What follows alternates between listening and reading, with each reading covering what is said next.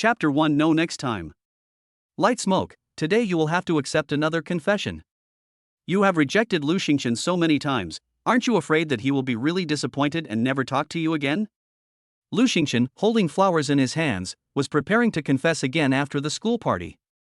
As soon as he arrived in the backstage dressing room, he heard this conversation. The voice of the person inside was very familiar. He didn't even need to think about it must be Lu Yuan, Jiang Qingyan's so-called boyfriend. He would never miss an occasion like this. Lu Xingchen's original action of wanting to push the door in also stopped. Through the gap that had been pushed open a little, he looked at Qingmei, who was sitting in front of the makeup mirror. After so many years, he also wanted to hear her answer, so that he could completely give up hope. Jiang Qingyan glanced at Lu Yuan indifferently and was about to say something. Suddenly, she saw the eyes in the gap in the doorway flash past in the makeup mirror in front of her.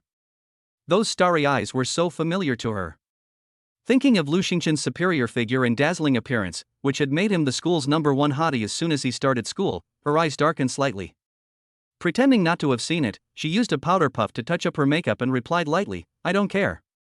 The line of people trying to woo me goes all the way to France." Lu Xingchen and she had been childhood sweethearts, having been together since birth, and he had never left her up until now. This kind of friendship could not be erased with a few simple confessions. She can also feel Lu Xingchen's adoration for her. Since childhood, she has been the only one in his starry eyes. She has also said that she will be his girlfriend in the open and above-board way after going to university, and she will definitely marry him in the future. However, as the two grew up, Lu Xingchen became more and more outstanding. She did her best to get into the top university, while he easily got full marks and became the top student, being sought after by the admissions office. From that moment on, her heart became uneasy, and she could not control this man.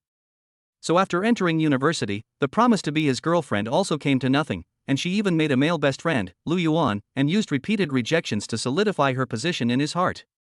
Jiang Qingyan did not lower her voice so that Lu Xingchen outside the door could hear.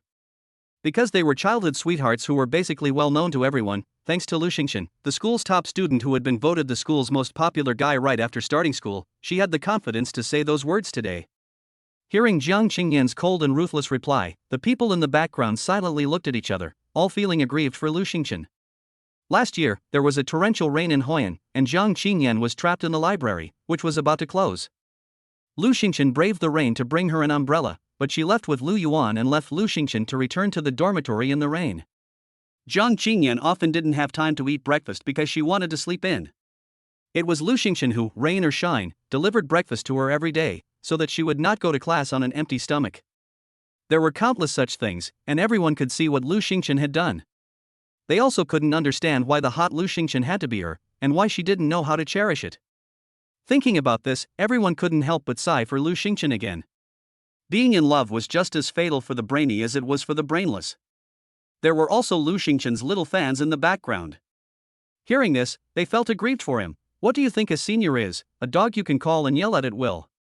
Human patience is limited. Even if you love him, after being hurt so many times, won't Lu Xingchen ask himself in the middle of the night if it's worth it? Jiang Qingyan glanced at the little fangirl, and the obscurity in her eyes sank a few more points. What she dislikes most is those women taking his side and having unrealistic ideas about him. And up to now, Lu Xingchen has still not come out to give this delusional idiot a wake-up call. Only in this way will he truly understand who is the only one in his life. She snorted coldly, "He doesn't want to, I'm not forcing him. If he doesn't want to, he can just leave, his leg isn't even lame." Hearing these shameless words, the little fangirl was about to laugh in anger. When your senior wakes up and realizes he doesn't want you, you'll regret it too late. I look forward to the day when you get slapped in the face. You won't see that day. Jiang Qingyan looked coldly at this shameless little schoolmate. "We have been childhood sweethearts for 21 years, he knows everything about me, and I know everything about him, you will never have a chance." "You are right, he is willing to be my dog, what can you do about it?" After these words, everyone present stared at Jiang Qingyan with wide eyes. They had never thought that there was actually someone so brazen. Outside the door, Lu Xingchen looked at the woman who called herself a dog with a blank expression on her face. After spending 21 years together, it had never been anything more than one-sided. He couldn't imagine that someone who had spent 21 years together, even if there was the slightest bit of friendship, could say such things.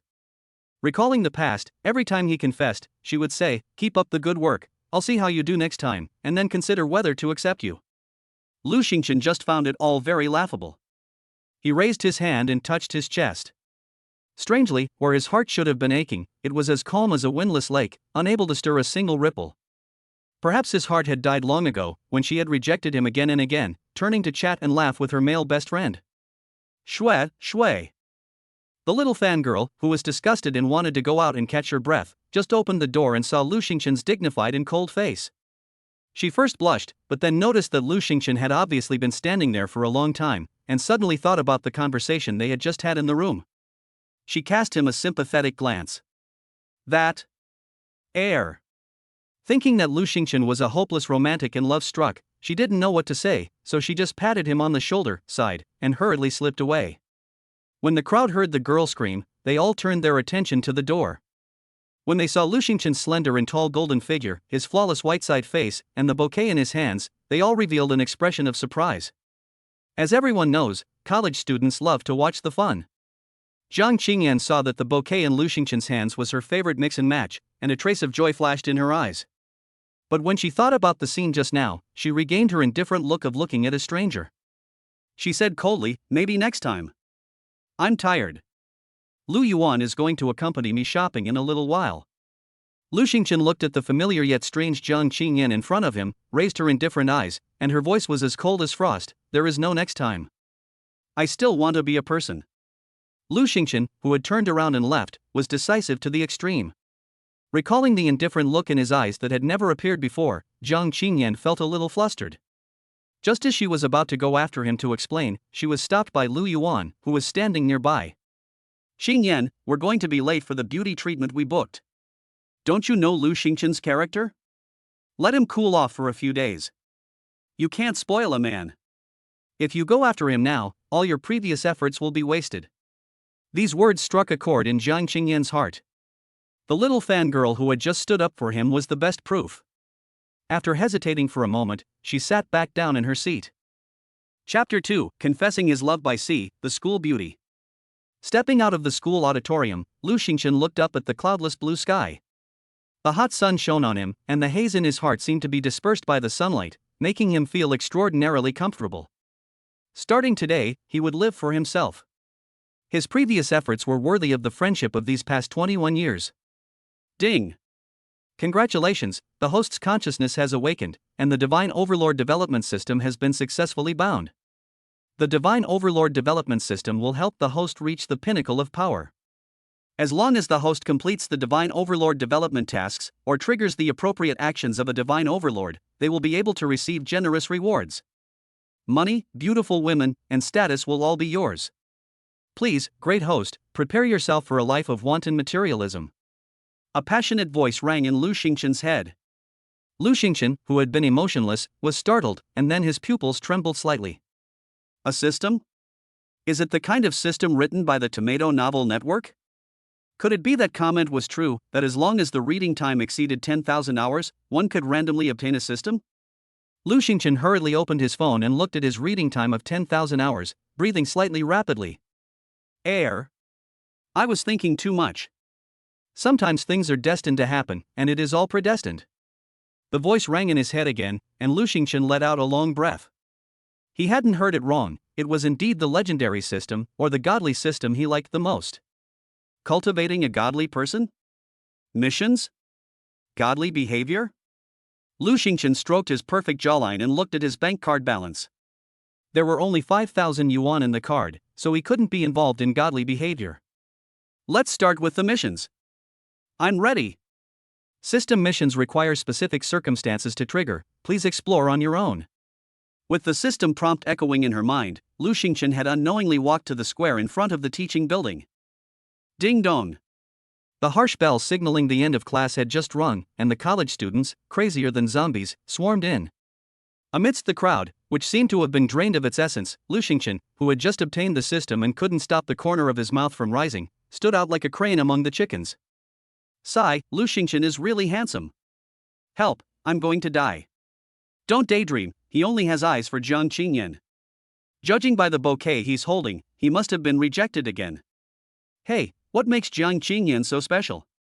If a man as handsome and good at his studies as him were to chase me, I'd take him to a hotel today and let him feel my love. Okay, you little minx, your drool is dripping. The whispering of a pair of young girls reached Lu Xingchen's ears. He turned his head and looked at the girl with drool at the corner of her mouth, and a flash of inspiration came to his mind. Lu Xingchen finally reacted at this moment, and he finally realized how stupid he had been before. With such superior conditions, why give up the whole forest for a single grass? Now is the prime time to enjoy the exuberance of young girls. He wants to be a sea king, at least he won't get hurt. Ding! Congratulations, host, for triggering his system mission. A true god will never fall for pure love. All beautiful women are your food. A high-quality beauty has been detected within 50 meters. Upholding the fine virtues of diligence and frugality, please express your love to the white-haired school beauty as she leaves the teaching building, and let her accept the handmade bouquet you have made. Reward for the mission, 10 million in cash. 10 million. Lu Xingchen's pupils shrank. It's not that he's ignorant, he's just the child of an ordinary family. Even with the system, it's not easy to change his way of thinking. But his calm nature over the years, combined with his extraordinary roommates, quickly restored his peace of mind. Recalling the task issued by the system, he took advantage of his height of 188 and stood in the crowd, looking around, trying to find the dazzling Bai Chanchan. Lu Xingchen heard someone calling his name from afar, and when he looked up, he saw Lu Yuan standing next to Jiang Qingyan, waving at him. His brows furrowed slightly, and he gave them a disinterested glance. He didn't want to pay them any mind. Nothing was more important than 10 million. Suddenly, a flash of dazzling white caught his peripheral vision. His eyebrows lifted slightly, and he turned his head to look. Bai Chanchan, the well-known school beauty of Shuangdan University, was hurrying out of the teaching building. She was wearing a JK suit, with a slim-fitting white shirt that perfectly outlined her perfect figure, and a cute lace bow on her chest. The lower half of her body is a blue and white plaid skirt, the hem of which is just above the thighs. Her long, slender, fair legs are wrapped in glittering white stockings. Her waist-length, dark, long hair falls wantonly, and her delicate, fair hands are teasing the hair, preparing to pin the burgundy butterfly hair clip into her hair. Her hurried footsteps seemed very anxious. Shuttling through the zombie-like college students, she was full of energy and like a bright moon, making Lu Xingchen's eyes shine. Not at all surprised by Bai Chanchan's outfit, Lu Xingchen knew that she was rushing to work part-time at a JK pub off campus. She seemed to be quite short of money. Thinking about the 10 million reward for the mission, he tidied up the bouquet in his hands. As the famous academic schoolboy of Shuangdan, he instantly found a way to get Bai Chanchan to cooperate with him. Xingchen, why didn't you pay any attention to me? Were you a little upset by what Qingyan said just now? Then you shouldn't have said that either. Qingyan is angry, so apologize to her. Qingyan definitely will forgive you. Lu Yuan's noisy chatter did not enter Lu Xingchen's ears, and all his thoughts were focused on completing the task. Jiang Qingyan, who was looking forward to Lu Xingchen's apology, saw Lu Xingchen and was taken aback. She knew Lu Xingchen too well. Now he looked like this, no different from those strangers who pursued him, and neither of them had even entered his sight. Seeing Bai Chanchan pass by in front of him, Lu Xingchen just wanted to go up to her, when an arm was extended in front of him to stop him. Xingchen, stop messing around and apologize to Qingyan quickly. Lu Yuan turned his back on Jiang Qingyan and playfully winked at her, pretending to be acting in his best interests. Why is he always so cold and detached, like a hermit banished from the world? Why is he able to enter Jiang Qingyan's heart? Why? In front of so many people, he had to humiliate Lu Xingchen and confirm his reputation as a dog. Displeasure flashed across Lu Xingchen's brow, and his eyes stared down at the effeminate man who was talking nonsense, full of impatience. Snap. Ah. Who gave you the nerve to tell me what to do? Lu Xingchen unloaded him cleanly, and stared at him with cold intent. Get out of the way, a good dog doesn't block the road. Looking at Bai Chanchan, who was about to walk away, she didn't even give Jiang Qingyan a glance, and jogged over, not wanting to lose the 10 million. Qingyan, I just want him to apologize to you. Did Xingchen misunderstand? Lu Yuan covered his shoulders, which were hanging limply, and a trace of resentment flashed in his eyes as he opened his mouth and complained to Jiang Qingyan. Jiang Qingyan glanced at him indifferently and said in a cold tone, You have overstepped the line. If you are in pain, go to the infirmary yourself. Next time, you'd better remember, and mind your own mouth. Lu Xingchen hated it when others interfered in any of his actions, and even she wouldn't dare. What right did Lu Yuan have? He deserved this. Before the words had finished, Jiang Qingyan turned and walked towards the place surrounded by the crowd. He wanted to see what was more important than her. Lu Yuan's face flashed with surprise, and he gritted his teeth, but followed her anyway. He heard someone in the crowd seem to be professing their love, and when he thought about Lu Xingqian's earlier gesture of holding flowers and running, a flash of calculation appeared on his face. Chapter 3, I Like You. Bai Chanchan, wait. Lu Xingqian shouted, watching the school beauty, who looked like she was about to take off when she ran. Even though she was in a hurry, Bai Chanchan, who was polite, stopped when she heard someone call her name and looked back, puzzled. As she gazed at the tall and handsome Lu Xingqian, who was holding flowers in his hands and walking over, her brows furrowed slightly. What is it? I'm a little busy right now. As a classmate, she had also heard of Lu Xingqian's exploits. She didn't want anything to do with Lu Xingqian, so as to avoid misunderstandings with Jiang Qingyan and unnecessary trouble. Lu Xingqian had long expected Bai Chanchan's reaction. According to rumors at school, she only had eyes for money. If he wanted to talk to her, he'd better be able to bring her benefits, otherwise he would only encounter her rejection. Bai Chanchan, I like you. What's wrong with you? Bai Chanchan gave him a cold stare and turned to leave, scolding him coldly. Lu Xingqian had anticipated this and took a step forward to block her path. A palm landed on her waist without warning, and Bai Chanchan fell directly into his arms due to the immense force. Take my flowers, don't worry, I won't do anything to you, as long as you cooperate with me in this play, I'll give you 100,000. Lu Xingqian looked deeply into her eyes, and looked at Jiang Qingyan outside the crowd. He might as well use her for a while, and whispered in a voice only the two of them could hear. With such generous terms, and his previous reputation as a hopeless romantic, Bai Chanchan would surely not refuse. Sure enough, Bai Chanchan, who had been fiercely resistant before, had her eyes shining after hearing this. She raised her beautiful eyes and looked at Lu Xingqian, her eyelashes quivering and her pupils shrinking. Really? 100,000 is not a small sum for her. Even if she works part-time at the JK Tavern for a year, it will only be that much. And her mother's condition is getting worse and worse. She can't wait that long. She needs this money without having to pay for her innocence. Of course. You should be able to trust my character. Lu Xingqian's tone was cold, and he whispered so close that his breath hit her ear, causing Bai Chanchan's cheeks to blush slightly. She looked so seductive that Lu Xingqian inexplicably felt like teasing her. Uncontrollably, he raised his hand and lightly ran the pad of his finger over her lightly colored lip gloss. Bai Chanchan had never had such an intimate encounter before. She stole a glance at Lu Xingqian over the crowd's shoulders, and for the sake of the 100,000 yuan, she let it go. To prevent him from crossing the line, she whispered a warning, "Don't go too far." After saying this, she revealed a sweet and coy expression on her face, and tidied the collar of Lu Xingqian's white shirt. She glanced out of the corner of her eye at Jiang Qingyan outside the crowd, and her guard was slightly lowered. She wanted to put on a full performance, and she wanted Lu Xingqian to feel that he had gotten excellent value for his 100,000 yuan, so that he would seek her out again next time. Her eyes flashed, and the corner of her lips curled up slightly. You really like me? Then before, you weren't using someone as a shield, were you? Bai Chanchan's eyelashes lightly drooped, as she pretended to glance outside the crowd, then looked up at Lu Xingqian's slightly aggressive eyes and asked softly. This time, it stunned the university students around watching the fun. The legendary career woman, Bai Chanchan, the school beauty queen who had said she wasn't interested in men, didn't even reject Lu Xingqian on the spot, but instead asked coquettishly. Could it be? In less than a minute, Lu Xingqian's picture embracing Bai Chanchan was circulated rapidly on the campus network, breaking the hearts of a group of dream boys and girls.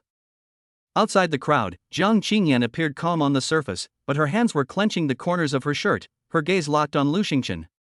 It was as if she could hear his words in the auditorium ringing in her ears, and she felt inexplicably uneasy. No, it can't be, he loves me. Lu Yuan, standing nearby, had a dark look in his eyes. He glanced at Jiang Qingyan's crumpled hem of her dress, and the corner of his mouth twitched slightly. He was looking forward to Lu Xingqian's answer. He had finally waited for this opportunity. Naturally, Lu Xingqian saw the fleeting cunning in Bai Chanchan's eyes, and a slight curve formed at the corner of her lips. Chanchan, I only like you. He placed the bouquet in his hands on Bai Chanchan's hands. He looked down at the glossy lips of Bai Chanchan, which were flushed with a little red, and raised his hand to pinch her chin and kissed her directly. Feeling the warmth of his lips, Bai Chanchan widened her eyes, looking at the man in front of her, whose face could not even be seen through the pores, in disbelief, and took a few steps back. Shy. Forget it, she now wished she could castrate him herself. Men's mouths lie, she shouldn't have believed him. Character? Ha ha. Lu Xingchen didn't know what was going on either. He looked at Bai Chanchan in front of him, and an inexplicable impulse arose in his heart, and then his character was lost. He rubbed the tip of his finger against his lips, which were no longer dry, and his gaze became deeper and deeper, surging with unbearable desire. Character? Just lose it. Ding. Congratulations to the host for completing the task, confessing to the school beauty Bai Chanchan, and receiving the bouquet. The system reward has been distributed through legal channels, please check. As soon as the system's prompt tone fell, a ding tone came from the mobile phone in the pocket. Lu Xingchen didn't care about the stares of the people around him, took out his phone and glanced at it. The latest entry in the message column was a message from the mobile bank. Card number ending in 3358, September 7, 2030, 11:26 a.m. Industrial and Commercial Bank of China incoming transfer from other bank, 10 million yuan, account balance, 10,005,370.11 yuan. Lu Xingchen's breathing quickened a little when she saw the number after the account balance, and she suppressed the urge to laugh out loud, thinking about the current situation. When she looked up again, her cool and dignified demeanor returned. Her eyes fell on the puffed-up Bai Chanchan in front of her, and she suddenly took a step forward with a smile in her eyes. Bai Chanchan's nervous eyelashes trembled slightly, but thinking about the promised 100,000 yuan, she couldn't bear to lose face in front of him, so she could only pretend to be coy, looking down at the bouquet in her hands while her heart was furiously outputting this guy with no integrity. Chanchan, are you hungry? Let's go eat. Lu Xingchen took Bai Chanchan's soft and delicate hand and whispered in her ear, apologizing, I was wrong just now, I'll give you an extra 50,000 yuan later. Great. Hearing Lu Xingchen's apology, Bai Chanchan's smile this time was truly from the heart. 50,000 yuan for a first kiss was worth it, and besides, Lu Xingchen was so handsome, she wasn't losing out, just consider it a kiss from a male model who was giving money away. As they walked away, the onlookers began to discuss the situation heatedly. TSK, perfect match. Damn, they really like each other. Oh my god, the school nerd and the school beauty, kissing in public, what a scene from an idol drama. Lu Xingchen finally came to his senses. They are a perfect match, I'm jealous. Jiang Qingyan's face was incredibly gloomy at the moment, and her fingernails sank into the palm of her hand, bleeding, but she was oblivious and stared fixedly at the receding backs of Lu Xingchen and Bai Chanchan. Qingyan, you're bleeding. Lu Yuan's concerned voice sounded. Just about to reach out and lift her hand to check, Jiang Qingyan took a step back to avoid it. Lu Yuan, who had missed his chance, looked at Jiang Qingyan's gloomy face and a flash of obscure light passed through his eyes. Qingyan, Xingchen did this to make you jealous. Otherwise, why would he suddenly confess to Bai Chanchan, who has no connection with him? And from the way Bai Chanchan shoved him at the beginning, I think she only complied because Xingchen paid her to act like that. Xingchen still has feelings for you. Let's go get treatment first. Xingchen said he wouldn't let you get a scar, and I don't think you want him to blame himself in the future, right? Lu Yuan knew Jiang Qingyan's psychology, but he had no choice but to bring up Lu Xingchen and persuade her. Hearing Lu Yuan's analysis, Jiang Qingyan's face improved a lot, but she was still a little uneasy when she thought about him kissing that bitch just now. She looked down at her palm and remembered Lu Xingchen holding Bai Chanchan's hand, go to the infirmary. She can't have a scar, she can't be worse than that bitch Bai Chanchan. Chapter 4, A Temporary Girlfriend for a Month. Lu Xingchen pulled Bai Chanchan and just walked out of the school gate. Seeing no one she knew around, she suddenly stopped and turned around. Bai Chanchan, who was a little overwhelmed by being held by a boy for the first time, didn't notice and suddenly bumped into Lu Xingchen's arms. The soft fragrance of her body, the sweet perfume, flooded into his nostrils and took over his brain. The softness in his arms made him lift his hand and hug her, which was a little hard for him to resist. Feeling the heat behind her, Bai Chanchan, whose nose was a little sore from the collision, trembled all over. The male hormones that she had ignored also took over her breathing. In his arms, she inexplicably felt safe. Excuse me, excuse me. A sudden shout rang out, and Bai Chanchan suddenly woke up and immediately broke free from Lu Xingchen's embrace. Dog man, let go of me.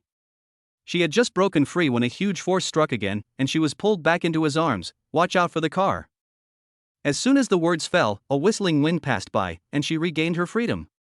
Glaring at the person who rode away on a bicycle, Bai Chanchan looked at Lu Xingchen's smiling eyes, and she suddenly felt a little embarrassed. But she had always been brave enough to admit her mistakes. I'm sorry, I misunderstood you. It's okay, you helped me vent just now, so we're even. Give me your card number, I'll transfer the money to you online. Those two payment apps have a limit. Lu Xingchen opened her online banking, raised her eyes slightly, and was ready to pay. Hearing something related to money, Bai Chanchan immediately woke up from her shyness. She had just taken out her phone, but suddenly paused. Her card was a second-class card, and it seemed that it could not accept that much money. I have a second-class card. She was a little embarrassed to have fallen through at such a critical moment, and her voice dropped a few notes, like a little kitten. I'll contact the bank to withdraw the cash. 150,000 requires a one-day advance reservation, so I can only give it to you tomorrow. Lu Xingchen was also the first time she had been so rich. Although there was a system, her authority in the bank was not yet sufficient to withdraw large amounts of cash on the same day. Okay, thank you. Thank you for putting on a show for me. I'm embarrassed to take that much either. I'll consider this money as if I'm lending it to you, and I'll pay you back in the future, but there's no interest. Upon hearing 150,000 yuan, Bai Chanchan was also a little embarrassed to ask for so much money. Although Lu Xingchen had promised, she still had her own insistence, otherwise she, the school flower of the double celebration, would not have to go out and work part-time every day if she went out with someone. What, are you in love with me, so eager to save money for me? Lu Xingchen's long, white fingers gently squeezed Bai Chanchan's chin, and he smiled and teased her. He naturally understood Bai Chanchan's insistence, but he also had his own insistence, and a godly hero should keep his word. Bai Chanchan lightly nibbled her lip corner, and the breath that came rushing towards her made her heartbeat uncontrollably faster. Looking at Lu Xingchen's handsome face, she was also a normal woman, and she was also a face-obsessed person, so how could she remain indifferent? But there could be no love. Forget it, I've already given my first kiss, so what's one more? Bai Chanchan told herself, slowly closing her eyes. Her eyelashes trembled slightly, showing that she was not at all calm inside. But after waiting for a long time, she didn't feel any moisture on her lips. When she opened her eyes, Lu Xingchen was already a few steps away, his hands on his chest, leaning against the wall next to him, his starry eyes flashing with a smile. Realizing that she had been tricked, Bai Chanchan turned red with anger and turned to leave. Don't you want the money? Lu Xingchen's cold voice came out. Before a second had passed, Bai Chanchan came back, puffing with anger, and pouted as she stood next to him. He found her cute and laughed lightly. An interesting thought flashed through his mind: you must take the money. If you feel embarrassed, pretend to be my girlfriend for another month. The school beauty of the double celebration, 150,000 yuan a month, and still a virgin, is quite suitable. Bai Chanchan put her hands on her chest and glared at Lu Xingchen, warning him not to even think about it. She couldn't believe that the usually aloof school beauty and academic star, who was so devoted and infatuated, could say such a thing. Heh, it's true that the heart sees everything as dirty. I'm only pretending, and besides, I'm the school beauty of the double celebration. Do you think I'll lack women? Lu Xingchen turned her head and looked straight at him, her eyes deep and questioning. I'm sorry, I misunderstood you again. Bai Chanchan apologized very decisively. Humph. Lu Xingchen snorted, turned around and walked towards the shopping mall next to them. Not far away, she turned her head and looked at Bai Chanchan, who was still hesitating in the same place. She said, "Don't just stand there, your boyfriend wants to go shopping for clothes, shouldn't you, as his girlfriend, help him choose? Or was your embarrassment just an excuse?" Okay, Lu Xuechen, I will definitely complete the task well. Bai Chanchan gave a pleasing smile and quickly followed behind, feeling a little guilty for having misunderstood Lu Xingchen twice in a row. Besides, she hadn't received the money or the contract yet, and she had to rely on her conscience. She had to serve the big investor well. Welcome to the Guckle store, handsome men and beautiful women, good afternoon. As soon as I walked into the Guckle store, I was greeted by a tall saleswoman, over 1.7 meters tall, in a standard OL uniform, outlining a figure that was as lithe as a rabbit. Her two long, slender, sensuous legs were wrapped in black stockings that were completely different from Bai Chanchan's, and with the help of shiny black high heels, they enhanced the charm of the saleswoman. The salesperson glanced up and down at her inadvertently, and then looked at the JK suit with the logo of a certain pub next to her, and instantly understood their spending power. But she upheld her professionalism, her smile unwavering, and her attitude very warm. After all, with Lu Xingchen and Bai Chanchan's faces here, it was hard not to feel a good impression. Lu Xingchen naturally noticed the salesperson's gaze, and she had money in her pocket, so she didn't care. He turned his head and surveyed the store's environment. To be honest, it was his first time in a luxury store, and he was a little curious. The store was very clean and tidy, with just the right amount of lighting, and the merchandise was displayed with originality. Unexpectedly, the store had a complete range of products, from clothes and shoes to hats, and from rings to earrings, everything was there. It was also convenient, as he didn't have to go from store to store, which would be tiring. Are you here to help this beautiful woman choose some clothes? We've recently gotten a new batch of the same celebrity styles. Your girlfriend has a great face and figure, so they should suit her perfectly. You should give them a try.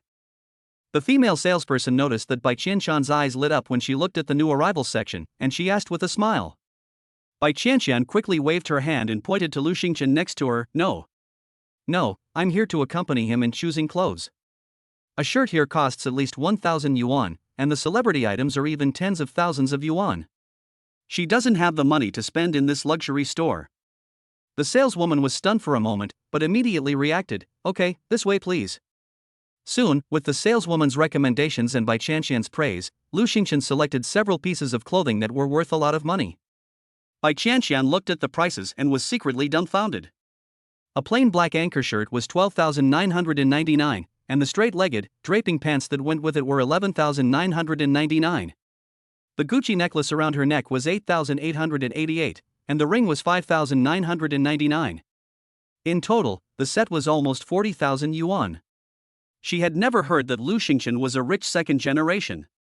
But thinking that he casually gave her 150,000 yuan just to let her act, she didn't say anything, just thought that he was stupid and rich and was spending money in a revengeful manner after being dumped. Beauty, your boyfriend said to let you try that set on, and if it fits, buy it. The female salesperson thoughtfully closed the door of the fitting room for Lu Xingchen, and then turned to Bai Chanchan to inquire about the introduction. Xingyan, isn't that Bai Chanchan? Why is she there? Could it be that she is being kept by a sugar daddy? Heh, that high and mighty bitch, just expose her, let Lu Xingchen, that blind fool, take a good look at what kind of person she is. In the aisle of the Gucci store, Jiang Qingyan's best friend, who was by her side, had a disdainful look on her face, and pointed at Bai Chanchan in the store and scolded her. Chapter 5, The Self-Righteous Jiang Qingyan. Jiang Qingyan looked at the fair-skinned Bai Chanchan in the store and suddenly remembered what Lu Yuan had told her when they were treating her wound in the infirmary. Qingyan, you have to be careful of Bai Chanchan. Gold-digging women like her are most adept at confusing studious guys like Lu Xingchen. Although she could sense Lu Yuan's ulterior motives, she felt that he was right. Greedy and flirtatious women like her like to hook up with handsome guys like Lu Xingchen who are also good at their studies. She didn't resist when her best friend dragged her towards the boutique. She wanted to see how Lu Xingchen would use her as a shield after Bai Chanchan was caught with her sugar daddy. Up to this point, she hadn't even thought for a second that the man inside was Lu Xingchen. Inside the store, Bai Chanchan waved her hands helplessly to refuse. No, really, no. She is not blind, and the price of that suit is close to 30,000 yuan. She is only pretending to be Lu Xingchen's girlfriend, so how can she afford such an expensive suit? Beauty, this suit really suits you, and it doesn't look like your boyfriend is joking. The female salesperson was still the first time she had seen a woman saving money for a man in a luxury goods store, and she patiently persuaded her.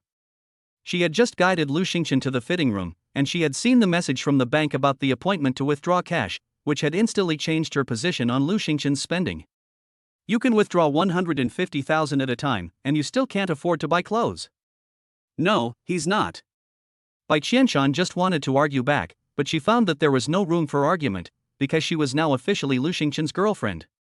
Just as she was wondering how to refuse, a derisive and harsh laugh came. Hey, isn't this our Bai.If flower girl? How come just this morning you stole someone else's boyfriend, accepted his confession, and less than 2 hours later you're shopping with another sugar daddy? You're truly a master of time management. Jiang Qingyan's best friend slowly and leisurely walked up to Bai Chanchan, unconcealed the disdain on her face, and sneered sarcastically. The female salesperson on the side saw this scene and silently took a few steps back, away from the battlefield, and quietly notified the security guard of the mall to be ready at any time. This kind of scene where the original wife and the mistress meet face to face is not uncommon in luxury goods stores, and it is also handled with ease. First let them tear up for a while, and after a big fight, it is best to break some things, which will increase their sales. Pretend to stop them for a while, and then let the security guard take them away. Jiang Qingyan stood next to her best friend, silent, but her eyes kept falling on Bai Chanchan's white silk. Staring at her fair, pretty face and the white silk on her tender, slender legs, a flash of jealousy crossed her eyes, and she secretly nudged her best friend's arm with her finger. Then she stepped aside, took out her phone from her bag, and started recording. In a while, she would confront Lu Xingchen with this video. Bai Chanchan, sitting on the sofa, glanced at the woman she had never seen before, and then looked at Jiang Qingyan next to her, her eyes revealing a look of disbelief. She had heard such malicious and mean words countless times since she was young, and her heart had long since become immune to them, without any reaction. She simply ignored the little imp and sat quietly on the sofa, waiting for Lu Xingchen to come out of the fitting room. She wanted to slap her in the face, but she would feel better if she stepped on her face. Jiang Qingyan's best friend saw Bai Chanchan's silence and thought she was covering her guilt, so she gave her a mocking look. "Don't think you can get away with not saying anything, Qingyan. Call Lu Xingchen. I want to see his face when he sees Bai Chanchan with another man. Let him know who is worthy of his love. He is really blind to have confessed to this kind of person. Even if he is doing it to spite you, he shouldn't be so desperate as to settle for just anyone. I think you are right, and he definitely can't be forgiven so easily this time." The saleswoman overheard Lu Xingchen's name and looked thoughtfully at Bai Chanchan, who was calm and collected, and glanced secretly at the fitting room. The show was about to begin. Click. The sound of the lock being opened rang out, and the eyes of everyone in the store fell on the door of the fitting room. Jiang Qingyan's phone lens immediately turned over, and she deliberately took a few steps back to find an angle that would put Bai Chanchan and the fitting room door in the same frame. The next second, everyone present was stunned. Jiang Qingyan and her best friend didn't expect the person who walked out of the fitting room to be Lu Xingchen. Bai Chanchan and the sales in the store were stunned by Lu Xingchen's appearance and temperament. Lu Xingchen wore a pure black anchor shirt on his upper body, with white, well-defined hands. He gently arranged the Gucci necklace around his neck, and through the top two unbuttoned buttons, one could only see the outline of the pectoral muscles and the delicate white collarbone, but it was even more atmospheric. The straight leg pants with an excellent texture and the right length accentuate his slender legs, and the pure white Air Force One adds a touch of sunshine and cleanliness. He is exactly like a proud and aloof young master of a wealthy family. This was the only thought in everyone's mind. Lu Xingchen walked up to Bai Chanchan, his eyes half-lidded as he looked at her, who had been stunned by him. He spoke recklessly, "Handsome?" The two looked at each other, and Bai Chanchan suddenly felt her heart stop, her breathing become labored, and those two words seemed to explode in her mind like fireworks. "Handsome," she whispered back in a mosquito-like voice. She immediately lowered her head sheepishly, not letting him see the redness on her face, to hide her emotions. Such a school hunk with good looks, money, a great body, and a super high IQ, it goes without saying that the young and innocent girl would be moved. But she knew that she was not good enough for him, and he could not give her the life she wanted. Jiang Qingyan, who was standing nearby, saw Lu Xingchen ignore her and come out to interact directly with that bitch Bai Chanchan, and suddenly felt a heartache that made her suffocate. The desire in his eyes did not seem like an act. Lu Xingchen looked at Bai Chanchan, whose ears were red and who had lowered her head, and the corner of her lips curled slightly. He lifted his hand and pinched her chin, making her look up. He asked discontentedly, "Why aren't you trying on clothes?" Before Bai Chanchan could answer, Jiang Qingyan's best friend couldn't hold back any longer and stood up directly to rebuke, "Lu Xingchen, what are you doing? If you don't use your eyes, donate them." Lu Xingchen gave her a cold glare, turned his head and stared at Bai Chanchan, and then resumed his gentle smile, raising his eyebrows slightly. "Didn't you see that I was talking to my girlfriend?" "Girlfriend?" As soon as the three words were uttered, Jiang Qingyan's best friend felt a lump in her throat, and she looked at Lu Xingchen in disbelief, then glanced back at Jiang Qingyan, who had lost all color in her face. Jiang Qingyan couldn't believe it either, that those words would come from Lu Xingchen's mouth. Watching the intimate action of him lifting Bai Chanchan's chin, her heart fluttered. It seemed that ever since she had gone to university, she had expressly forbidden him from behaving in that way. Could it be that? Jiang Qingyan's thoughts flashed through her mind, her pupils narrowing as she felt that she could not continue like this. She put down her phone, walked up to him, and spoke in as non-cold a tone as possible. "Xingchen, stop it. I know you're using her as a shield just to get my attention. If you're a bit more obedient in the future, a bit less jealous, and a bit more generous, I'll accept you the next time you confess, okay? Let her go. This is not good in public." Chapter 6, just think of it as a dog bite. Jiang Qingyan never recognized her own mistake from beginning to end, but instead maintained an aloof attitude. She said to Lu Xingchen, "I'll give you a chance to apologize to me. I'm in a good mood today, so I'll reluctantly forgive you." Jiang Qingyan confidently crossed her arms and waited for Lu Xingchen to admit her fault, but Lu Xingchen's brows furrowed slightly. Over the years, although he had spoiled her, he had always maintained his own identity. He really didn't understand where this woman got her confidence, as if he would definitely apologize to her. He glanced at her briefly, then turned his head and looked back at Bai Chanchan, who had a calm expression on her face. She didn't seem to care about what was happening at all, so perhaps he should remind her that a good girlfriend should cooperate with her boyfriend to keep her ex away. Unconsciously, Lu Xingchen's gaze fell once again on her rosy lips. Then, in her shocked and flustered gaze, he rejected her again. Bai Chanchan's ears instantly turned red. At this moment, all the sounds around her seemed to be blocked, and only her heartbeat, which was about to reach 180 miles per hour, kept pounding her chest. Bai Chanchan felt the temperature on her lips, and she wanted to push away this man, who had once again lost his integrity. But thinking about the current situation, if she pushed Lu Xingchen away, then the relationship between the two of them would be revealed. She was just fulfilling her obligation to pay 150,000 yuan a month. She had been kissed before, so this was no big deal. She would just pretend it was a dog bite. But her tightly closed eyes, trembling eyelashes, and hands that never lifted from clasping the hem of her skirt betrayed her innermost thoughts. She had no intention of resisting at all. Jiang Qingyan was full of disbelief, looking at the two people kissing together, her mind a blank. No, it's impossible. How could he kiss Bai Chanchan? How could he? He said that his first kiss was going to be saved for me. Why did it turn out like this? Jiang Qingyan's best friend was also confused. He had always loved Jiang Qingyan, so why had he suddenly turned away? Before, when she confessed her feelings, she wasn't there, and she could still use Lu Xingchen's attempt to anger Jiang Qingyan as an excuse. But now, as she watched the two of them, lost in their own world, she had no more excuses. Suddenly, a harsh old-fashioned phone rang. Bai Chanchan's head immediately retreated, breaking free from Lu Xingchen's grasp, and she took out the phone with cracked screen from her backpack. I'm answering a call.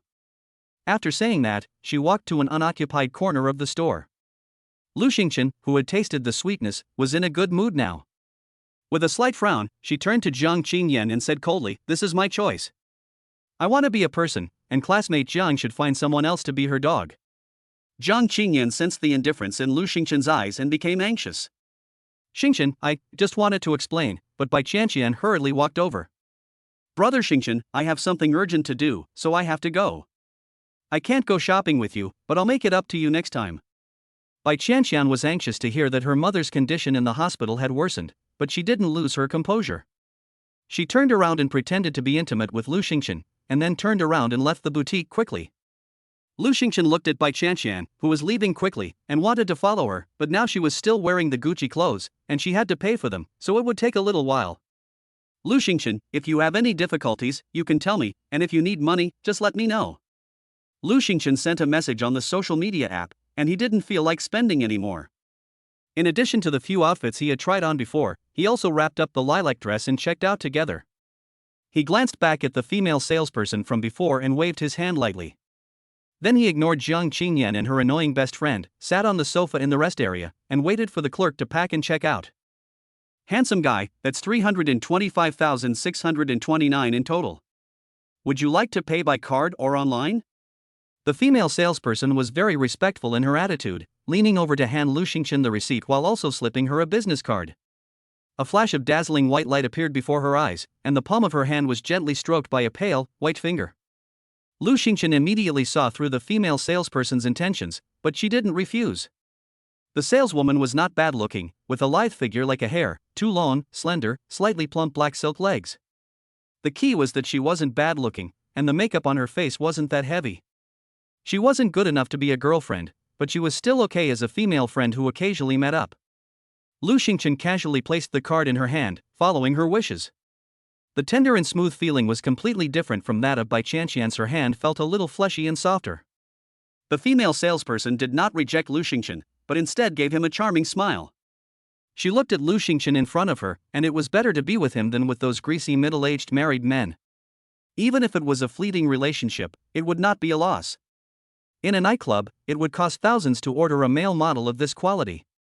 Jiang Qingyan had originally thought that once Bai Chanchan left, she would have the opportunity to talk to Lu Xingchen and clear up the misunderstanding between the two.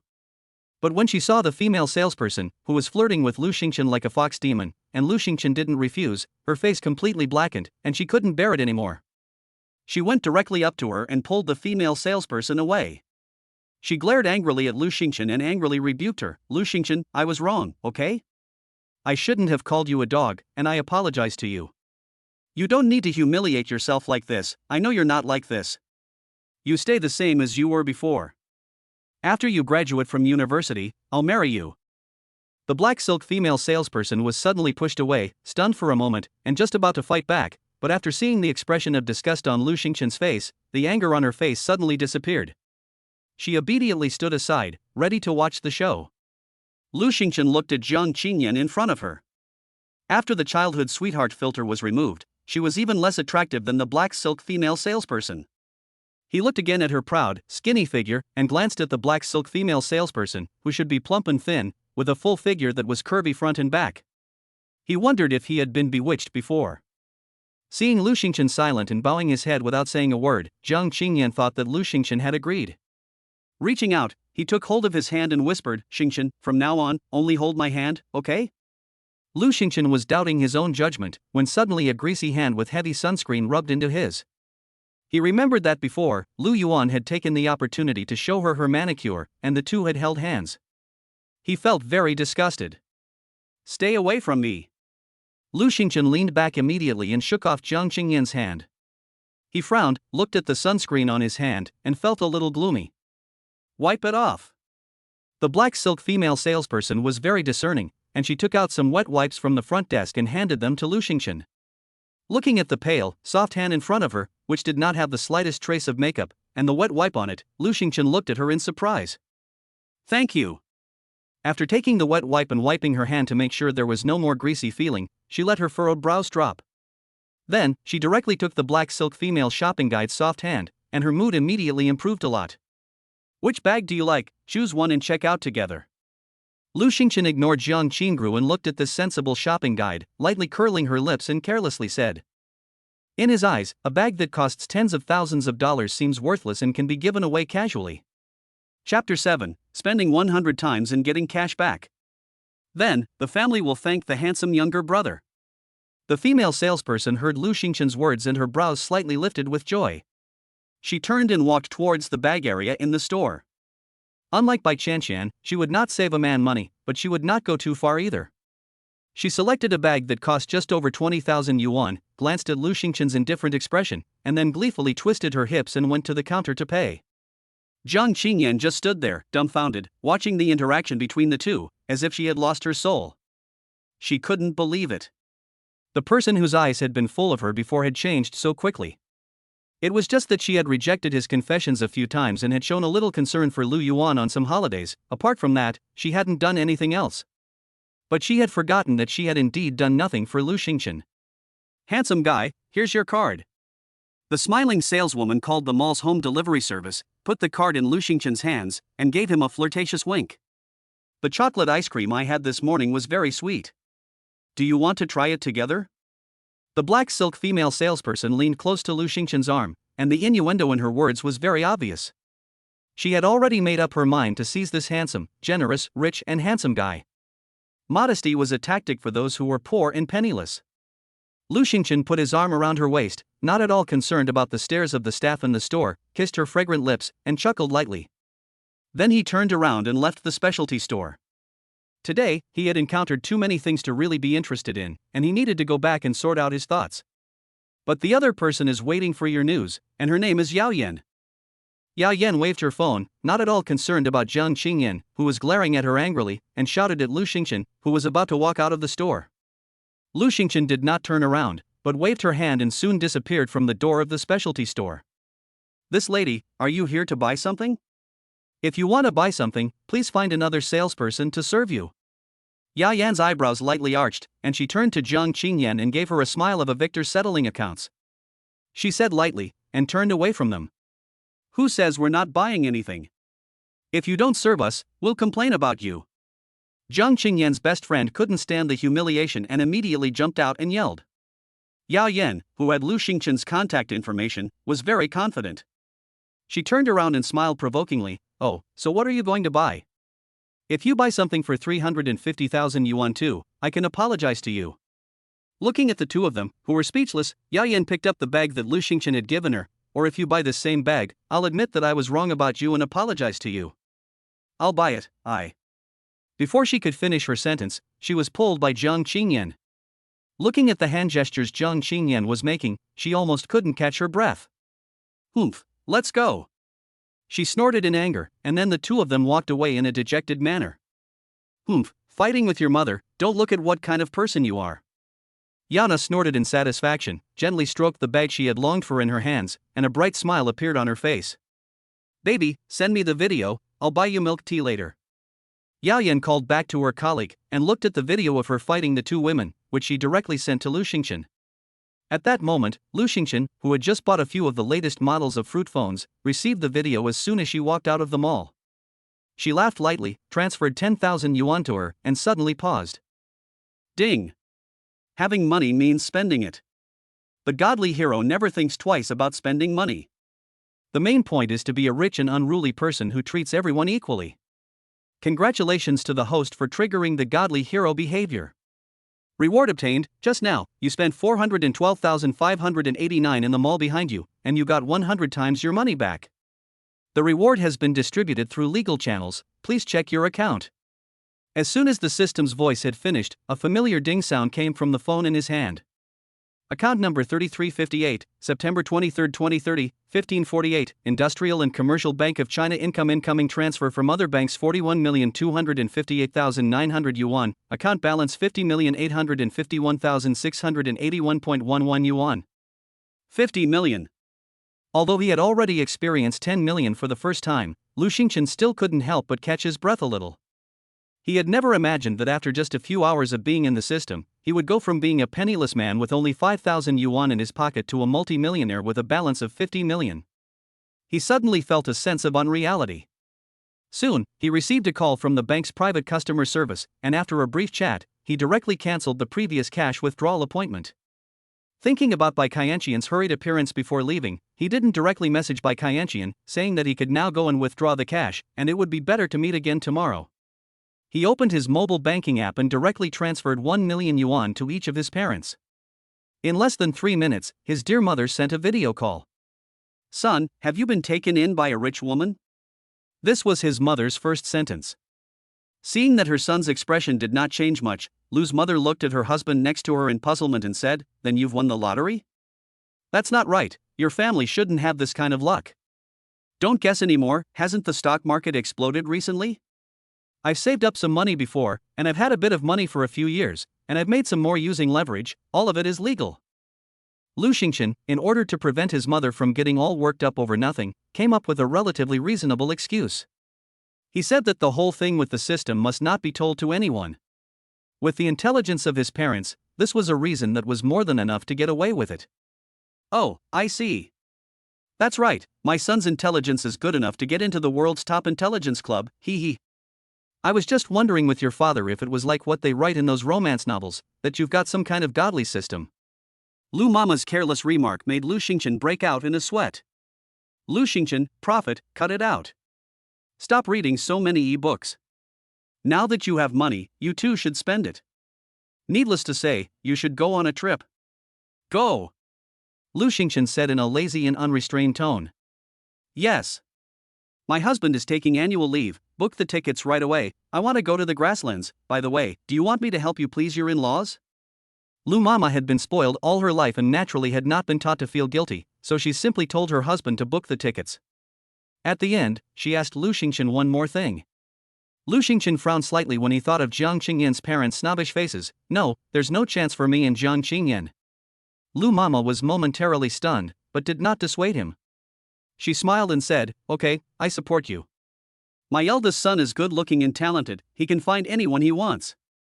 The two of them chatted for a while, and then, after Lu Dad's urging to choose a hotel, they hurriedly hung up. Lu Xingchen put down the phone, feeling warm in his heart. He was very grateful to have been born into such an open-minded and loving family. Lu Xingchen? Smiling so brightly, you're not thinking about my body again, are you? A soft and flirtatious teasing suddenly sounded behind him. Chapter 8, a 10 million level sports car Apollo IE. Hearing this familiar voice and the teasing tone, Lu Xingchen, who was about to take a step away, paused and a hint of helplessness appeared on his face. He turned his head and his gaze fell on the radiant woman behind him, causing him to feel a headache. Qin Shuya, the only daughter of the chairman of the Qin Group and the head of the student union's investment promotion department, happened to be Lu Xingqian's roommate. With his extraordinary looks and studious persona, he dragged 3 others into the student union and happened to be in the investment promotion department.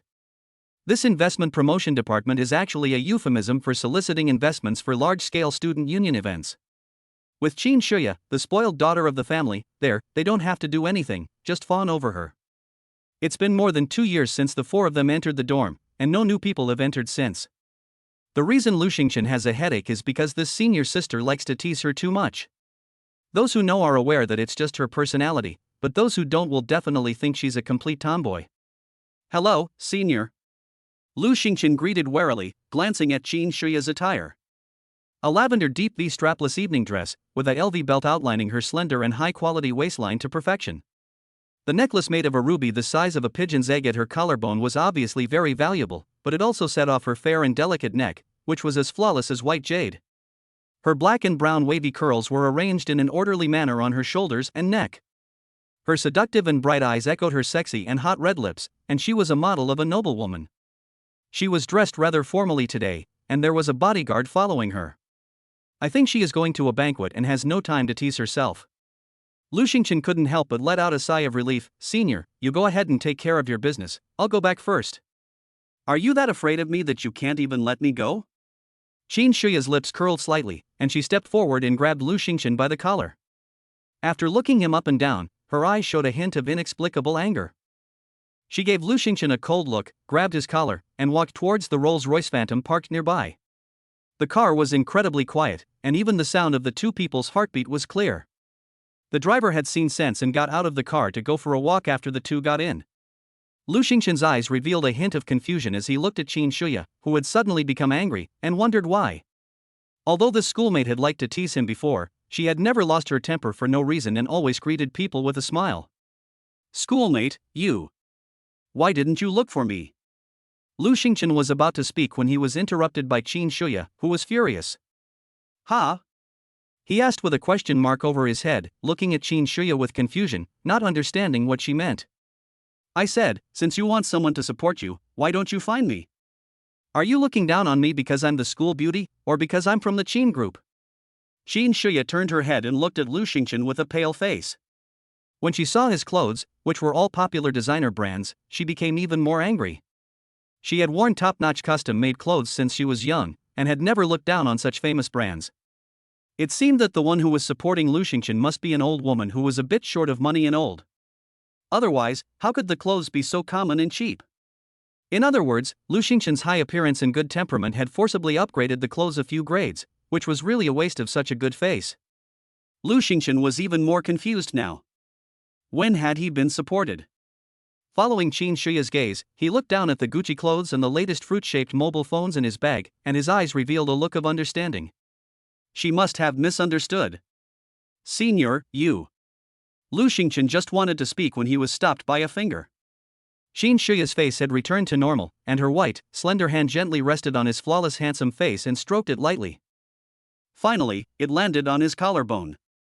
She slightly raised her eyes and looked directly into Lu Xingqian's deep and charming eyes with her seductive and beautiful eyes. Lu Xingqian was shocked by her bold behavior and her breathing became more and more disordered. This woman is deliberately playing with fire. "Lu Xingqian, let me support you. I am the only daughter of the Qin Group and I am definitely richer than that old woman. You can live a better life with me." Lu Xingqian was about to reach out to stop her hand when he heard this statement that defied the heavens. His eyebrows lifted slightly. He didn't expect Qin Shuya to have such feelings for him. If it weren't for the godly tycoon system, he might have agreed. Who doesn't like to live off of other people? But he is now a man on the path to becoming a godly tycoon, and there is no need to give up an entire forest of beautiful women for one woman. Just as he was about to refuse, the system's prompt sounded in his head again. Ding! Congratulations, host, for triggering his system mission. The first principle of a true gentleman is to choose only the most expensive, not the most suitable. The same goes for women. Noble and charming rich girl senior, how can you give up so easily? The world of adults is never a single choice question, multiple choices are the answer.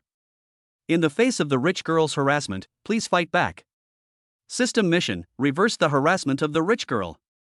Reward for the task: a 10 million level sports car, the Apollo Lu top of the line version, total value 35 million. Apollo Lu? Lu Xingchen's lips curled up slightly when he heard the system's reward. This system really understands his preferences.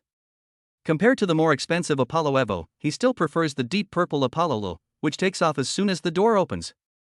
Suddenly, his gaze fell on Qin Shiya's deep purple deep V-neck evening dress, and there was also an unusual meaning in his innocent eyes. Lu Xingchen put his arm around Qin Shiya's slender waist and said in a wanton and lazy tone, "Senior, I don't have any old women around me, and you want to support me?" The distance between the two of them was less than 3 centimeters, and Lu Xingchen's breathing when he spoke hit her in the face. A sudden influx of male hormones into Qin Shiya's nostrils made her anger disappear, and she let Lu Xingchen embrace her. However, after hearing his words, Qin Shiya's eyes widened, and she looked straight at Lu Xingchen, sighing inwardly that she had been confused by this male dodgy and had not investigated clearly first, causing such a big mistake. I didn't. Qin Shiya, who had learned the truth, no longer had the courage she had just now. She thought to herself that she had the desire but not the courage, otherwise she would not have been so flowery in her speech for more than 2 years. "Oh, no?" Lu Xingchen asked with a light smile. Looking at Qin Shiya, who had blushed and turned her head to the side, her deep eyes welled up with emotion. Qin Shiya suddenly widened her eyes in shock, turned her head and met Lu Xingchen's burning gaze, and hurriedly closed her eyes shyly. After a long while, Qin Shiya, with a flushed face, sat in the Rolls-Royce and looked at Lu Xingchen's back as he walked into the campus. Her pale fingers rested on the corner of her lips, and she lightly rubbed her fingertips against her lips, the corners of her mouth slightly raised. It seems that he really let go. On the other side, Lu Xingchen, who had just walked into the campus, couldn't hold back the corner of his mouth as he listened to the system's prompt in his head. Chapter 9 Bai Chanchan asks for help. Ding! Congratulations to the host for completing the task, reverse flirting with the wealthy schoolgirl Qin Shiya. Due to the host's outstanding performance, a VLP parking space is specially awarded. The system reward has been distributed through legal channels, please check. As soon as the system's prompt tone faded, Lu Xingchen's mind flashed to a picture of the underground parking lot of a nearby shopping mall. The 35 million yuan, gorgeously flowing, dark purple Apollo Lu was parked quietly in the shopping mall's VLP parking space. The picture changed again, and the top accessories in the car and a stack of related documents and contracts came into view. Lu Xingchen's excitement at the moment was even more intense than when he had just flirted with Qin Shiya. No man could resist the temptation of a multi-million-dollar sports car. If he wasn't a bit tired today and it wasn't already dark, he would have turned his head to enjoy the feeling of being pushed. Damn, this is called living. Lu Xingchen let out a long breath, looked at the tree-lined road under the dim lights on campus, and felt an immense sense of contentment as he felt the extra car key in his pocket. Before long, Lu Xingchen arrived slowly at the entrance to the dormitory. As soon as he knocked the first time, the door was opened with lightning speed. His 3 roommates rubbed their chins, scanning Lu Xingchen up and down with inquisitive looks in their eyes. Lu Xingchen lifted his chin slightly, a hint of vigilance in his eyes. Normally, you have to knock more than 3 times before someone opens the door, but today it was so easy and there was such a big show. Something's wrong. Just as he was about to turn around and go out to hide, he caught sight in the corner of his eye of the fruit phone he had just taken out in his hand, and his heart was full of confidence. What are you looking at? Haven't you seen a handsome guy before? Hurry up and welcome your king back to his chambers. Lu Xingchen puffed out his chest, raised his head, slightly curled his lips, and strutted in. Here, one for each of you. Don't say I'm not thinking of you guys, I've made a fortune. Seeing the 3 of them looking indifferent, he directly threw the bag containing 5 fruit mobile phones into the arms of the third brother Li Xiang, and sat on his own stool. Li Xiang looked at the bag in his hands with confusion. When he saw that it contained the newly released fruit mobile phones, and there were still 5 of them, he was stunned. Damn it, second brother, did you go find a rich woman? Li Xiang yelled, causing the other 2 to look at Lu Xingchen. No, RGE, you can't be serious. If you're short of money, just tell your brothers. Although my family is not as good as Sister Qin's, I can still come up with a few million. Wang Yihao, the youngest member of the dormitory, said hurriedly. He just said that the bunch of guckle stuff this afternoon came from an improper source. Logically speaking, Lu Xingchen, who he knows, is not this kind of person. Then there is only one possibility: he ran into a money shortage and then committed himself to a rich woman in exchange for money and these things. Second, what do you think happened? Lin Feng, the leader of the dormitory, was only a few months older than the others, but due to family reasons, he had always been calm. Lin Feng glanced at Lu Xingqian's slightly raised eyebrows, and it was obvious that he was in a good mood. He didn't think it was the two guys' guess. Hearing the concern of the three, Lu Xingqian's heart also warmed. He didn't know how the other dormitories were like, but their dormitory was comparable to that of real brothers. He stretched lazily and said lightly, "I'm rich. I figured something out today and I'm happy. Each of you get a phone, and let's celebrate my return to singledom." Hearing Lu Xingqian's words, the three of them glanced at each other and let out a quiet sigh of relief. What happened this morning had been spread all over the school's campus network and confession wall. They couldn't have been unaware. The three of them didn't really care, though Lu Xingqian had always been cold and self-conscious in his attitude towards Jiang Qingyan, even though he had always obliged her. The school's top student and star athlete, if he were to be so desperate over a woman, then they really had misjudged him. "Okay, I'm relieved to hear that. To celebrate the return of the second of our bachelors, shall we have a drink?" Li Xiang smiled, took a mobile phone, pulled out the beer he had bought a long time ago from under his desk, and gave Lu Xingqian a gesture that said he understood everything. "Forget it, I'm tired, let's go have hot pot in a few days." Lu Xingqian waved his hand and walked directly into the bathroom. The dormitory was quiet again. The remaining person took the mobile phone and, upon seeing the extra one, exchanged glances with him. Did Urge really get Bai Chanchan? Wang Yihao had a bold thought in his heart and gasped. They naturally saw the picture of Lu Xingqian turning his head to confess to Bai Chanchan, but everyone agreed that it was just a random choice of the most attractive person to cooperate in the play. Not to mention that Lu Xingqian had never had any contact with Bai Chanchan before. Just saying that Bai Chanchan, the legendary career-obsessed school beauty, is not that easy to get. Wang Yihao, as one of the well-known second-generation rich kids at school, has heard many people in the circle complain about how hard it is to woo Bai Chanchan. In recent years, he doesn't know how many second-generation rich kids have come home empty-handed. He doesn't believe that his younger brother, who has no connection with her, can suddenly get her. But he also can't figure out where the extra fruit phone belongs to. Jiang Qingyan? No way, Lu Xingqian is not the kind of person who would go back on his word. After thinking about it, there was only one person, Bai Chanchan. How terrifying! Li Xiang and Lin Feng said in unison. Coincidentally, Lu Xingqian's phone on the table received a call, and the screen suddenly lit up. Electricity. Shit. Wang Yihao just wanted to take the phone and hand it to Lu Xingqian in the bathroom, but when he saw the incoming call note, he blurted out in a clear native language. Lu Xingqian, who had just started to unbutton her shirt, looked at her fourth brother, who was holding her phone, with confusion, and reached out to take her phone. When she saw the name on the screen, a look of thought flashed in her eyes. She picked up the phone and went out into the corridor. In the dormitory, Wang Yihao, with a serious expression on his face, swallowed hard and pointed at the door. Bai Chanchan, she really is Bai Chanchan. Damn, I never thought that second brother was the real Casanova. He has just escaped from the sea of suffering and already he has hooked a big fish.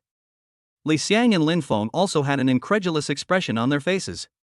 Just now, they had only thought that Lu Xingqian was still in the process of wooing her, but she had taken the initiative to chat on the phone this evening, and the progress was much faster than they had imagined. At this moment, Lu Xingqian, who was chatting on the phone in the corridor, heard the crying voice in her phone and her expression was very solemn. Lu Xingqian, can you please come to the hospital and pay for me? My mother's condition has become serious again and needs surgery. Don't worry, I will definitely pay you back the 150,000 yuan, On the phone, Bai Chanchan's sobbing and helpless voice came into Lu Xingqian's ears. Lu Xingqian didn't expect Bai Chanchan to need money, and this was the reason. Hurriedly, he reassured her, "Send me the location, I'll rush over right away." As a trigger for the system task, to obtain the key figure of 50 million today, Lu Xingqian naturally could not be so cold-blooded and heartless, and immediately agreed. Looking at the address of the hospital sent on the phone, Lu Xingqian paused slightly, and glanced back at the bedroom door. I have an urgent errand to run, and I probably won't be back tonight. Li Xiang, remember to check your phone. Lu Xingqian gave an explanation and turned around and went downstairs. Chapter 10, Like the Moon, Always Clean. The three people in the dormitory looked at each other silently. Cough cough, I'm not going to be a godfather, am I? Li Xiang thoughtfully touched his chin. While Lu Xingqian was driving the 35 million yuan Apollo Lu to the hospital. In the hospital. Bai Chanchan, whose eyes were red and swollen, was standing in the corridor outside the ward, looking down at the location she had just sent and looking at the time. She felt very embarrassed. Tomorrow, my mother will have surgery, and the full payment must be made tonight. She had only managed to scrape together 50,000 yuan from her former store manager and roommate, and still needed 150,000 yuan to pay for the surgery. This was also the reason why she had agreed to accompany Lu Xingchen in acting out the scene and let him kiss her without refusing. Your mother's illness has deteriorated quite seriously. After the first surgery, she will need to take special foreign medicine to recuperate. After her body has recovered, she will need a second surgery to fully recover. Thinking about the doctor's words, the special medicine plus the second surgery will cost at least 600,000 yuan. Bai Chanchan's lowered eyebrows reddened her eyes once again. She felt that life was so difficult.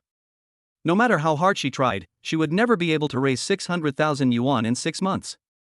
She turned around and looked through the glass in the middle of the ward door at her mother's pale, bloodless cheeks. Grandpa, are you feeling better? Dad, is Grandpa going to be discharged soon? Grandpa, when we get home, can we play games together? In the ward, a crowd surrounded the other bed, laughing incessantly. Bai Chanchan glanced again at the empty surroundings of her mother and the envious but tired look in her eyes. She was all alone. She was the only one who could save her mother, the only one who could stay by her side, and the only one who could change her mother's ward to a quiet one. Bai Chanchan turned her head and looked at the bright, round moon in the sky. How she wished she could be as clean as the moon, forever. Buzz. She looked down at the message from Lu Xingchen on her phone, and big teardrops fell onto the screen. That kiss today would probably be a memory she could never forget. Senior, thank you. A message was sent. Bai Chanchan looked up again, and the nascent feelings of confusion she had just experienced had long since been suppressed deep down in her heart. She stroked the corners of her eyes, let out a long breath, and with a smile on her lips once again, she walked into the hospital room. Mom, does it still hurt? Bai Chanchan stroked the hair at the side of her mother's head, concerned. Bai Chanchan's mother looked at her daughter, who should have been young and lively, but was now incredibly mature, and her heart ached. She coughed slightly to loosen her throat, suppressed the tears in her eyes, and reached out to touch her daughter's pretty face. Chanchan, let mommy go home.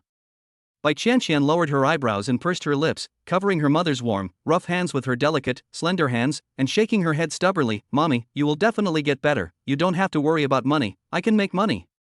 Chanchan is waiting for you to get better, and then she will make her favorite pork and celery dumplings for Chanchan. Shan, Mom. Bai Chanchan's mother was about to persuade her. The door to the ward opened and a middle-aged man in a white coat walked in. Shan, come with me for a moment, I want to discuss tomorrow's surgery with you. The man was Zhang Chang, the doctor in charge of Bai Chanchan's mother. He looked at the equipment indicators, spoke softly to Bai Chanchan, and then left. Okay, doctor. Bai Chanchan responded, turned to look at her mother, and said softly, Mom, you rest in peace. It was already very late, and only Zhang Chang was left in the doctor's office. Sit on the sofa. Zhang Chang, who was walking behind Bai Chanchan, glanced in the corner of his eye at Bai Chanchan's already broken white silk and smiled with an evil intent on his face. The moment he entered the door, he casually locked the office door behind him. Bai Chanchan heard the sound of the door being locked, and her heart skipped a beat. She turned around and saw Zhang Chang's lewd smile on his face. In a panic, she looked down and sent a shared location to Lu Xingchen, and then muted and dialed the phone to make a voice call. On the other side, looking at the hospital close at hand, Lu Xingchen parked the car under the attentive guidance of the security guard in the parking lot. As soon as she locked the car, her phone in her pocket vibrated. Looking at the shared location sent by Bai Chanchan, he answered the voice call and said hello a few times. Seeing that no one answered, Lu Xingchen's deep gaze darkened instantly, and he turned around and quickly ran towards the inpatient building. In the office, Zhang Chang's gaze swept over Bai Chanchan's seductive JK uniform, and his eyes finally rested on those slender, fair legs. He sat down on the sofa. Chanchan, you haven't prepared the surgery fee yet. Zhang Chang's lewd voice came out, and his greasy and disgusting hand slowly reached towards Bai Chanchan's legs. Bai Chanchan's eyes instantly became very sharp, and she got up and avoided him, walking to a position separated from him by a coffee table. Dr. Zhang, please show some respect. Although I'm still in college, Bai Chanchan also has a sound legal awareness. Bai Chanchan's voice was icy cold as she looked at Zhang Chang, who was still wearing a lewd smile, and coldly threatened, if you try to do anything inappropriate, I will definitely call the police. I don't believe that in such a big hospital, you are the only doctor who can perform the operation. I also believe that the court will tell you the punishment for breaking the law. Zhang Chang was taken aback. He had never expected that Bai Chanchan, who usually spoke softly and obediently, had such a side to her. However, this made him even more eager to conquer her. Don't worry, I will never go against a woman's will, but you should think about it. I'm the one doing your mother's surgery, so even if you report me now, there's no evidence, and it will only delay your mother's surgery. Furthermore, if you serve me well, I'll pay you the 150,000 yuan, and I'll take good care of your mother's illness afterwards, so it's not a bad deal for you. Zhang Chang leaned back on the sofa, took a sip of tea, and looked at the stubborn Bai Chanchan in front of him with confidence. He gave a faint smile and continued, the follow-up treatment for your mother will cost at least 600,000 yuan. You're going to sell it anyway, so why pretend to be a good person? Bai Chanchan was speechless. Thinking about the decision she had just made, her sharp gaze momentarily faded, and she sat down on the ground in a weak state. Yes, 600,000 yuan. She couldn't meet a good person like Lu Xingchen every time. Zhang Chang did not continue to destroy Bai Chanchan's psychological defenses. He just leaned back on the sofa, sipping tea while enjoying her expression of despair. He knew that, barring any unforeseen circumstances, she had already been won over. At that moment, Lu Xingchen pressed the elevator button and, looking at the elevator that was taking its time coming down, became very agitated. He had also heard the conversation on the phone and recorded it, but he also knew that Bai Chanchan should have blocked out the sound from his side. Hearing Bai Chanchan's last words, the helpless and desperate me, Lu Xingchen glanced at the floor plan and dashed into the stairwell. After finishing a cup of boiling hot tea, Zhang Chang looked at Bai Chanchan, who was sitting on the ground with a vacant expression in his eyes, and slowly stood up, turning off the lights in the office. What are you waiting for? You're rich now. Zhang Chang stood in front of his desk, looking at Bai Chanchan in the distance, his cold voice echoing. Chapter 11, Rescue by Light. In the dark office, the moonlight shone through the window and fell on Bai Chanchan's fair face. 2 tears rolled down her face. She raised her hand to catch the ethereal moonlight, but it was just air. As the moon moved, the last glimmer of light on her face disappeared, along with the clean soul of a stubborn, self-reliant person full of hope for the future. A hint of madness and ferocity appeared in Bai Chanchan's eyes as she slowly stood up. Ha, it's okay, I'll teach you what rules are in a moment, as a form of early training for serving those gold diggers in the future.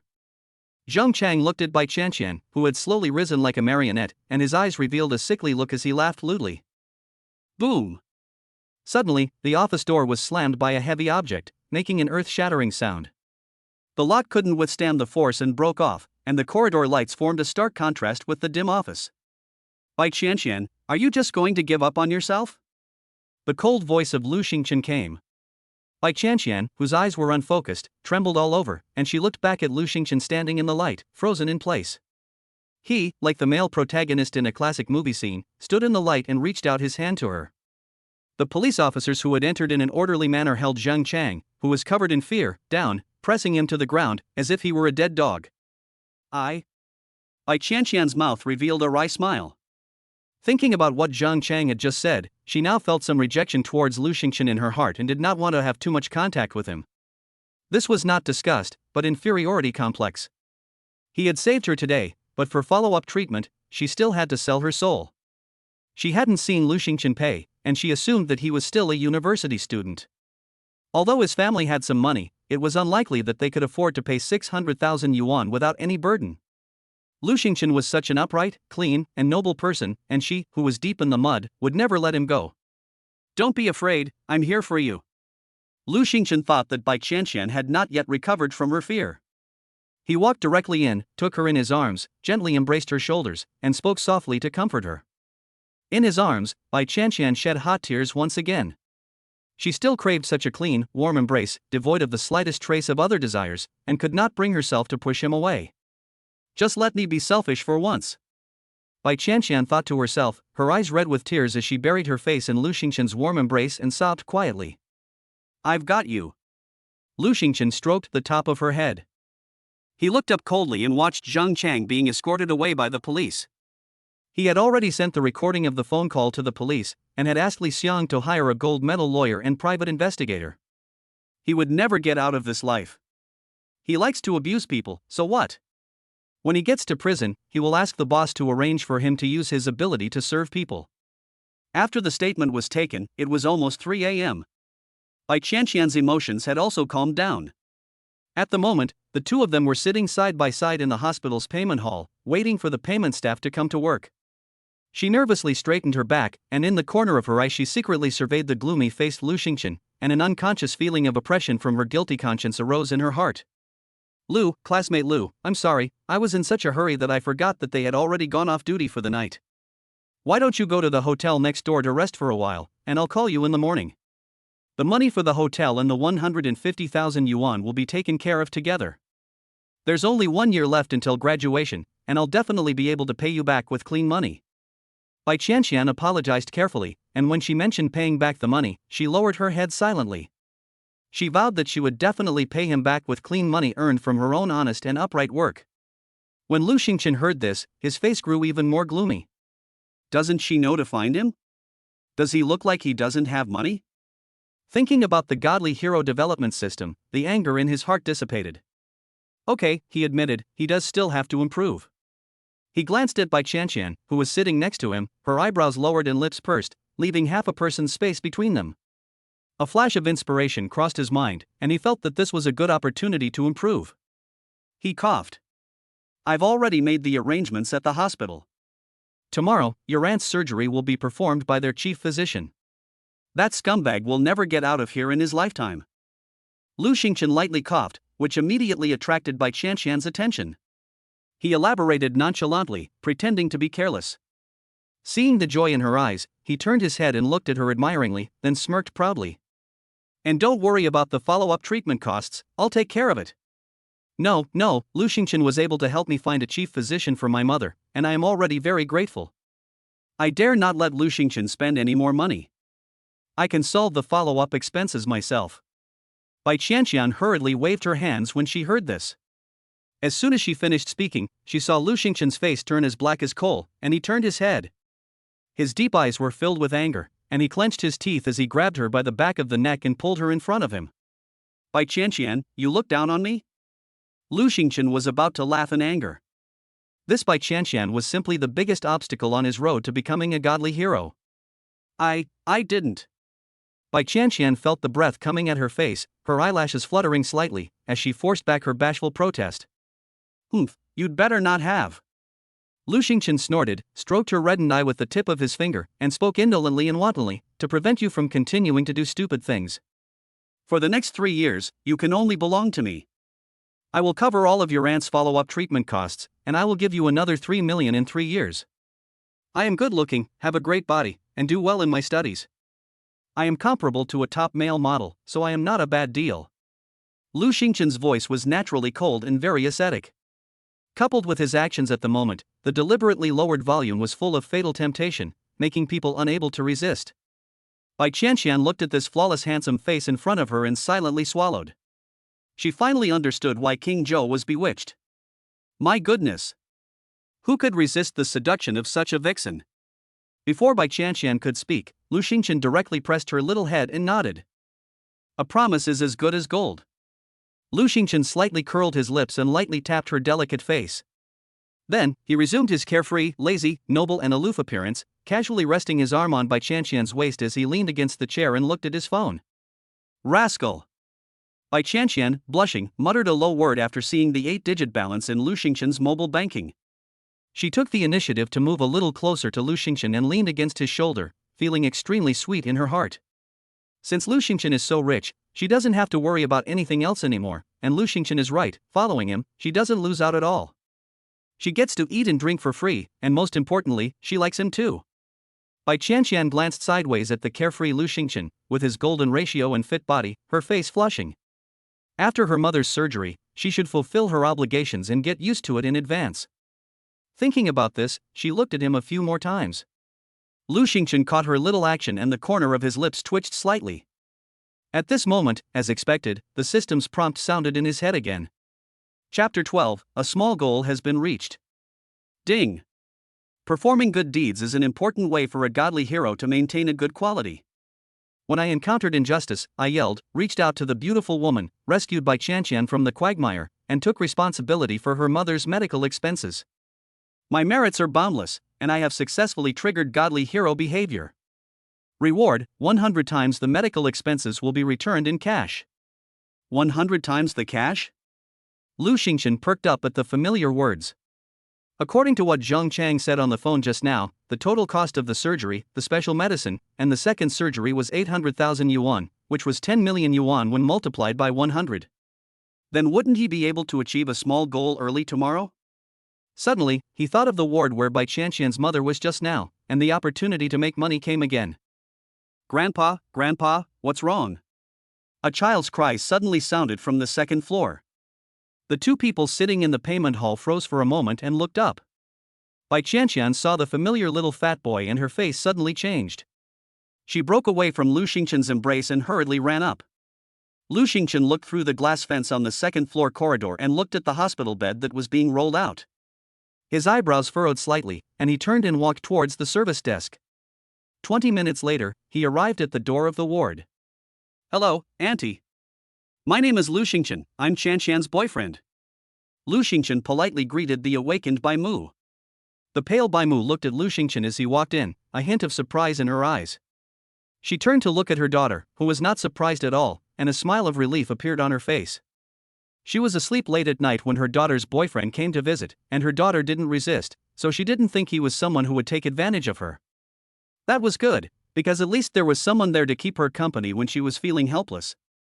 Her face showed her true feelings, and this young man was so good-looking and polite, he didn't seem like a bad person. Hello, I'm sorry to show you me like this. Chanchan, entertain Xiaolu while I rest for a while. Bai Xiaolu, who had an four hanging from her arm, nodded with a smile, revealing a warm and relieved smile, and took the initiative to create some space for the two of them. Then you rest well, you may need to toss and turn a bit later. Mom, you rest well, you still have surgery tomorrow. Bai Xiaolu looked at Lu Xingchen suspiciously, covered the quilt for Bai Shu's mother, and the two of them closed the door and exited the ward. I've upgraded your aunt's room, and the medical staff will come and make arrangements in a moment. Lu Xingchen explained with a smile. Lu Xingchen, the top-level ward has a quieter environment, better medical equipment, and private professional care, so that your aunt can recover better. Lu Xingchen hugged her into his arms and whispered. Bai Chanchan absolutely could not refuse this reason. Coupled with the SVLP ward in private care that had been booked for 3 months, one of his small goals had been achieved. Feeling Bai Chanchan's initiative to wrap her arms around his waist, Lu Xingchen slightly raised the corners of his mouth, a small goal achieved. Lu Xingchen, thank you. Bai Chanchan's pretty face pressed against Lu Xingchen's hot chest, and she said thank you in a soft, sticky voice. At the moment, it seemed like there was an additional tall and warm figure in her heart, no longer empty and cold. Just like that? Lu Xingchen looked down, leaned close to her ear, and whispered teasingly. Bai Chanchan felt the breath by her ear, her eyelashes fluttered shyly, and the hands that were grasping Lu Xingchen's shirt tightened a little. The next second, when Lu Xingchen was caught off guard, she suddenly looked up, reached out and wrapped her arms around his neck, and stood on her tiptoes, landing like a dragonfly on Lu Xingchen's lips. Quickly breaking away from Lu Xingchen's embrace, she turned red in the ears and returned to the ward to pack her bags. Lu Xingchen's eyebrows and eyes all carried a sense of satisfaction, as his fingertips lightly brushed past the moist corner of his lips, and he let out a soft laugh. It was the first time a girl had taken the initiative, and it was a different feeling. Compared to Qin Shiya's reluctant acceptance, this faint initiative was more fascinating. Early the next morning, Lu Xingchen directly paid the full fee, which was a little over 1 million. Ding! The total cost of this treatment is 1,08,593.36, and the cashback amount is 100,859,336.00. The system reward has been distributed through legal channels. Please check your account. The system prompt sounded in my head just as I had finished paying. Ding! Card number ending in 3358, 8:48 p.m. on September 8, 2030.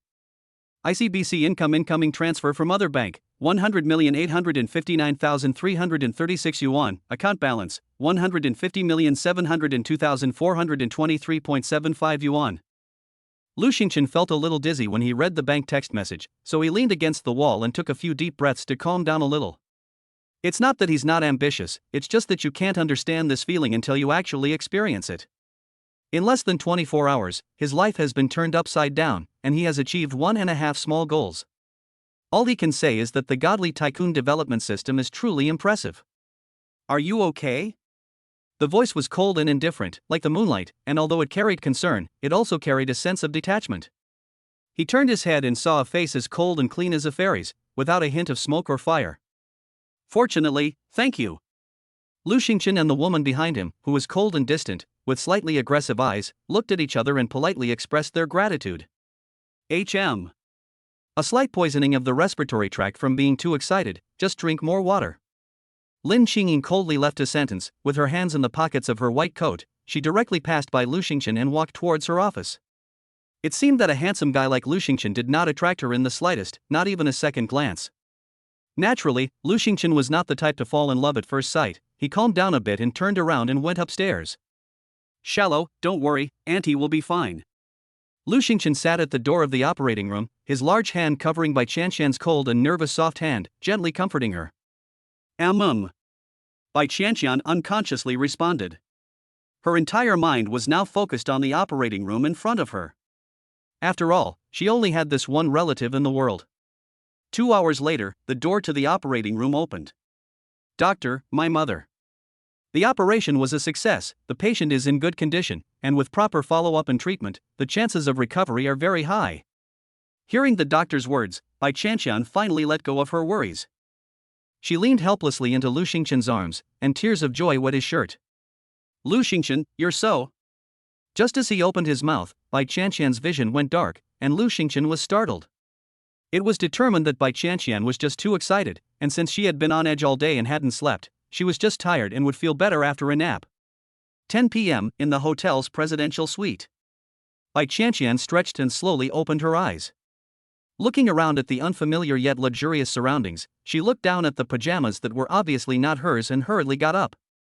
Up already? Time to fill your stomach? Lu Xingchen, who was eating the hotel's late-night snack in the living room, looked at the radiant Bai Chanchan and gestured at the steak on the table, invitingly. Looking at Lu Xingchen, who had changed his clothes again, Bai Chanchan suddenly blushed. Doesn't it hurt the first time? It seems that she thought of something, and looking at Lu Xingchen's tall figure, she revealed a pitying look. Lu Xingchen felt that questioning look and almost laughed. His good intentions had actually earned him doubt. Chapter 13, I have to fulfill my obligations. I can't do something like taking advantage of someone while they're unconscious. The waiter changed your clothes for you, I'm not that. Lu Xingchen slowly spoke. Cough, thank you. Bai Chanchan immediately put away her questioning look, her ear tips turned red, she coughed weakly, her tone carrying a heart-wrenching shyness. She just said that no matter what, the first time will definitely hurt. For some reason, Bai Chanchan felt a little disappointed when she heard Lu Xingchen's clarification. Looking at the carefree and unrestrained Lu Xingchen, Bai Chanchan thought about the 1 million medical fees he had paid. Biting her silver teeth, she lowered her head and walked up to him, lowering her head and not saying a word. Lu Xingchen's deep gaze darkened, and subconsciously he reached out to embrace her slender waist, while the other hand grabbed her raised wrist. Curiously asked, what are you doing? Bai Chanchan felt her right hand being restrained, and an inexplicable rebellious streak rose up in her. She stubbornly raised the other hand, looked up at his perfect jawline with bright, moving beautiful eyes, and whispered, I want to fulfill my obligations. You spent 1 million on me, and I can't let you suffer. You said a promise is as good as gold. Lu Xingchen found this scene just adorable. She lifted her hand and pinched Bai Chanchan's chin, her mouth curling up slightly, and a carefree smile appeared on her face. Then, Bai Chanchan looked up with a dazed expression, looking at Lu Xingchen walking away, full of confusion. He had said it himself, but he had just left her on the sofa and stood in front of the French windows, lost in thought. Lu Xingchen looked down at the brightly lit city, adjusted the air conditioning to 16 degrees, and the coolness it emitted gradually suppressed the raging fire in his body. He turned his head and looked at Bai Chanchan, who was full of innocence, and gritted his teeth. Don't you know when your relatives are here? Bai Chanchan suddenly widened her eyes, her face instantly turning red, and she guiltily glanced at the date on her phone, looking at Lu Xingchen standing by the bed, and guiltily ducked her head. Her health is really considered top-notch among girls, and her period never hurts. Bai Chanchan looked down at her pajamas and the bedsheets, which had obviously been changed, and everything made sense. So, that. I'm sorry. Looking at Lu Xingchen's ugly expression, Bai Chanchan suppressed the corners of her mouth, which were rising crazily. This whole thing was inexplicably funny. Lu Xingchen's gaze fell on Bai Chanchan, who was smiling with trembling shoulders and moving like a rabbit. The flame that had just gone out flared up again. A look of resentment flashed in his deep eyes, and he walked step by step towards Bai Chanchan on the sofa. Lu Xingchen. You. Bai Chanchan looked at Lu Xingchen's expression and suddenly felt that something was wrong. She was about to get up and go back to her room. The next second, no one will get off easy. The next morning, Lu Xingchen stood in front of the huge French windows of the hotel, stretching his arms and legs. His mouth did not drop at all, his eyebrows lightly arched, and a smug smile hung on his face. Behind him, on the huge double bed, Bai Chanchan glared at Lu Xingchen with a face of indignation, raising her fists behind his back and waving them back and forth. In front of the French windows, Lu Xingchen looked at his reflection in the window and raised an amused smile. Okay, get ready to go see our mom. Lu Xingchen turned around and glanced at Bai Chanchan, who immediately lowered her fists and pretended to be obedient, and chuckled lightly. That's my mom. Bai Chanchan's eyes widened, and she cursed Lu Xingchen for being shameless. Oh. Lu Xingchen suddenly stepped forward, and Bai Chanchan was startled. She immediately covered her mouth and stared at him warily. Your mom is my mom, he said, turned around and walked out of the room. After seeing Bai's mother, Bai Chanchan stayed there to keep her company, and Lu Xingchen very consciously backed out. After agreeing to help Bai Chanchan take a week off, he drove off in the Apollo Lo, leaving the hospital, and preparing to buy a house near the university to entertain his girlfriends. The sky was clear, and he enjoyed the back-pushing feeling of the sports car and the roar of the engine. But before he could enjoy it for a few minutes, a phone call directly broke the peace. Gao Ming, Student Union President. Lu Xingchen raised an eyebrow in surprise when he saw the name on the caller ID. In theory, if there was something going on with the student union, they shouldn't have called him. Basically, Qin Shuya was in charge of the student union's business affairs, and the four of them were just glorified office workers who didn't actually do anything. Lu Xingchen looked at the dormitory group chat again. There was no activity, so he frowned slightly, but he picked up the phone anyway. Xingchen, didn't we all get together for the Mid-Autumn Festival and National Day? Our student union is going to hold a party, and we've invited some alumni companies tonight to talk about the Mid-Autumn Festival party. I just called Sister Qin, and he told me to come find you. The tone of the student union president Gao Ming was very humble, and you could even hear how cautious he was. After all, although there were only 5 people in the investment promotion department, none of them were pushovers, and he, the student union president, could not afford to offend them. Lu Xingchen frowned slightly. He didn't like these noisy parties. Ding. Social media, Sister Qin, you just need to go through the motions tonight. I've already taken care of the sponsorship. As Gao Ming finished speaking, a message from Qin Shuya came through on his phone. Great. I promise to complete the task with a crooked smile. Lu Xingchen didn't dare express his dissatisfaction, especially after he had flirted with her the night before. Although he was now a billionaire, he was nothing in the eyes of the Qin group, a giant. Without even thinking, he agreed, because it was just a formality and he would be able to eat and drink for free. At 5 p.m., Lu Xingchen arrived early at the well-located restaurant. As soon as he walked into the banquet hall, he looked around at the people inside and saw that most of the department heads of the student union had arrived. After catching a glimpse of the 2 people in the corner, he sighed inwardly and cursed his bad luck. He didn't expect the people from the propaganda department to be Jiang Qingyan and Lu Yuan. Lu Xingchen nodded to the group before sitting down far away from the 2 of them, leaning back in her chair and looking down at her phone. The group looked at Lu Xingchen in surprise, then at Jiang Qingyan in the corner, and all of them looked like they were about to burst into laughter. Suddenly, they didn't feel so miserable about having a meeting on the weekend. Cough cough, since everyone is here, the meeting will now begin. Gao Ming looked at the awkward atmosphere and took the initiative to stand up and begin the meeting before the banquet. Lu Xingchen was feeling drowsy as he listened, and he raised his hand to yawn. He felt Jiang Qingyan's fiery gaze, and a hint of annoyance appeared between his brows. Without giving her face, he turned directly around and continued playing with his phone with his back to Jiang Qingyan and Lu Yuan. Suddenly, a pair of black, glittering high heels appeared in his line of sight. He slowly looked up, and a long, slightly chubby, long leg appeared in his line of sight. Chapter 14, the saliva at the corner of his mouth. Does it look good? A lazy smile came from the top of his head. It looks good. Lu Xingchen's attention was all on these beautiful legs, and his mouth didn't think at all. After he said it, he reacted. He looked up and tilted his head, and a warm and pretty face with a slight smile, like a spring breeze, fell into his eyes. Glancing at the slightly teasing look in the person in front of him, Lu Xingchen coughed lightly in embarrassment. Xingjie, why are you here? He Ching, the youngest professor at Shuangdan University, is very approachable and has no airs. She is only 29 years old and has already made a splash in the field of biomedicine. It is said that they have recently proposed the development of recombinant protein wall repair technology, which has attracted a lot of attention and even made the hot search for a few days, with optimistic comments below. Lu Xingchen and she met when they were sophomores.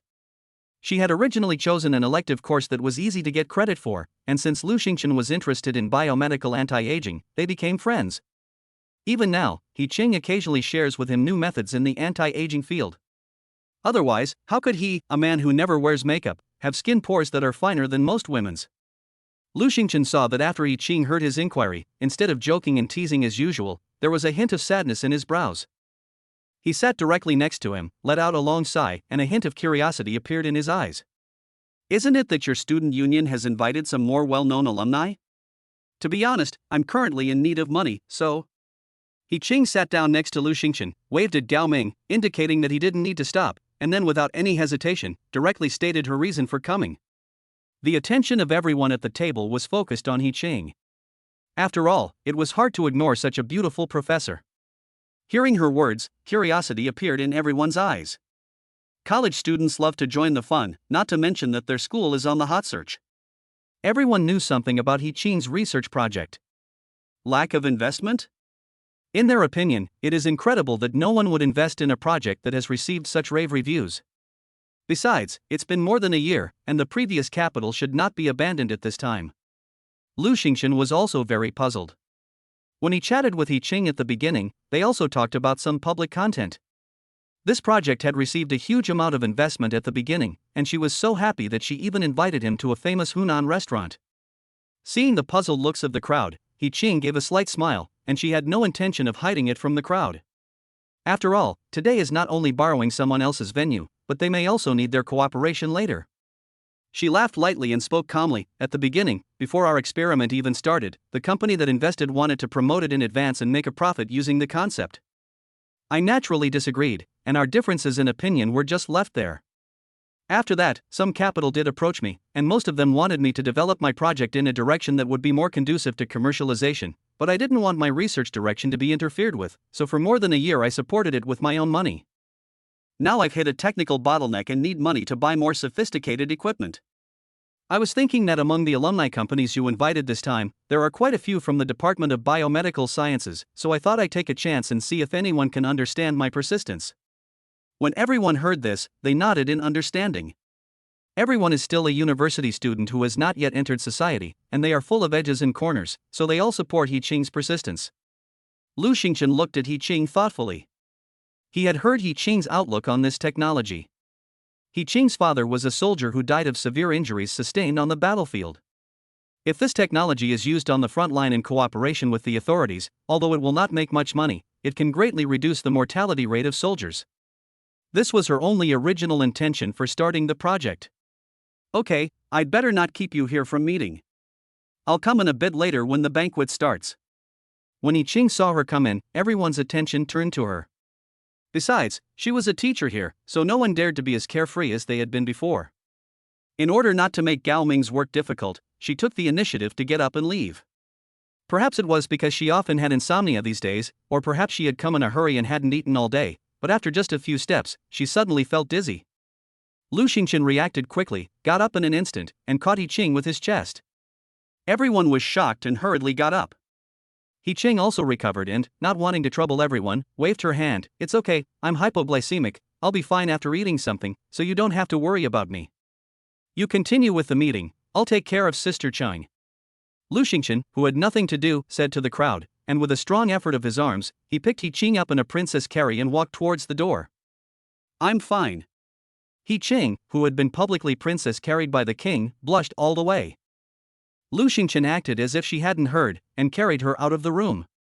Light smoke, light smoke. Lu Yuan whispered a reminder. Jiang Qingyan only came back to her senses after a while, glanced at the looks of the crowd falling on her, and with a change of expression, methodically explained the arrangements of the publicity department and the need for funding. However, her heart had already flown away with Lu Xingchen, who had left carrying He Ching. Lu Xingchen, why do you still have to appear in front of her? Lu Yuan looked at Jiang Qingyan, who was distracted after her speech, and knew that her heart had long since flown with that man. A flash of resentment flashed in her eyes. Thinking about the person who was coming in a while, his expression improved a little, with a hint of smugness. In a private room of the hotel, Lu Xingchen returned the tablet for ordering food to the waiter and turned his head to look at He Ching, who was asleep on the table. She really was stunning today. Her champagne-colored evening dress complemented her fair skin, and the only thing around her neck was a thin silver chain that followed the delicate contours of her collarbone. Needless to say, her lower body was even more impressive, with a pair of long, pale, delicate legs. There were no black or white silk stockings or other decorations, but there was a natural beauty that came from the purity of her skin. Now she is different from her usual gentle and approachable self, her eyes rejecting people from afar. As she sleeps, she inexplicably has a cute and innocent beauty that is so soft it makes people feel soft-hearted. Lu Xingchen thus very patiently watched the sleeping beauty for half an hour. Suddenly, a trace of crystal-clear saliva was left at the corner of He Ching's mouth in his line of sight. He looked at the waiter who had quietly come in to serve the food, and in order to maintain her face as a professor, he silently picked up the napkin and gently placed it at the corner of He Ching's mouth where the saliva had dripped from. Just as he was about to wipe the saliva, He Ching slowly opened her eyes as if she had some kind of sense. Looking at Lu Xingchen's hand, which seemed to be touching her face, the confusion in her eyes instantly turned into understanding, and then she closed her eyes again. She must still be dreaming. After all, she had to have this kind of dream several times every spring. There was no other reason for it, she was just a face-obsessed person, otherwise she wouldn't be 29 and still single. Lu Xingchen gave a spoiled smile and gently wiped the drool from the corner of her mouth. Xingjie, you're so hungry that your drool is coming out. Why don't you go to sleep after you finish eating? Chapter 15, Is my sister going to support me? At that moment, Lu Xingchen's words sounded like a spell in He Ching's ears, constantly echoing in her mind. She looked at Lu Xingchen's starry eyes staring at her tenderly, and unconsciously, her flower-obsessed nature took over. She dazedly slumped over the table, and surprisingly did not stop Lu Xingchen from wiping her drool, an intimate action that she even enjoyed a little. Sir, the food is all here, please let me know if you need anything. The waiter's voice woke He Ching from her daydream, and she immediately sat up straight, catching sight in the corner of her eye of the water-stained napkin in Lu Xingchen's hand. A look of annoyance appeared on her face as she realized that her drool had stained the napkin. You mustn't tell anyone, He Ching pleaded in a threatening tone. Lu Xingchen's lips curled up slightly, as if nothing had happened, and he pretended to be dumb and looked at her. What happened? Didn't you come here to eat, Xingjie? Puff. He Ching was amused by his dumb act, gave him a flirtatious look, and pouted, You're smart. Then she turned her head to look at the table. When she saw the sumptuous food on the table, her eyes widened. You're not going to trick me on purpose, are you? He Ching gritted her teeth and glared at Lu Xingchen, who was smiling. The table was loaded with king crab and Buddha's temptation, and the total bill would be no less than 30,000 yuan. She was very poor. But then she thought about how Lu Xingchen had just taken care of her and how she had drooled in front of him. She sighed and said, Forget it, just this once. You have to lick your plate clean today, or I'll make you stay here and wash dishes. Lu Xingchen gave a small smile. He knew what He Ching was thinking, but he didn't argue so that she could eat more. The two of them ate for more than an hour. Looking at the table in front of them, which was almost completely clean, Lu Xingchen nodded with satisfaction. He Ching, on the other hand, stared at him with resentment. Indeed, good-looking men are all flower vases, and they get full eating so little. Not as good as Mala Tang. Lu Xingchen took a sip of tea to rinse his mouth and shook his head after a long while. To be honest, these imperial crabs, Buddha jumping walls, and little green dragons really don't have the taste of Mala Tang. A wild boar can't eat fine bran. He Ching glared at him fiercely. Although she also found it average, this meal cost him a month's salary, so even if it wasn't delicious, it was still a delicacy. Waiter, the bill. He Ching gave Lu Xingchen a disgusted look. If it weren't for the fact that he was good-looking, spoke nicely, and had a year-long friendship with her, she would have made him stay behind and wash the dishes today. The waiter heard the call and walked over with a puzzled look. Ma'am, the gentleman already paid the bill. Ah, how much? He Ching looked at Lu Xingchen in surprise and turned to the waiter and asked. It's 53,678.33 in total. Do you need to order some more dishes? The waiter didn't understand but asked patiently. No, she doesn't want to be stuffed to death, so you can go downstairs if it's okay. Lu Xingchen looked at the two people who were wide-eyed at each other and teased as he waved his hand. He Ching's lips parted slightly, and she looked up and down at Lu Xingchen. After seeing his expensive designer clothes, she tentatively asked, "Are you being supported? You have such a good source of income, and you're not sharing it with me." This was the third time he had heard this question, and he didn't seem like a man who had made his fortune on his own. Through the mirror in the private room, Lu Xingchen saw his own flawless, ascetic face, and he agreed, it didn't really look like it. Lu Xingchen smiled and said, "Do you need it? How could a female professor under 30 be supported by someone else?" He Ching's face darkened when she heard Lu Xingchen's words, and her questioning gaze suddenly became solemn as she stared directly at Lu Xingchen. "I said you needed money, and I can help you. Why would you do that?" Lu Xingchen was taken aback by the sudden questioning. It seemed that she was really angry, but why? He Ching didn't understand why either. She just didn't want this good-looking guy to become the plaything of those ugly women. If he was going to fall, he would only fall for her. Ugh. She stared at the silent Lu Xingchen, thinking she was right, and sighed. She raised her hand and placed it on his handsome face. "Xingchen, there are many solutions to the money problem, but you made the stupidest decision. Fortunately, it's not too late to turn back. Break up with that guy. Just tell me how much money you need. Although I'm short on investment capital right now, I can still come up with a few million." Lu Xingchen slowly looked up, a deeper smile blossoming on his face. "Xingjie, are you trying to support me?" Silence. He Ching didn't expect Lu Xingchen to think that way. She had originally meant to help Lu Xingchen, and he could always pay her back later with his abilities. But looking at Lu Xingchen, who was looking at her pitifully like a cute puppy, a bold idea rose in her heart: to support him. If I support him, he won't fall into the hands of those bad women. Besides, I'm such an upright woman, I won't do anything to him. A little black angel kept spinning above her head, affirming her thoughts. She was going to hear what the little white angel had to say, but after waiting for a long time, she didn't see any white angel. Her gaze once again fell on Lu Xingchen, who was gently rubbing his face against her hand, and she made a bold decision. "Yes, I will support you. If you let those old women support you, you may be abused with things like steel wool balls, but I won't. I'm good looking too, so you should follow me. It's settled, just tell me how much money you need, I'll take care of it for you." Lu Xingchen was also stunned. He was just joking, and he didn't expect He Ching to really agree. He, the future god of wealth with the god of wealth cultivation system, was actually being supported by a woman who was short of money. But he didn't feel the sense of rejection in his heart as he had when Qin Shuya had first proposed it. Instead, he found it very interesting. Lu Xingchen's mouth curled slightly, and he reached out to hold He Ching's waist. "So am I going to sacrifice myself for my sister now?" She pursed her pink lips, her eyelashes quivering slightly. Her gaze followed Lu Xingchen's open collar, and she saw his stunning figure, silently swallowing her saliva. Lu Xingchen looked down at the woman in front of him, her eyes full of panic. The refreshing fragrance from her body filled his nostrils, constantly assaulting his last shreds of sanity. Cough. He Ching coughed lightly, forcing herself to remain calm, suppressing the true thoughts in her heart. No, I'm not that kind of person." If she had kept her eyes from staring at his collarbone while she said this, it would have been more convincing. Lu Xingchen read her mind and raised her eyebrows slightly.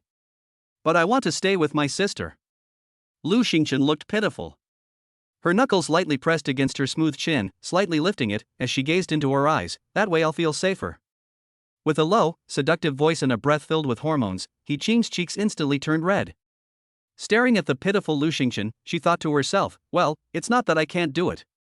She's not lusting after his good looks, she just wants to give him a sense of security that is so insignificant. Miss, you can't go in." He Ching was about to agree when she heard the voice of the waiter at the door, as if he was stopping someone. She quickly came to her senses and hurriedly broke free from his embrace, although her pretty face was still red. Chapter 16, I'll pay for today's expenses. I'll go take a look. Lu Xingchen's eyes darkened as he watched the fat meat that was about to enter his mouth slip away, and he coldly got up and walked towards the door. As soon as he opened the door, Lu Xingchen saw that annoying face.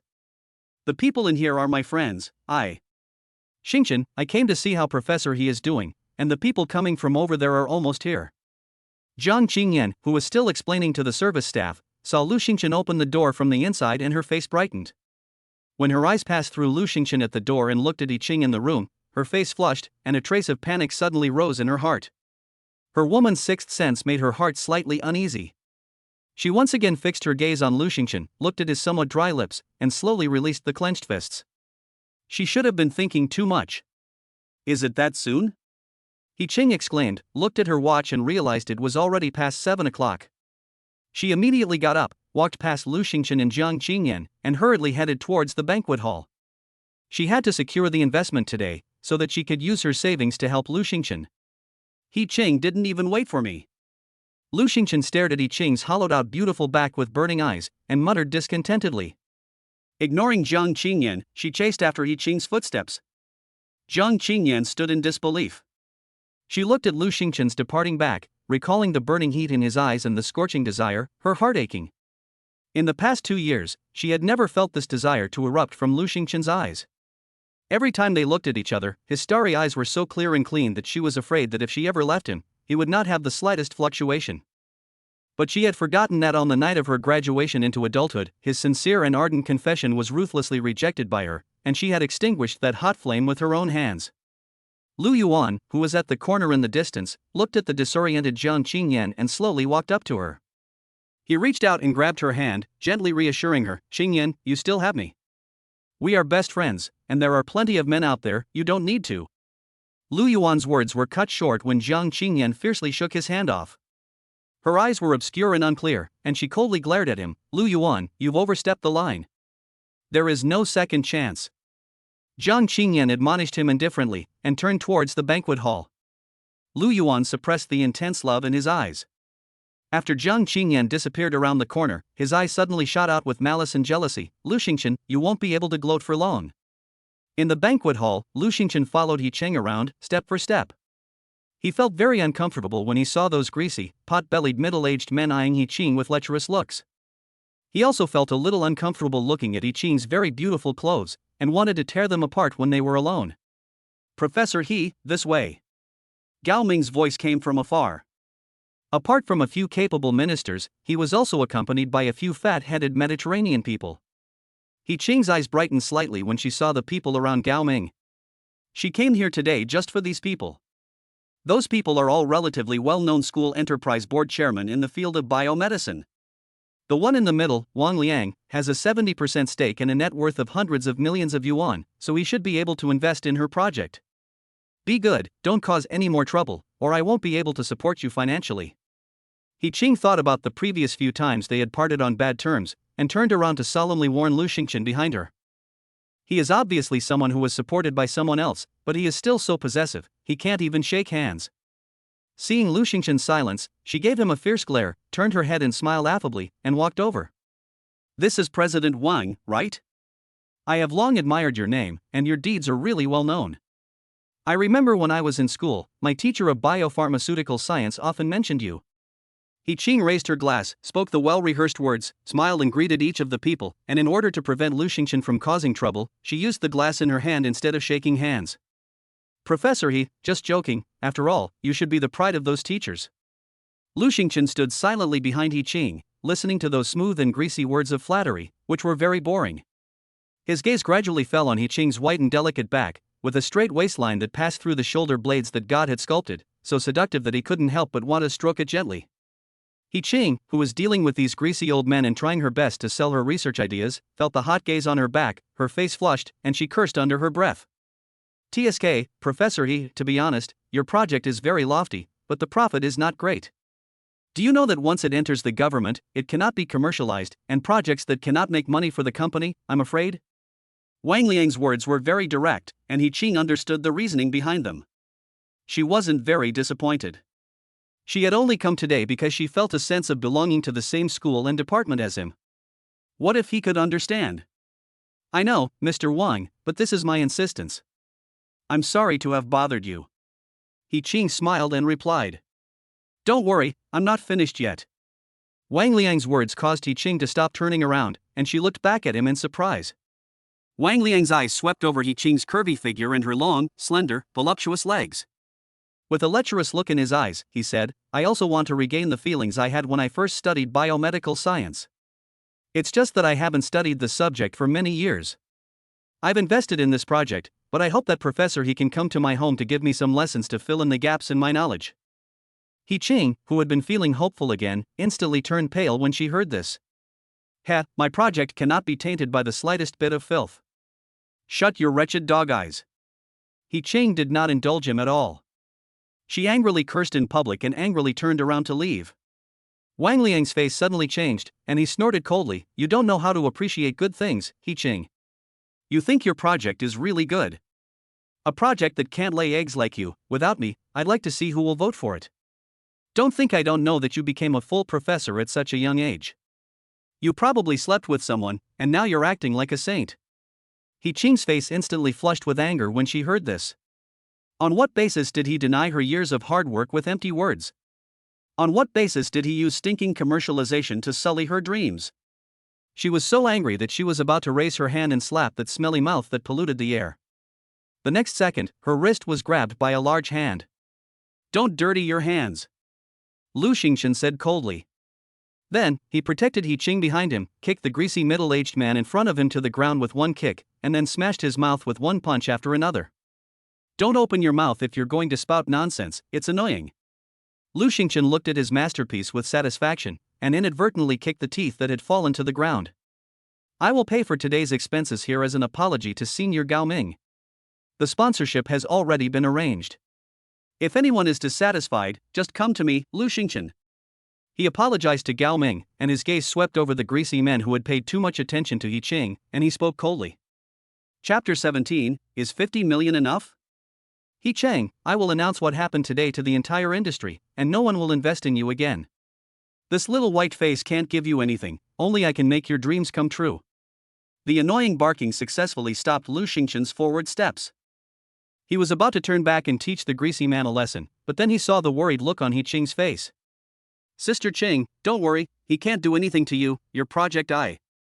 Lu Xingchen was about to say that I'll invest in your project when his mouth was blocked by He Ching's slender, white fingers. He Ching shook her head at him, worriedly lifted his blood-stained hand, and gently wiped the bloodstains with a disinfectant wipe. "I'm worried about you, does it hurt?" "How silly." After wiping away the bloodstains, she saw that although his hand wasn't bleeding, it was a little broken, and her heart ached a little. Lu Xingchen really didn't expect this to be the answer. She stared at her with deep eyes, and her heart beat a little faster. Everyone present was inexplicably fed a mouthful of dog food. Even Wang Liang, who was lying on the ground, stared with wide eyes, unable to believe what he had heard. Looking at Lu Xingchen's wound, which was about to heal, she decided to make a quick decision. He must be in pain. Turning her head, she coldly stared at Wang Liang. "Who do you think you are?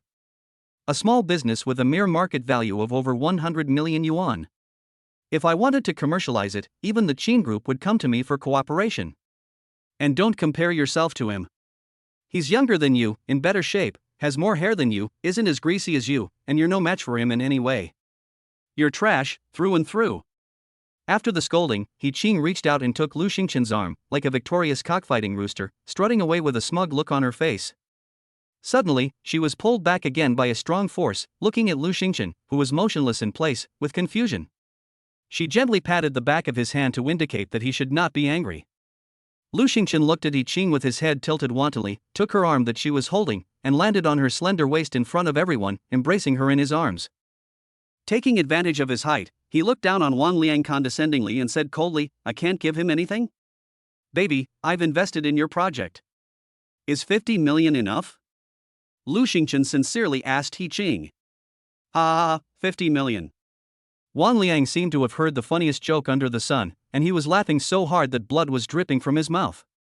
"Kid, there's a limit to bragging. My company is worth hundreds of millions, and I can't come up with 50 million in one go. Do you think this is a game? He Ching, you're following such a brat, haha. No wonder you're still so childish at your age, where's the passion? What a foul mouth."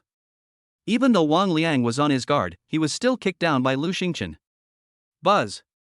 In the astonished gaze of the crowd, Lu Xingchen took out the car key to the Apollo Lu and pressed it lightly. In the banquet hall, everyone looked through the huge French windows at the top supercar Apollo Lu directly opposite the banquet hall, and suddenly the lights came on. They all turned their heads to look at the dark purple car key in Lu Xingchen's hand, their eyes wide with shock. Most people in the banquet hall had already seen it, and most of the time at this banquet had been spent discussing which top rich second generation was here for dinner. They were also thinking about whether they could take the initiative to get to know him then. After all, the best alumnus entrepreneur who came today was Wang Liang, with a market value of over 100 million. Otherwise, this banquet could not have been hosted by Gao Ming, and there would not have been anyone from the school. Unexpectedly, that top second-generation rich kid was Lu Xingchen. Those small business owners who had coveted He Ching suddenly trembled, silently hiding behind the crowd, hoping that Lu Xingchen would not remember them. Wang Liang was also stunned, looking out the window at the not-too-distant Apollo, unable to believe his eyes. 50 million, is that enough? Lu Xingchen ignored this waste, looked sideways at the unruffled He Ching, tightened his palm slightly around her waist, and asked softly. That's enough, 30 million is enough.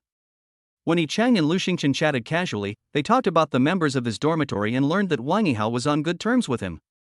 And Wang Yihao was the top second-generation rich kid in the Beijing circle.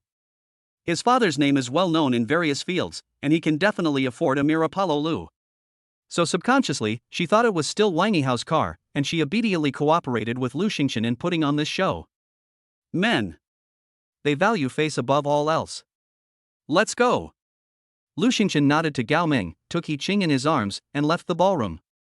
Under the attention of everyone, they drove off in their 35 million supercar. Lu, did you know that Lu Xingchen is so rich? Lu Yuan glanced at Jiang Qingyan, who was pale as death, and asked tentatively. Jiang Qingyan and Lu Xingchen are neighbors. If he had known earlier Jiang Qingyan's identity. If she didn't know, then it was just as well that he took this opportunity to let her down gently. It was beneficial to him in any case. Jiang Qingyan naturally knew about Lu Xingchen's family situation and also knew about his 3 unusual roommates. But she didn't directly expose Lu Xingchen, and coldly glanced at Lu Yuan. This is not for you to know. Since Lu Xingchen ignored her, Lu Yuan had lost his effect on her. Don't think that she didn't know about the little tricks he played on Lu Xingchen before. She just doesn't want to waste an expression on Lu Yuan anymore. After leaving the parking lot, He Ching let go of herself. She looked at the sports car, which could buy a complete set of sophisticated instruments, with curiosity, and finally fell on the seat with a disappointed face. There is no legendary pushback feeling in this either. Lu Xingchen looked at the dense traffic in front of him speechlessly. This kind of road pushback feeling is probably not looking for death. He Ching followed Lu Xingchen's gaze to the front of the jammed lane and instantly understood, blushing and lowering her head. This is my first time riding in one, so don't laugh. Lu Xingchen, whose mouth did not even raise, was innocently punched. As he watched the car in front of them flash its taillights again, he reached out and grabbed her smooth chin directly, pulled her in front of him, and kissed her hard. He Chang, who had been kissed and quickly pushed back into her seat, looked at Lu Xingchen innocently. Get your priorities straight, I'm the one supporting you. And you concentrate on driving. No matter how good Wang Yihao is, you can't avoid paying compensation if you touch me. Just so you know, I can't afford it. Upon hearing this, Lu Xingchen's lips curled slightly. No wonder he had such a composed expression when he saw her sports car. He had originally thought that Wang Yihao had lent it to her. Lu Xingchen's hand didn't stay put on her white, tender thigh. Ching, why do you want to support me? Feeling the hot palm on her thigh, He Ching shyly turned her face away and spoke haughtily. I have so much money that I don't know what to spend it on, so what? Lu Xingchen's slender fingers tightened slightly. In silence, the dazzling Apollo left the main group and drove towards the outskirts of Haishur. Chapter 18, Can Eat Ice Cream. Gradually, He Ching also noticed that there were fewer and fewer cars around. Are we going to the suburbs? He Ching looked at Lu Xingchen in surprise. Lu Xingchen glanced at her proudly, his low and hoarse voice carrying a hint of madness. Don't you want to try a sports car? He Ching was puzzled and stared at him in confusion. The next second, she immediately grabbed the sides in shock and screamed. The legendary pushback feeling came as promised, but the dizziness brought on by the high speed of the sports car was also never absent. Half an hour later, He Ching was crouching on the side of the road with few people around, and kept retching, Lu Xingchen, I don't want to ride in your car again. It was a double whammy of mental and physical torture, with fear and dizziness at the same time. You said you wanted to feel the sensation of being pushed backwards, and besides, I've only had the car for a couple of days, and I wanted to experience the feeling of speeding while there were few people around. Lu Xingchen touched the tip of her nose sheepishly, and with her other hand, she gently patted He Ching's smooth back. He Chang didn't say anything, gave him a cold stare, and after taking a sip of water, the discomfort had almost disappeared. Now that she thought about it, it was quite exciting just now. Lu Xingchen embraced her from behind, his knuckles grasping her neck lightly, and slowly lifting her chin. He Ching, look up. He Chang, who had been bowing her head and retching, just looked up, and the stars in the sky came into view. In this sparsely populated countryside, the Milky Way in the sky is even more obvious and truly beautiful. He Chang leaned her head against the person behind her, and in the corner of her eye, she caught a glimpse of Lu Xingchen's superb jawline. She was incredibly moved, you remembered. She didn't expect that when she casually mentioned that she wanted to see the starry sky with the Milky Way hanging high in the sky when she was a child while chatting with him, he would actually remember. Lu Xingchen raised an eyebrow nonchalantly. Ah Ching, do you like it? The breath that hit her face caused He Ching's gradually calming heart to once again rise in waves, but she still stubbornly said, not bad, you know how to please your benefactor. Lu Xingchen naturally knew her arrogant and proud personality, and did not expose her petty thoughts, but just tightly embraced her. Then shouldn't I make even greater efforts to strive to make my benefactor unable to live without me? A hot, searing hand quietly fell on her waist. He Ching felt the chaotic breathing rhythm by her ear, her heart tightened, and she hurriedly grabbed his wrist. No, Xingchen, give me a little more time, okay? She did not reject Lu Xingchen, and she even had to admit that, according to her appearance-oriented personality, Lu Xingchen was the best choice for a boyfriend, but it was not yet love. As a nearly 30-year-old single woman, she had her own insistence. She wanted to find a man that she truly loved and entrust the rest of her life to. Otherwise, with her excellent appearance and glamorous qualifications, she could find countless boyfriends. Lu Xingchen froze for a moment, her eyebrows lowered slightly, and the corner of her lips curled up slightly. If you don't let go, your evening dress will tear. He Chang, who had been thinking about how to persuade Lu Xingchen effectively in case she got carried away, paused for a moment, looked down, and immediately let go of Lu Xingchen's wrist. Her pretty face turned red, and she swallowed a few mouthfuls of water in embarrassment. Lu Xingchen gave a small smile, carefully removed the car key that was hooked on the evening dress, and whispered close to her ear, Ah Ching, how much time do you need? Humph. He Ching gave a proud and embarrassed grunt, immediately broke away from his embrace and returned to the car. The car had sped up, the stars had been seen, and the two should set off. An hour later, Lu Xingchen stopped downstairs from He Ching's house. Going to your office to sign the contract tomorrow? His large hands gently brushed He Ching's white thighs, his fingertips tapping lightly, and he turned his head to look at her. Although he was rich, a deal is a deal, and signing the contract would be good for both of them. He Ching, who was blushing slightly and preparing to get out of the car, looked at Lu Xingchen doubtfully. What contract? Heh, so you never believed that I could come up with 50 million.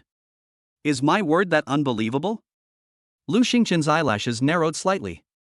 Without further ado, he directly opened his mobile banking app, scrolled to the balance screen, and placed it in front of her. He Ching was about to explain, but after her eyes fell on the screen in front of her, they suddenly widened. My goodness, the digits in that bank balance are longer than her life.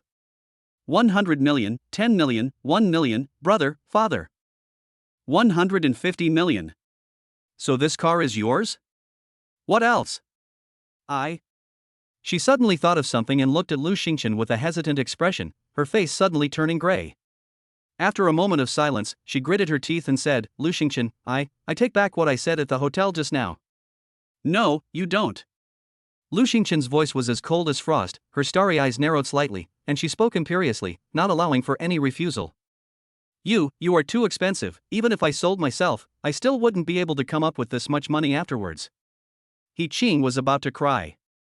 She had finally met a man who was interested in her, but she really couldn't afford it. Ha! Lu Xingchen was so angry that he laughed. He grabbed her by the nape of the neck and pulled her in front of him. After a long while, He Ching, with an innocent look on her face, touched her slightly red lips and gave him a dissatisfied glare.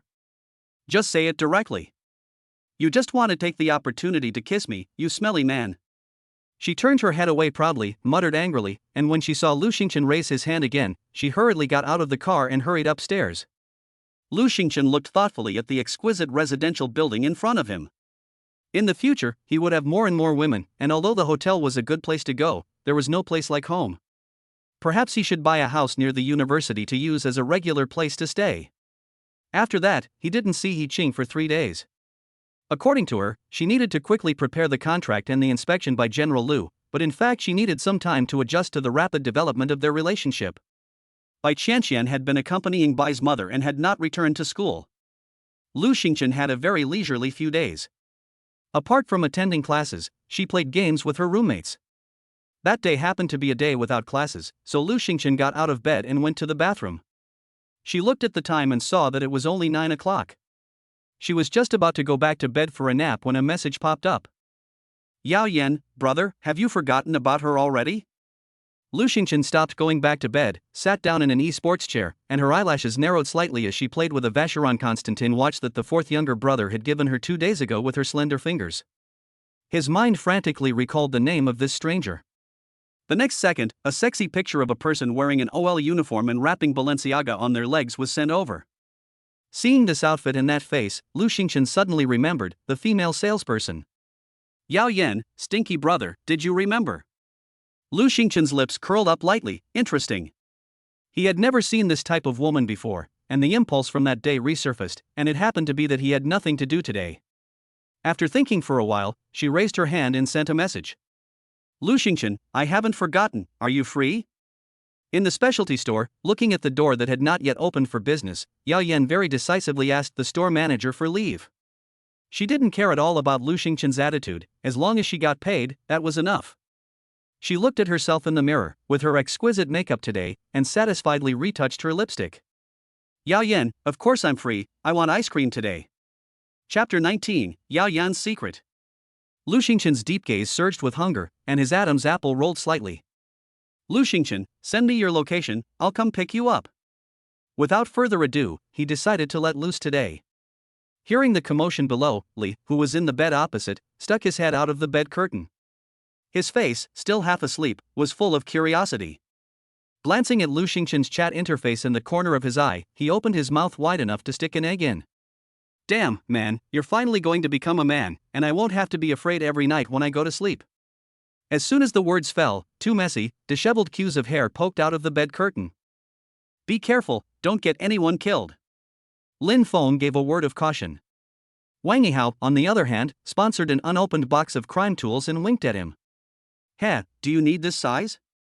Lu Xingchen, who had committed a small crime, quickly slipped away in the face of Wang Yihao's eyes, which wanted to compare notes on the spot. After looking at the location sent by Yao Yan, he realized that it was the shopping mall next to the school.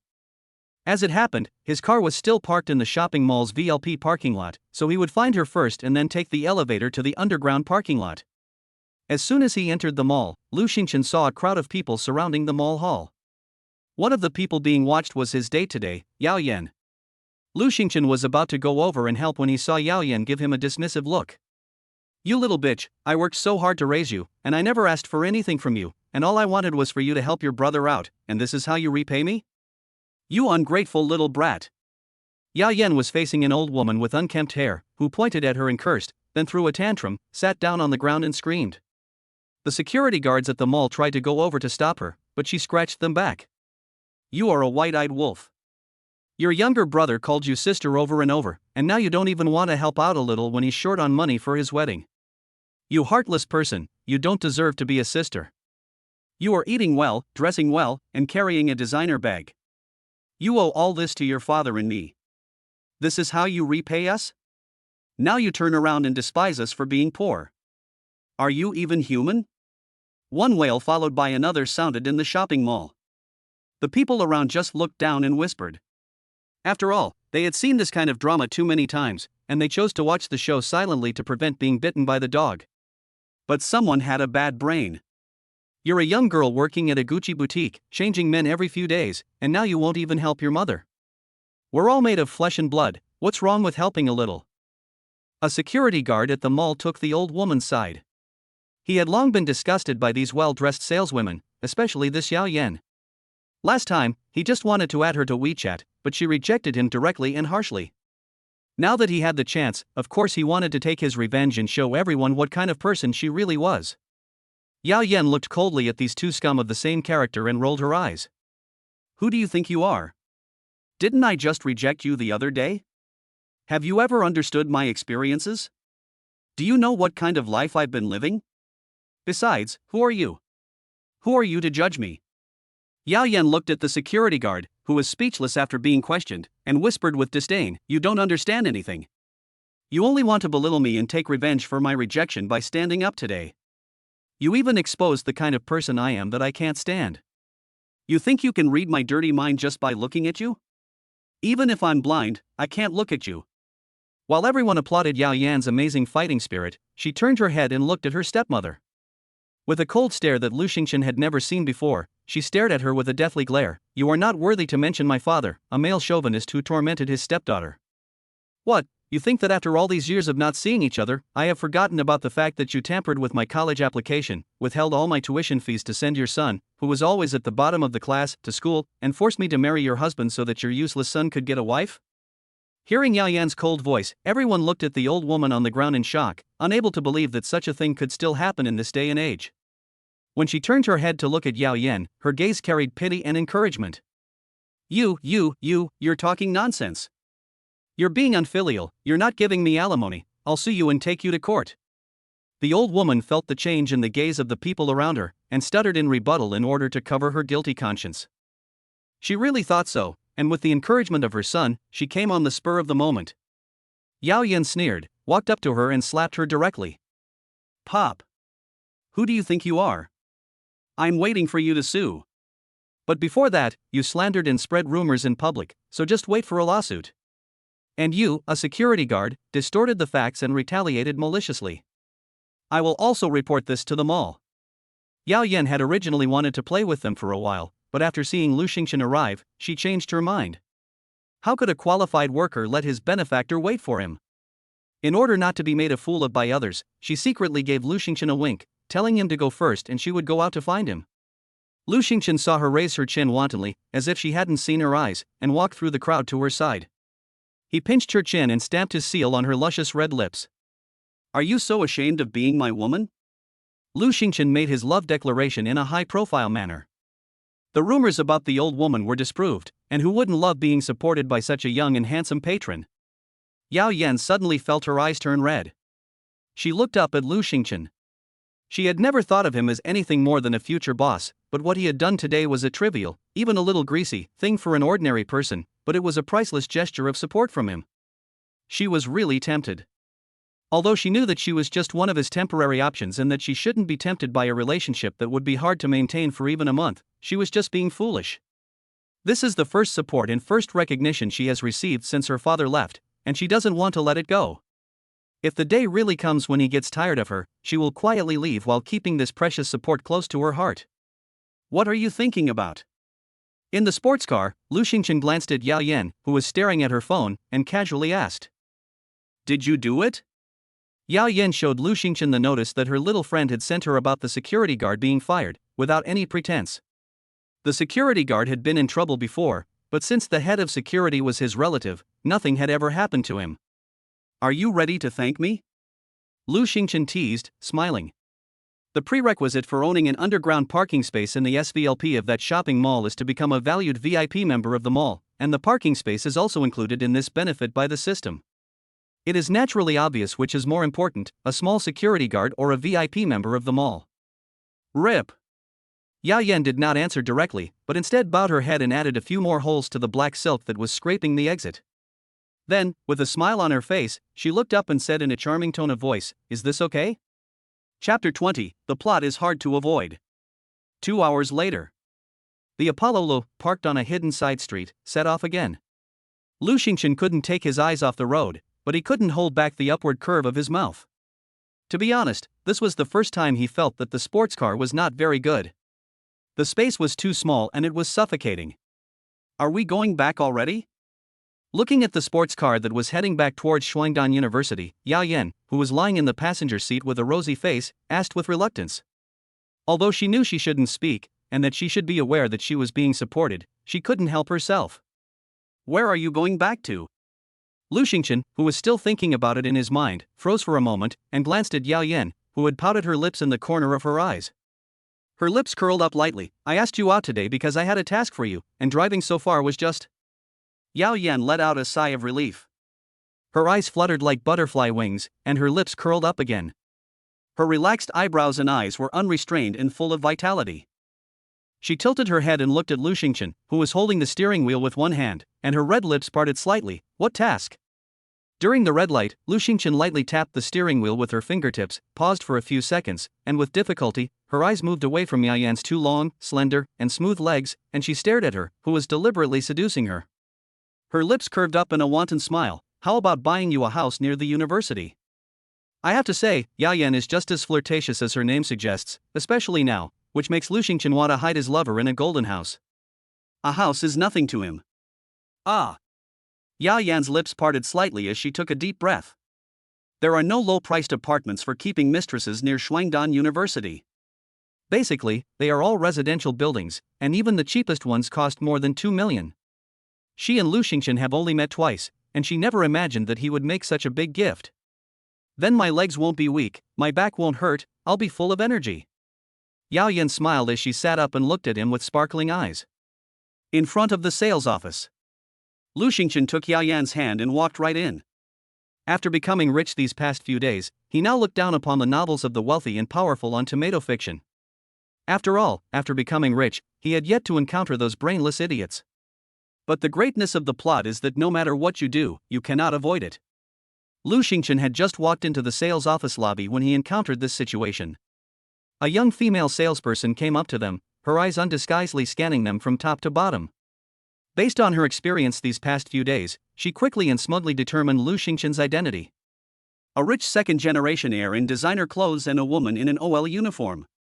Based on her experience over the past 2 months, the rich second-generation heir would first coax them with sweet talk, and then point out all the things they didn't like about the building, acting very dissatisfied. The end result would be that they would either buy a cheap loft apartment and have it registered in the name of the rich second-generation heir, or they would just leave and go rent a house. She had experienced this combination and scenario many times over the past 2 months. Welcome to Fingyan's sales office. If you haven't decided, you can just take a look.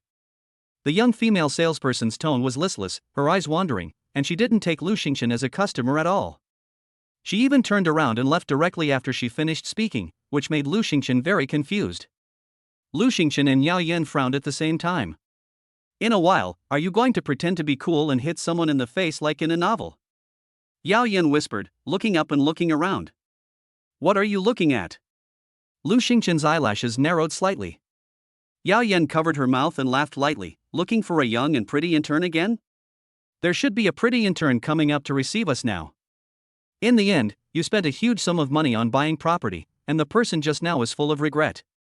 The young intern got a generous commission and also added you to WeChat, and in the end, he got the beautiful woman. Read less fiction. Lu Xingchen was speechless. However, Yao Yan was partly right. After the young saleswoman left, a male salesperson who looked no older than her cautiously approached. Handsome guy, beautiful girl, do you need me to introduce you?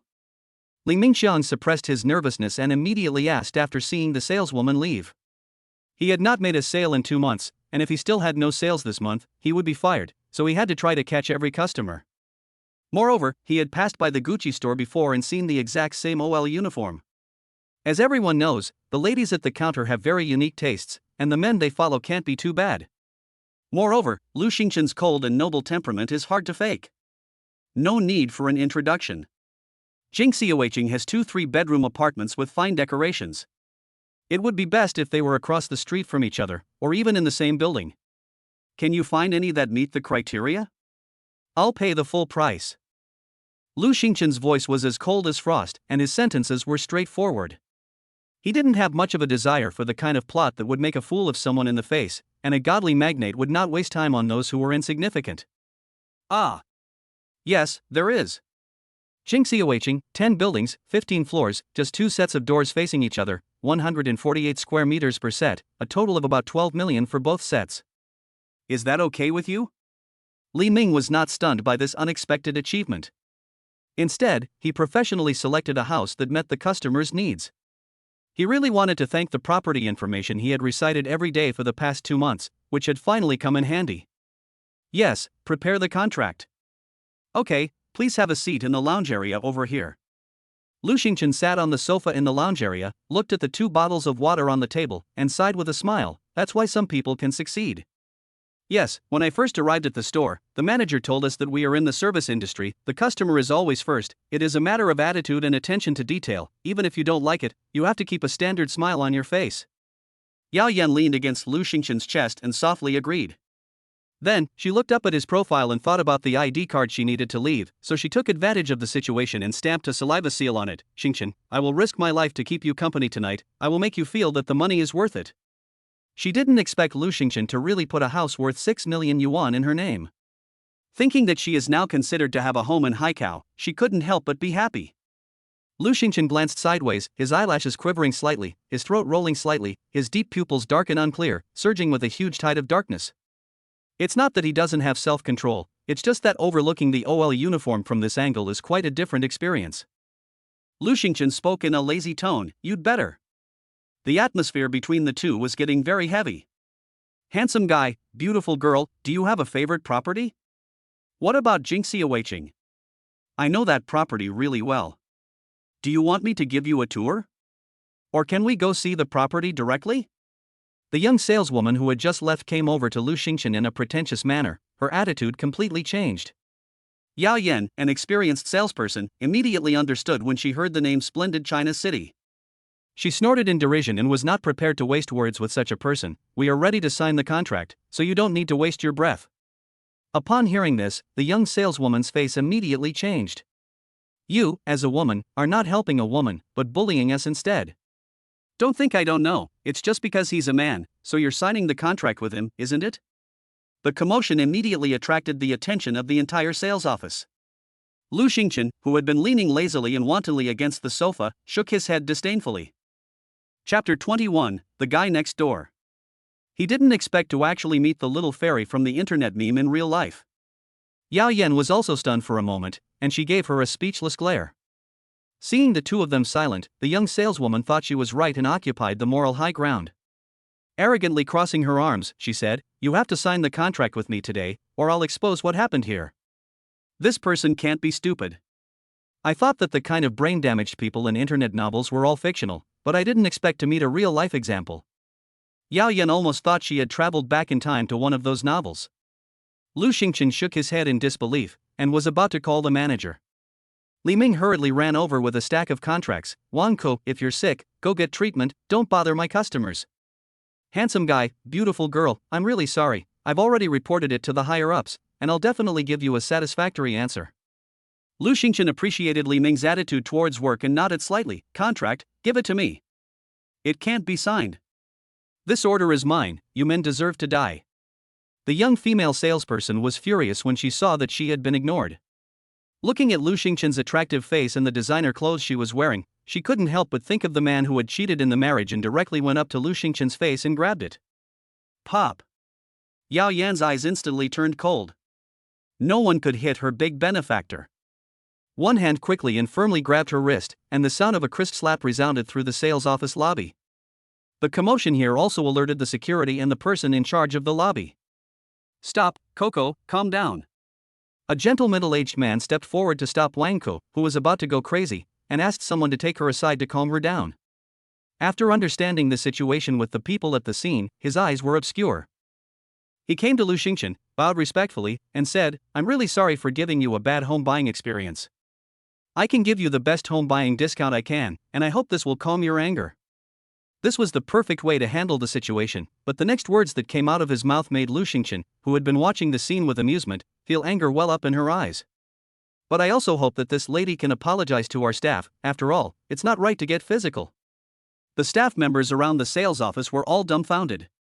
Manager Wang is obviously an old employee, and although he usually spoils Wang Ko, how could he be so confused? In the service industry, the customer is always God, and it is clear that Wang Ko started it. Lu Xingqian tilted her chin slightly, lazily narrowed her eyes and looked at him, and spoke arrogantly, if you don't apologize, what can you do? There is nothing we can do, but after all, this lady hit someone first, we will file a lawsuit. And as long as it is a property under Fingyan Real Estate, we will blacklist both of you and inform the Haishi Real Estate Sales Group of your actions. Manager Wang's tone was flat and his threat was blatant. Lu Xingqian's doubts were explained. No wonder the sales office has such brain-dead employees. It turns out that if the upper beam is not straight, the lower ones will be crooked. He really didn't know where this person in front of him got the nerve to threaten him. Who gave you the right? A low but authoritative voice rang out. Lu Xingqian turned his head and looked. A man in his 30s in a suit and a woman wearing the same clothes as Manager Wang in front of him were sweating profusely and rushing over. President Liu, Manager Li, just now Manager Wang and Wang Ku. Li Ming saw his superior return and immediately came forward. His lips moved quickly, and without adding any embellishments, he explained what had happened. The man called Manager Lu's face turned blacker and blacker as he listened, and his gaze fell on Lu Xingchen from time to time, looking very worried. Manager Wang did not offer the slightest defense, maintaining a carefree expression. With his record of being the regional sales champion for 7 consecutive years, and the fact that he also had some dirt on Manager Lu, he was not worried about what he would do to him. His gaze fell on Lu Xingchen. Manager Wang knew that he was a second-generation rich kid, but that title didn't mean anything to him. In his opinion, they were just a bunch of good-for-nothing freeloaders. If only this second-generation rich kid had walked away from the sales office, today's events could have been twisted into a different version. Even if he reported it to the company afterwards, there would be nothing they could do. At most, he would be criticized, and then he would have no hope of promotion. But thinking about what had happened to Wang Ku in the meantime, he felt that it was all worth it. Wang Ku and you have been fired, and the company's legal department will liquidate you as well. You can't get away with what you did behind our backs. Get out. After listening to Li Ming's explanation, General Manager Lu was furious and roared. Wang Ku, who had been calm and collected, suddenly changed expression, stared at him with wide eyes and pointed at himself. You're firing me? Don't forget that you're not clean either. Liquidating me won't benefit either of us. He knew that he had some dirt on him, but so what? He was just the general manager of a branch sales office, and this Lu was a big shot that Wang had personally called to serve well. Fangyan real estate was just one of Wang's small industries, and he could still tell the difference between the important and the trivial. Immediately, he came to Lu Xingchen with flattery and servility, his tone full of flattery. Lu, it's all my negligence. Anyway, as long as you're happy, you can kick me a few times. Did Wang Yihao explain? Lu Xingchen glanced at him indolently. He guessed right away that although he had refused Wang Yihao's request to directly give him a house, this guy definitely had to give him a lecture. Yes, I heard that you were driving here, and Li and I were going to greet you at the entrance to the underground parking lot. I never expected this to happen, I'm really sorry. President Lu saw the expression on Lu Xingchen's face and felt a sense of relief. He hurriedly explained. Seeing his attitude, Manager Wang panicked. He realized that he had offended someone very important. Plop! The sound of kneeling was heard. I'm sorry, Lu Xiao, I'm sorry. My daughter has just been deceived into marriage, and her parents have become seriously ill after hearing the news. She has been greatly shocked and is emotionally unstable, which is why she did such a thing today. Please forgive her, Your Honor. Manager Wang's tears were flowing like a waterfall. Wang Ku, who was standing nearby, also collapsed to the ground and wept loudly when she saw the situation. But Lu Xingchen paid no attention. Why should you take out your suffering on other people? He didn't buy the whole morality abduction thing for a second. Besides, he hadn't done anything. All Manager Wang had to bear was the consequences of breaking the law, and Wang Ku would just be fired and never hired again. Security, get him out of here. Manager Lu frowned, displeased. This security guard should be replaced, he has no discernment at all. Turning his head, the dog's leg squatted on the ground, smiling and flattering. Young Master Lu doesn't need to be morally kidnapped by them. He is paying the price he deserves because of what he did himself. According to what he did before, he will never get out of this life. The girl is not a good person either. She is actually his illegitimate daughter. After her adoptive father and biological mother learned about this, they became ill and could not get better. She simply abandoned them both and ran to her biological father. In the past few months, she has caused a lot of trouble at the sales office. If it weren't for the fact that he has been the top seller for 7 years, the girl would have been fired long ago. Chapter 22. Are you doing this to Bai Chanchan? Lu Xingchen didn't pay much attention. In his usual mindset, he never wasted energy on unnecessary people. For example, Zhang Qingyan now and Lu Yuan in the past. After signing the contract, under the guidance of the mature manager, the man came to the house in Jingxiaweiqing. Standing in front of the large French windows on the balcony, looking at the men's dormitory of Shuangdan University not far away, Lu Xingchen nodded with satisfaction. You? His lips curled up slightly, and he tilted his head to the side. He was about to ask Yao Yan how she felt, when he saw her lower her head and gaze quietly at Shuangdan University in front of her. Lu Xingchen saw ambition in those beautiful eyes, and could also feel her depression and regret. He put his arms around her, silently gathered his eyes on her empty, seductive earlobes. What were you thinking? On the surface, she looks like a gold-digging woman, but apart from that bag, there is no expensive jewelry on her that a gold-digging woman would have. And she is very sensible. If she didn't have that kind of family, she might have become an independent and strong woman. Seeing this, Manager Li, who was very perceptive, backed out and closed the door behind him.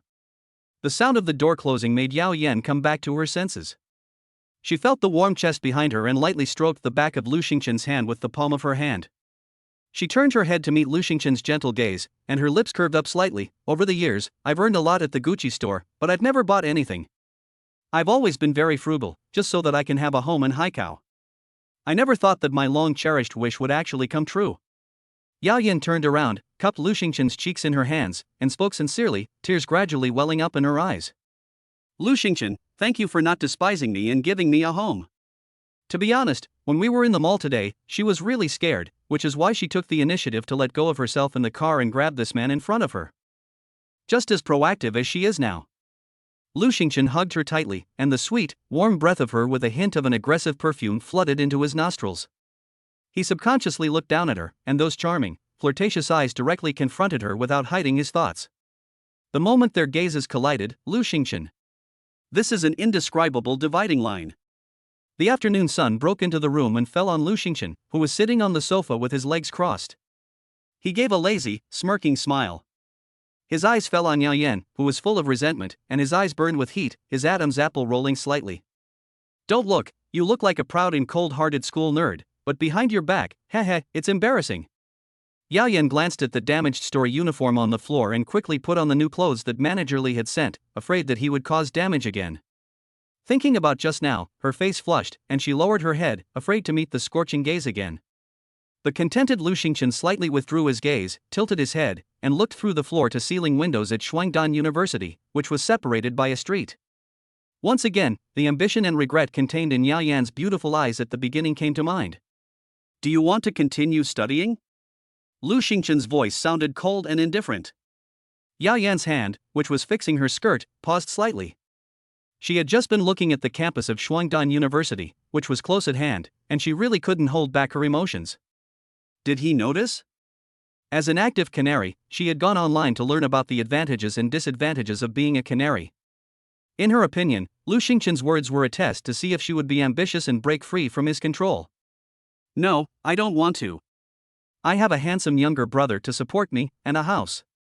It's so nice to just live off the fat of the land. Yao Yan said the opposite of what she really felt with a relaxed expression. She really wanted it, okay? When she was at school, she was always the top of her year.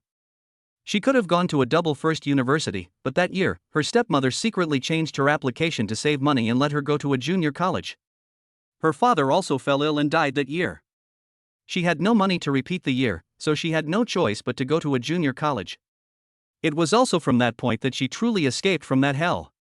She had originally thought that after working for 5 or 6 years, she could buy a small apartment in Haikou, and after having a home, she would go to graduate school. But now the matter of going to graduate school, after he gets bored of playing, he will give up on her and think about it again. Looking up and taking in the view of the large house of over 100 square meters, she was already very satisfied. Good times would come one step at a time. Lu Xingchen suddenly got up, took her in his arms, and his hot palms gently stroked her smooth cheeks. His voice was low. Do you really not want to? I'm not testing you. I've always believed that reading makes people wise, and I hope you'll always tell me the truth. Hearing this, Yao Yan's body went numb, her breath caught, and her gaze fell on the school directly in front of her. He supports her in taking the postgraduate entrance exam. A hot tear rolled down the corner of her eye and dropped onto Lu Xingchen's nose. Yao Yan got up and put her hands on his chest, looking down at the warm smile on the face of the school's grass-level handsome younger brother below her. She felt like the suffering of the first half of her life was healed at that moment. I want to study. Her lips parted slightly as she leaned forward slowly, wiping away her tears with his nose. A sense of happiness filled her whole body. Another indescribable dividing line. The sunset glow crept into the living room. Yao Yan looked back at our home, smiled, closed the door, and put her arm around Lu Xingchen. I'll go back to school first, then. Lu Xingchen stroked her hair contentedly. Don't worry, I'll take care of everything here. You can be sure that everything will be ready in 3 days. Yao Yan shook the card in her hand, which had 1,000,000 yuan in it, and was full of confidence. Although she wanted to stay with Lu Xingchen all night, there was just too much that was lacking in the house. The two had just walked out of the front door of the community and were about to go their separate ways when a familiar voice came from the side. Lu Xingchen, are you doing this to make me feel better? Jiang Qingyan stood not far away, her face full of disbelief, her voice trembling as she loudly questioned Lu Xingchen. She had seen with her own eyes Lu Xingchen's arm around Yao Yan's waist, and Yao Yan leaning against his chest, the two of them looking very intimate. In particular, the lingering blush on Yao Yan's face, and the red marks on their necks that looked like strawberry shapes, all indicated that the two of them had just. She couldn't believe what she had seen. She had thought that Lu Xingchen had kissed Bai Chanchan in public just to get back at her for being cold and rejecting him. But now it seemed that Lu Xingchen had really given up on her. Lu Xingchen tilted his head and looked at Jiang Qingyan, who had an expression of betrayal on her face, and his brows furrowed slightly. In what capacity are you questioning me? Mind your own business. Lu Xingchen's tone was cold as frost. He patted Yao Yan's slender waist and turned mercilessly towards the gate of Shuangdan University opposite. He always did this to people who were not in his line of sight, not wasting the slightest bit of attention. Jiang Qingyan froze in place. Yes. What kind of identity does she have? Lu Xingchen has confessed so many times, and she has rejected him. What kind of identity does she have? Suddenly, a flash of beautiful white color caught her peripheral vision. She glanced at Yao Yan, who was watching the show from the side, and a sneer appeared at the corner of her mouth. She loudly questioned, Lu Xingchen, do you think you can do this to Bai Chanchan? Chapter 23, Do you like me?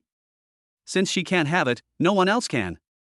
Upon hearing Bai Chanchan's name, Lu Xingchen subconsciously stopped in her tracks and turned her head to see Bai Chanchan not far away.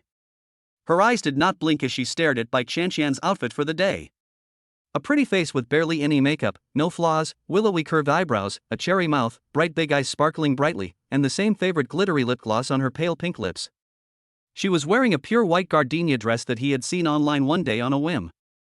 The hem of the dress just touched her knees, and her two long, white legs, although not enhanced by white silk, had a kind of pure beauty. Today's Bai Chanchan and the previous her, with her heavy makeup and JK costume, were completely different. Seeing her like this, Lu Xingchen's gaze dropped to the slightly raised corners of her lips, and she remembered the scene from that night. Jiang Qingyan felt a rush of relief when she saw Lu Xingchen standing silently in the same place, Bai Chanchan running over quickly with tears in her eyes, and Yao Yan next to her, at a loss for what to do and looking unnaturally pale. She was going to see today how Lu Xingchen would put on his aloof airs in the face of his wife and mistress. It would be best if the two of them broke up with him, and after some loud publicity, he would be hers alone. This time, she must firmly take control of him. The imagination is beautiful, but reality is cruel. Lu Xingchen, I miss you so much. Bai Chanchan threw herself directly into Lu Xingchen's arms, and the familiar male hormones flooded her nose. She missed him and rubbed her head against Lu Xingchen's chest, speaking in a sweet voice. I miss you too. Lu Xingchen's voice was indulgent. Hugging Bai Chanchan in his arms, he brushed his fingertips across her cheeks, finally resting on her tender chin, which he lifted gently. His lips were slightly moist. Bai Chanchan's heart was pounding wildly, and even though this was the third time, she still had difficulty overcoming the tingling sensation that ran through her body, and she leaned softly against Lu Xingchen. Jiang Qingyan looked at the intimacy so close up and nearly went crazy. She took a deep breath and turned her head to look away. However, when she saw Yao Yan's smiling face with a slight upturn of the corners of her lips, and there was even a hint of a sweet tooth, she went crazy.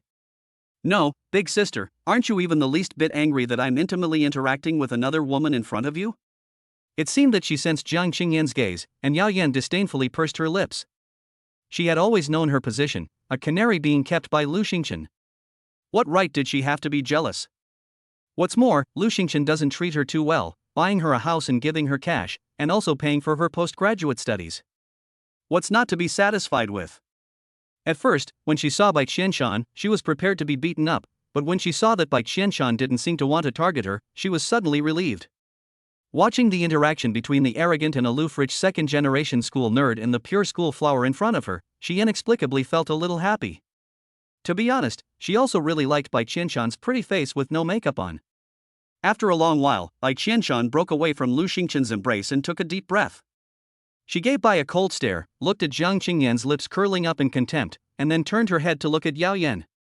She had seen this woman before she was the clerk at the Gucci store that day. A light breeze blew by, and a hint of sweet and seductive perfume was captured by her delicate and small nose. This scent was also on Lu Xingchen's body just now. She looked back and saw the red mark on Lu Xingchen's collarbone, and her heart understood. They were both down on their luck, and she should be supported by Lu Xingchen. Bai Chanchan suppressed the slight jealousy in her heart, revealed a bright smile, took a step forward, and took hold of Yao Yan's hand. "Hello, sister. My name is Bai Chanchan. Your perfume smells so sweet. Why don't you add me as a contact and send me a link?" A soft, gentle voice fell into Yao Yan's ears. She was slightly stunned, and her gaze fell past Bai Chanchan's shoulders to Lu Xingchen, whom she had expected to see long ago. She sighed inwardly, thinking that this little man was truly terrifying. As she looked at Bai Chanchan, who was obviously the same age as him, she felt a little more pity in her heart. "Great. My sister lives in this neighborhood, come and visit us sometime." The two of them chatted away happily, ignoring Lu Xingchen completely. Jiang Qingyan, needless to say, was not even in the three of them's line of sight. She was completely confused, and she doubted her own eyes. Why were the two of them still talking and laughing, just like best friends? She just came out of here with Lu Xingchen. Didn't you see the mark on Lu Xingchen's neck? Jiang Qingyan anxiously took a step forward and loudly interrupted the two. But the two simply ignored her. "The car has arrived. We'll invite you to the warm house when the house is decorated." Yao Yan lifted her hand and gently pinched Bai Chanchan's tender and smooth little face, and a satisfied smile appeared on her face. She turned around and left in the car. Bai Chanchan obviously did not expect her to do that. Her pretty face flushed with shame, and she waved at her from the car. Then, she threw herself directly into Lu Xingchen's arms, wrapped her arms around his, and walked towards the school gate, leaving Jiang Qingyan, who was stunned and pale, making a crunching sound with her teeth. "I did well, didn't I? I'm telling you, I didn't take your money for nothing." Bai Chanchan glanced at Jiang Qingyan behind her in the corner of her eye and whispered a small claim of credit. "If it wasn't taken for free, why did you suddenly come back without telling me in advance so that I could go pick you up?" Lu Xingchen gazed down with lowered eyes. He hadn't panicked at all just now, but he had expected the two of them not to fight, but he hadn't expected them to be able to talk and laugh with each other and exchange contact information. This is why people are people, because desires can never be satisfied. For example, now, Lu Xingchen saw that there was no one around, so he grabbed Bai Chanchan's waist. His eyes, which were burning with an astonishing heat and surging with desire, stared straight at her. His low voice was tinged with a slight hint of jealousy. "Seeing me with another woman, and you're not jealous? Your acting skills are still not good enough." Hearing this, Bai Chanchan's eyelashes trembled slightly. The breath that hit her face, the sexy, low voice, were full of fatal attraction for her. She didn't know what was going on. Ever since that night at the hospital, the image of Lu Xingchen kept popping up in her mind and wouldn't go away. She could no longer control her heartbeat, as if she couldn't control the hand that had once been spoiled by money. Yes, she is jealous." Bai Chanchan's voice got lower and lower, and the last two words were not much louder than a mosquito's, but they were still captured by Lu Xingchen. Lu Xingchen's eyes fell on her blushing ears and eyelashes that fluttered like butterflies, and he couldn't help but want to tease her, his lips curling up. He lowered his head and whispered in her ear, "Bai Chanchan, are you falling in love with me?" Bai Chanchan's eyes widened, and at that moment, her mind went blank. Who likes you? I'm just fulfilling my obligations." Bai Chanchan retorted with a trembling voice. She didn't believe it herself when she said it, and she had no confidence at all. "Oh, your relatives should have left by now." Chapter 24. Qin Shiya's room. Bai Chanchan's face turned red. Before she could answer, the familiar suffocating feeling struck again. Her lung capacity was really much worse than Lu Xingchen's. Suddenly, she stiffened, and the smooth ridge of her back passed over the hot fingertips, and the familiar feeling struck again. But she was no longer the headstrong Bai Chanchan. After this period of time, she had also calmed down, understood the gap between herself and Lu Xingchen, and her position was very correct. What's more, he shouldn't lack women right now, and she couldn't help but glance at the kiss marks on Lu Xingchen's neck. She found a gap and suddenly broke free from Lu Xingchen's embrace. I still have to go to work today, and I'll call you if anything happens." Shaking the latest model of fruit phone in her hand, Bai Chanchan turned around and ran into the campus. Lu Xingchen's fingertip fell on his oily lips, and the corner of his lips lightly curled up. He didn't chase after her. He had just been with Yao Yen this afternoon, and out of respect for Bai Chanchan, he suppressed the raging anger brought on by his youthful strength. Back in his dorm room, lying on his bed, Lu Xingchen reflected on the events of the recent past. It had been a long time since he had triggered a system mission or performed a godlike feat, and he wasn't sure what the criteria were for triggering them. In theory, buying a house for 10 million today could be considered a godlike feat, but the system had not responded at all. It seems that the protagonists in the tomato novel network are not that easy to be. Come on, Lu, are you already feeling down? Li Xiang's head suddenly poked over the edge of the bed, looking at Lu Xingchen, who had gone to bed early, and shaking his head. Lu Xingchen was about to argue back and show his manly strength when his phone's special care ringtone sounded. Ding! Qin Shuya, Lu Xingchen, be my date tomorrow. Qin Shuya, location. Qin Shuya, you have to come, or I'll come to your dormitory and eat cookies in your bed. 3 messages bombarded over, especially the last one, and Lu Xingchen, who was slightly clean freak, cursed viciously. He would allow anything, except for anyone eating in his bed. He gritted his teeth and was about to agree to come over, when he realized that he had fallen on the bed next to a cheeky Li Xiang, with a slightly crooked lip. Yes, I'm sick. Is there something going on with the student union? Can you cover for me? Lu Xingchen's tone was weak, and he pretended to look dejected. He just wanted to take advantage of the time before the game ended to tease the cheeky Li Xiang, but he froze for a moment. He quickly said with concern, "Come on, you didn't find a vixen, did you? Shouldn't you go to the hospital? What's going on with the student union? The Mid-Autumn Festival is in 2 days, and they don't have time to pay attention to our investment promotion department. If Sister Qin has something going on, I'll help." Ding, ding, ding. 3 consecutive rings of special concern sounded in the quiet dormitory, and Li Xiang reflexively ran under his own bed to pick up his phone. After glancing at the screen, he glared fiercely at Lu Xingchen and sent a serval voice message to the phone. "Sister Qin, he's right here in the dormitory, and there's nothing wrong at all. I'll let him text you back right now." He put the phone down and glared at Lu Xingchen. "Fine, I treated you like a brother, but you treated me like a scapegoat, and you almost tricked me. I'm telling you clearly, there's no way I'll help you. It's been over a minute, and if you don't reply to Sister Qin's message soon, After saying that, Li Xiang sat down in his e-sports chair, and his gaze fell on the computer screen again. Lu Xingchen, I'll go. Obedient puppy. Lu Xingchen knew she was in the wrong, so she didn't argue back. She sighed helplessly as she lay on the bed and replied to the message.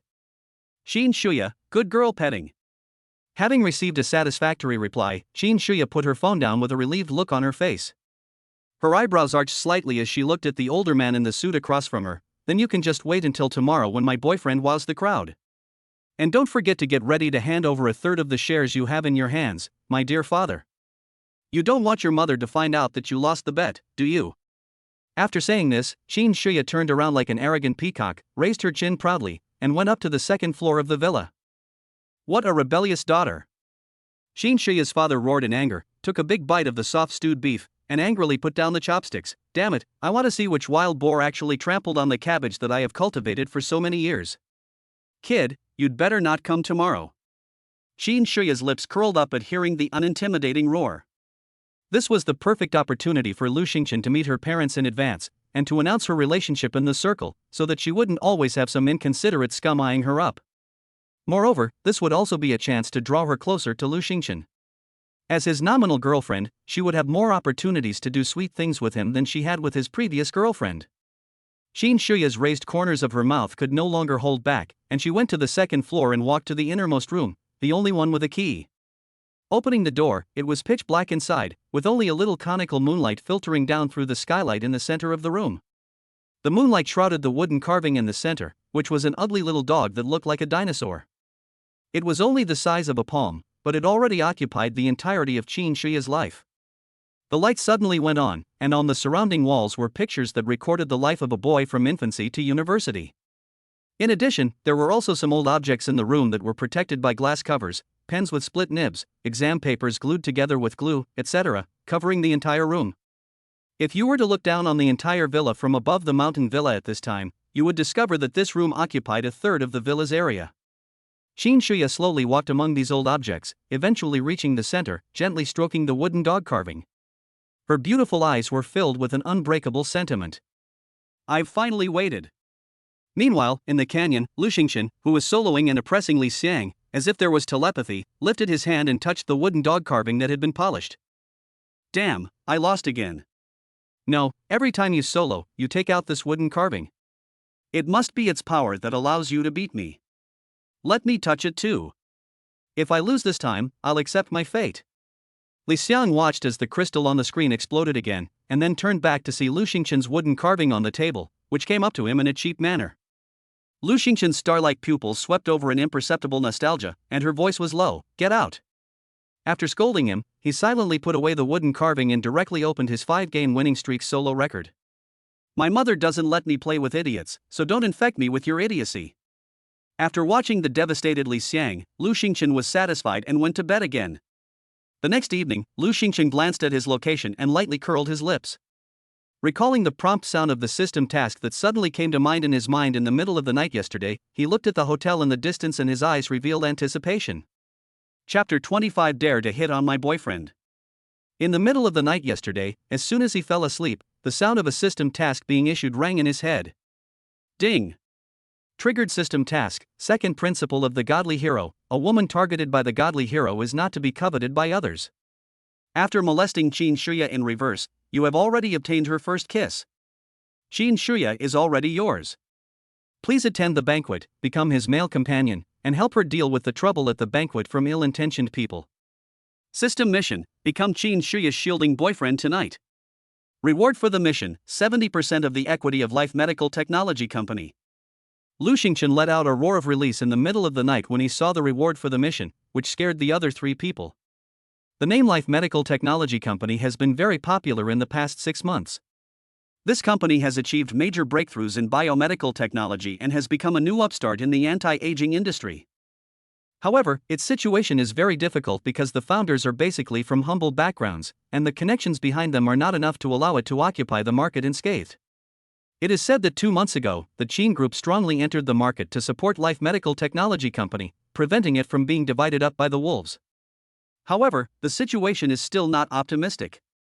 When Lu Xingchen saw this reward, he immediately thought of Li Xiang, and believed that he would also be willing to get involved to improve his family's status.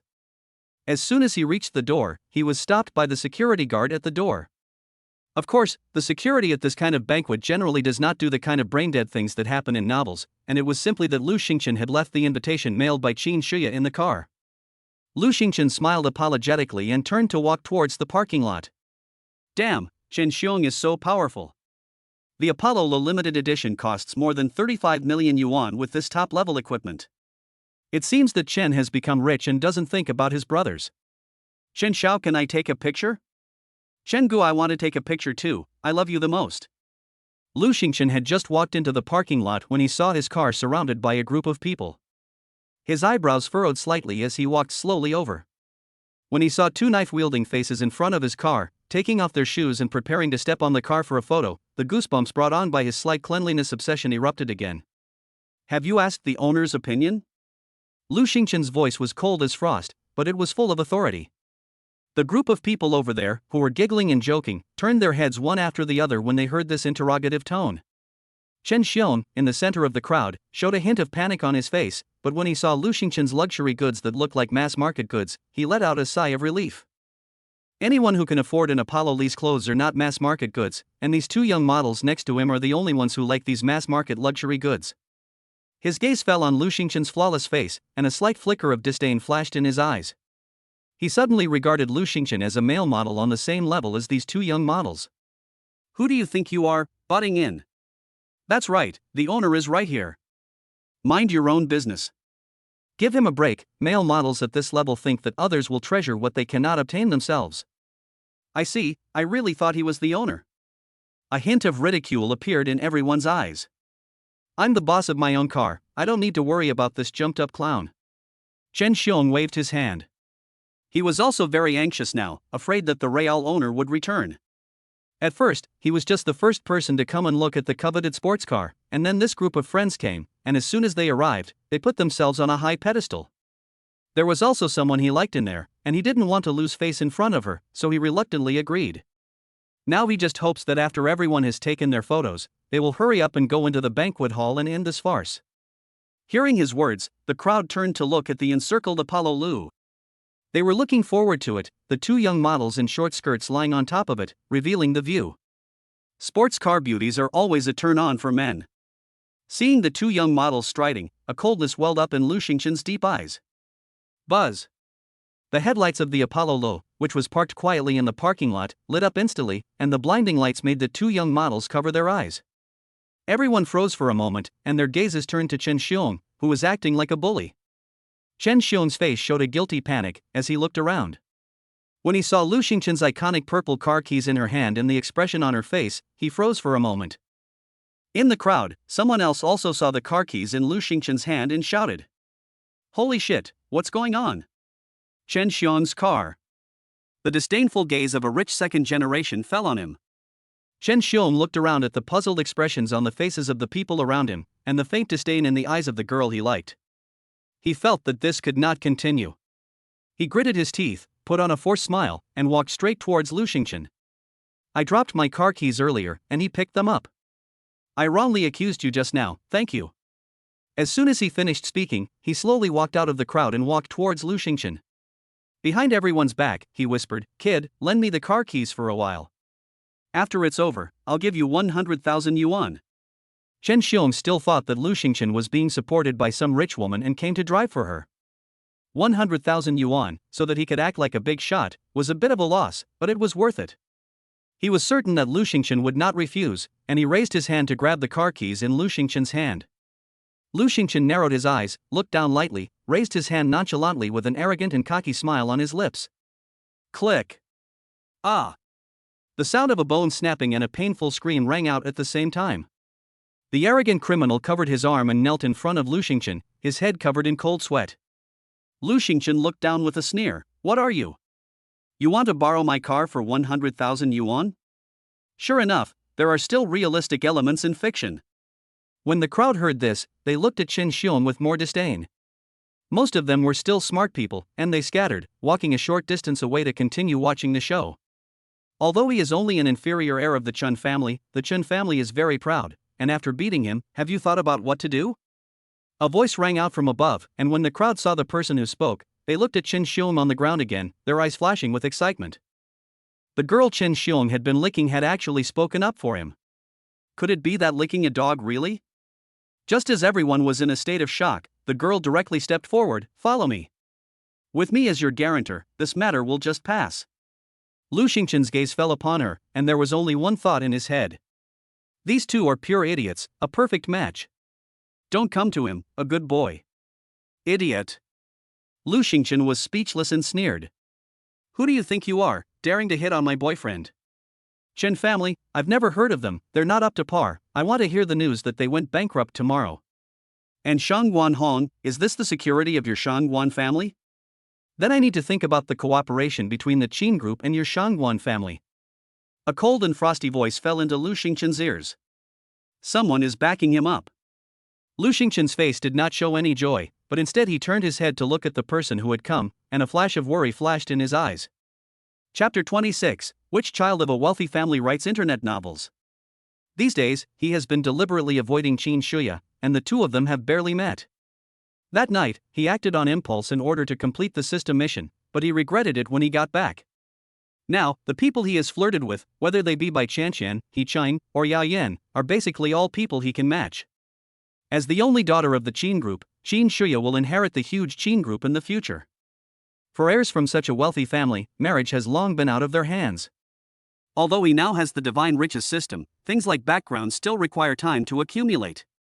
Even if he is rich, the Qin family will choose a stable, well-matched family alliance. Forget it, let's take things one step at a time. Lu Xingchen sighed slightly. Learn. Call me Yuru. Qin Shuya, dressed in a light purple deep V-neck evening dress, walked over to Lu Xingchen and naturally took his arm, whispering a reminder. Raising her eyes, she gave him a look as bright as the moon, and Lu Xingchen, remembering his mission today, gave a light smile and pretended to be intimate. Yuru. As soon as these words came out, a hostile glare fell upon him. Lu Xingchen glanced sideways at the man who had come with Qin Shuya. He looked quite good, a bit handsome. His whole body exuded a sharpness, especially those hawk-like eyes, which were cold and calculating. Li Bo, you handle this here, and I want to hear news of the Chen family going bankrupt tomorrow morning. Qin Shuya's voice was cold as frost, filled with unquestionable majesty. Ignoring Chen Xiang's howling and Shang Guanhong standing nearby, she took Lu Xingqian's arm and turned towards the meeting venue. Are you nervous? Qin Shuya asked casually. Lu Xingqian did not hide it in the slightest, a little. Then she stopped in her tracks, turned to Qin Shuya, lowered her chin slightly, gave a light smile with her lips curled up, and spoke in a lazy and wanton tone. I'm a normal man, if you keep being so unrestrained. Lu Xingqian took a step forward, reached out and pressed Qin Shuya against the wall, his deep eyes surging with a fierce desire. His gaze fell on her seductive lips, and he licked the corner of his lips slightly before suddenly lowering his head. Qin Shuya didn't expect Lu Xingqian to be so bold. These days, Lu Xingqian had been avoiding her, and she had also heard some things about him and other women, so she was really afraid that he would be taken by someone else again. She thought about her plump figure and sighed inwardly that the tips she had found online were unreliable. As Lu Xingqian's flawless handsome face got closer and closer, Qin Shuya nervously closed her eyes. She had never been in a relationship for more than 20 years, and she was purely a fanboy. Otherwise, she wouldn't have blushed so much from being teased by Lu Xingqian last time, and she hadn't recovered for 3 days afterwards. Are you waiting for me to kiss you, Yuru? Lu Xingqian narrowed her eyes and looked at Qin Shuya, whose eyelashes were trembling slightly, and snorted softly. To be honest, it was very interesting to tease Qin Shuya. Looking at her, who usually acted like a queen, now acting like an inexperienced young woman, she inexplicably felt a sense of contrast. Hearing this, Qin Shuya's eyes instantly widened, and the tips of her ears turned red as if they were bleeding. She rolled her eyes fiercely, her face showing a little coquetry. I was just testing your determination just now to prevent you from having improper intentions towards me. Very good, you performed very well. Although she said this to save face, she was still slightly disappointed. Raising her eyes, she stared at Lu Xingqian's seductive lips, feeling a little like kissing. Let's go, senior, I did a good job, didn't I? Lu Xingqian stood up straight and glanced around the corner of the veranda. This is all the self-consciousness of a shielding boyfriend. Qin Shuya instantly reacted, her gaze falling on the departing back of Shang Guanhong at the corner, and she suddenly became a little angry. Humph. Good. She snorted, glared at Lu Xingqian with clenched teeth, and turned towards the banquet hall. Lu Xingqian casually smiled, took a few deep breaths to suppress the sudden surge of evil fire in her lower abdomen, and then followed. The dinner party was extremely boring, just a bunch of people coming and going, saying smooth and insipid things. Lu Xingqian had been following Qin Shuya around drowsily, blocking her advances again and again, so that everyone at the banquet knew that Qin Shuya had a young boyfriend. She was still a little in love, and announced it in public.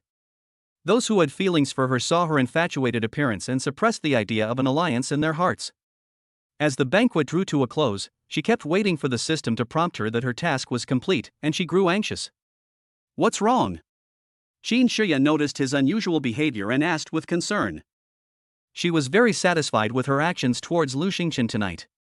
At least now she was officially his girlfriend, and she could use that as an excuse to spend more time with him in the future. Lu Xingqian was silent for a moment, not knowing how to say that his task was not yet complete. After stammering for a long time, he said, I've been drinking, I can't drive. Then I'll arrange for someone to drive your car back, and you can take my car. I need your help with something else tonight. Xingqian, this is a bit of a problem. If you don't want to. Qin Shuya thought for a moment. She was going to take Lu Xingqian to meet her parents. She was a little shy and a little apprehensive at the same time. She was afraid that Lu Xingqian would refuse directly. After all, this was not a trivial matter. Lu Xingqian perked up at this, patting his chest arrogantly and recklessly. Senior, don't worry, I'll help you no matter what. It's ridiculous, 70% of the shares of Life Medical are worth at least 300 million. Even if I let him sleep with me today, he won't hesitate for a second. There's no need to work so hard. Qin Shuya's brows relaxed, and she pretended to be nonchalant. I just need you to help me meet my parents. I made a bet with my father that if I can bring back a boyfriend with a good figure and high appearance value today, my father will transfer part of his assets to me. This. Lu Xingqian turned his head sharply, a little surprised for a moment.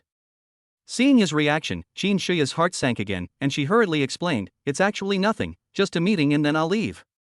If you have any concerns, then forget it, I'll get his entire fortune in the end anyway. Upon hearing this, Lu Xingqian's brows furrowed slightly, as if she was slightly dissatisfied, and she gave a light snort. You look down on me so much? After all, we've been friends for many years, and I can't help you with this little favor. Am I still a human? I was just surprised. Aren't you rich people usually very concerned about matching social status?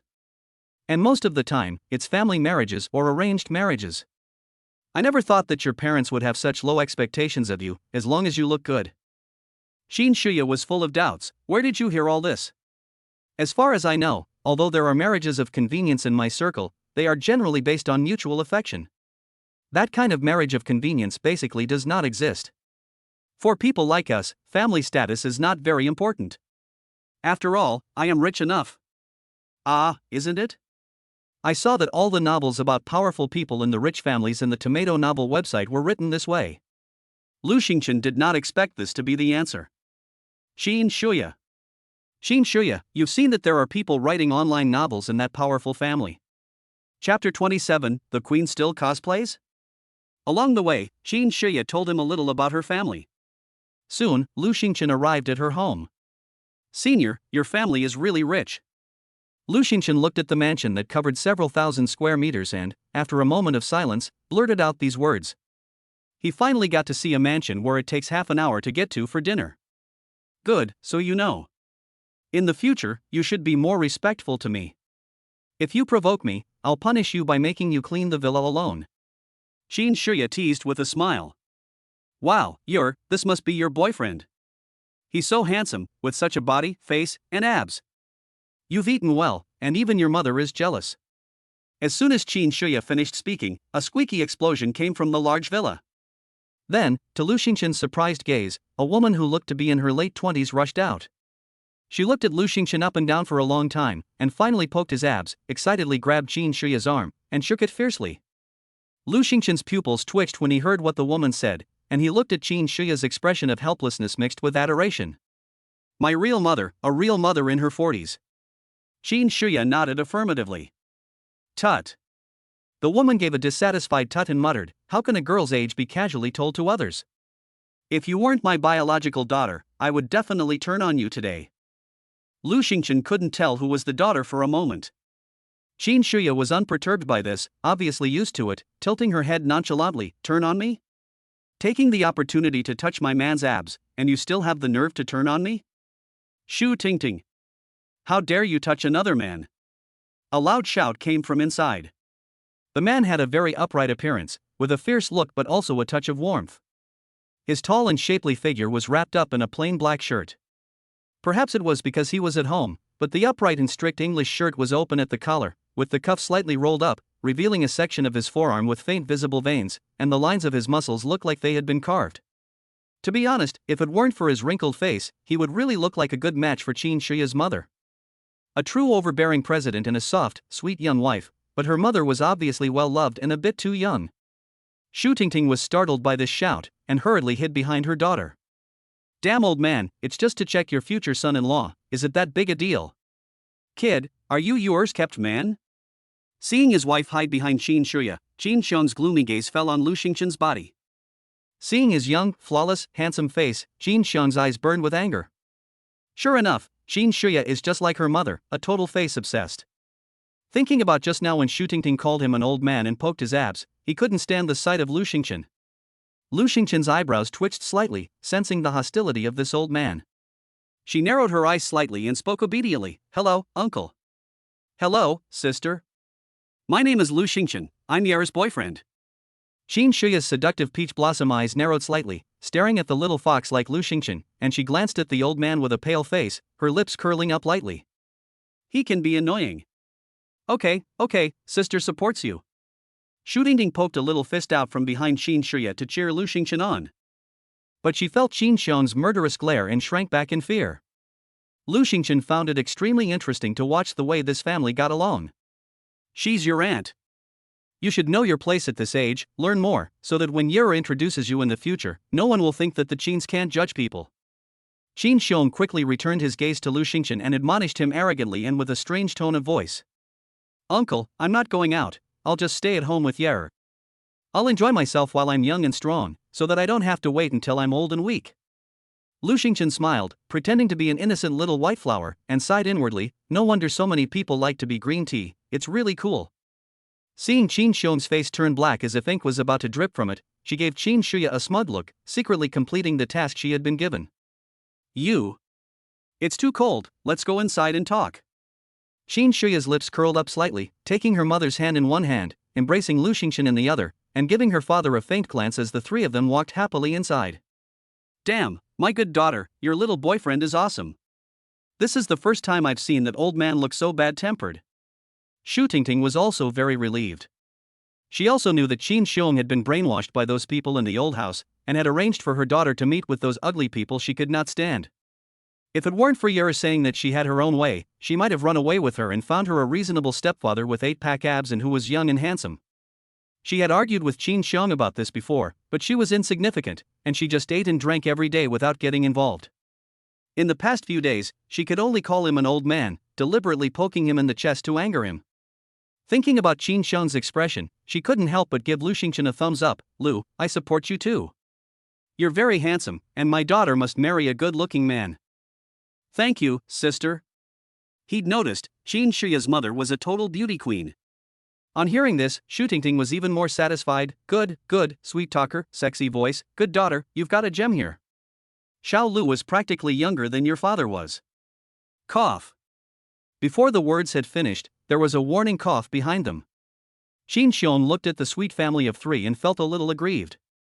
At the dinner table, Lu Xingchen looked at her father-in-law across the table, who was staring at her with resentment, and her scalp went numb. That man, I like Yuru, and my sexual orientation is normal. He took Qin Shuya's soft hand and showed it off a bit. Seeing Qin Xiong's face turn even darker, he moved his gaze away, satisfied, and raised the corner of his mouth. Father, I've brought the person, so in the future don't bring those weirdos to me. Quickly sort out what you promised and transfer it to my name. Also tell the people at the old Qin residence to behave themselves. I'm not my mother. She was beautiful and kind-hearted, but I'm cold-blooded and ruthless. If you keep expecting things that aren't yours, you might be sad for a while. Qin Shuya was like a queen at the moment, and her cold words were full of unquestionable majesty. Shu Tingting looked at the silent range, raised her hand with an orchid finger and covered her chest, and said sweetly, my dear daughter is so handsome, what should I do? It hits my mother's heart. Lu, you will be blessed in the future. You don't even need to cosplay, my daughter is a queen directly. The meaning of her words was undisguised, and the silent atmosphere on the field suddenly became strange. Lu Xingchen looked thoughtfully at Qin Shuya, who blushed at the tips of her ears, and she actually had some expectations in her heart. Cough. Qin Xiong on the other side seemed to be a little shy as well, and coughed lightly. Then, he sighed, I'll warn them that you have a companion, and your mother and I will feel relieved. You, come back to the house with me. Qin Xiong grabbed Shu Tingting's arm, put her in his arms, and turned towards his territory. He actually wanted to take this opportunity to push her a bit. She was almost 30 and had never been in a relationship, and any parent would be worried. As for those brothers in the old house, Qin Xiong snorted, and a coldness flashed in his eyes. But Shu Tingting saw the coldness in his eyes and obviously misunderstood it. She petted his chest lightly. Honey, I'm sorry, don't be angry, I'm just worried about Yuru. Qin Xiong lowered his eyes and stared at this little idiot who had been protected by him for more than 20 years and had not been tainted by the slightest thing in the world. He smiled lightly in a spoiling manner. Then tonight, take good care of your husband, okay? Chapter 28, she really likes Lu Xingchen a lot. Actually, your dad is not bad. Lu Xingchen thoughtfully stared at the two of them from behind. He has a sharp tongue but a soft heart. He deserved to be angry, and he did well tonight. Qin Shuya's brows revealed a hint of warmth, and she turned to Lu Xingchen and gave him a look of appreciation. Suddenly, the sound of a successful mission came to Lu Xingchen's mind. Ding! Congratulations to the host for completing the task, perfectly becoming Qin Shuya's shield boyfriend to protect her from other men's covetousness. Receive system reward, 70% stake in Life Medical Technology Company. Reward has been distributed through legal channels, expect all stake changes to be completed in 2 days, stay tuned. Finally, it worked. Lu Xingchen's eyebrows lifted slightly in relief. Looking at the time, it was getting late, and he should retreat as well. Play along with me some more. Qin Shuya looked at Lu Xingchen, who was about to leave as he had a task to complete, and hurriedly found an excuse, pretending to have difficulty speaking. Ah. It's not over yet? Lu Xingchen looked at her in confusion. But seeing the expression of difficulty on Qin Shuya's face, he immediately agreed, okay. He triggered 2 system rewards in Qin Shuya in succession, and he couldn't just take advantage of her and then throw her away. He, the school academician and school beauty, and the provincial model youth, couldn't do such a thing as crossing the bridge and demolishing the bridge. Qin Shuya let out a sigh of relief, and then her pretty face turned slightly red as she whispered in Lu Xingchen's ear. After a moment of silence, Lu Xingchen looked at Qin Shuya in front of him and lowered his head to touch the tip of his nose. A moment later, Lu Xingchen sat on the 3-meter-wide princess bed, a little at a loss. He didn't expect the play Qin Shuya asked him to act out to be spending the night in the same room with her, the reason being that she was afraid her parents would become suspicious. What's wrong? If you're missing anything, just let me know and I'll have Li Bo get it ready. Qin Shuya's voice came from the bathroom door. Lu Xingchen looked up, instantly frozen, and unconsciously saluted her.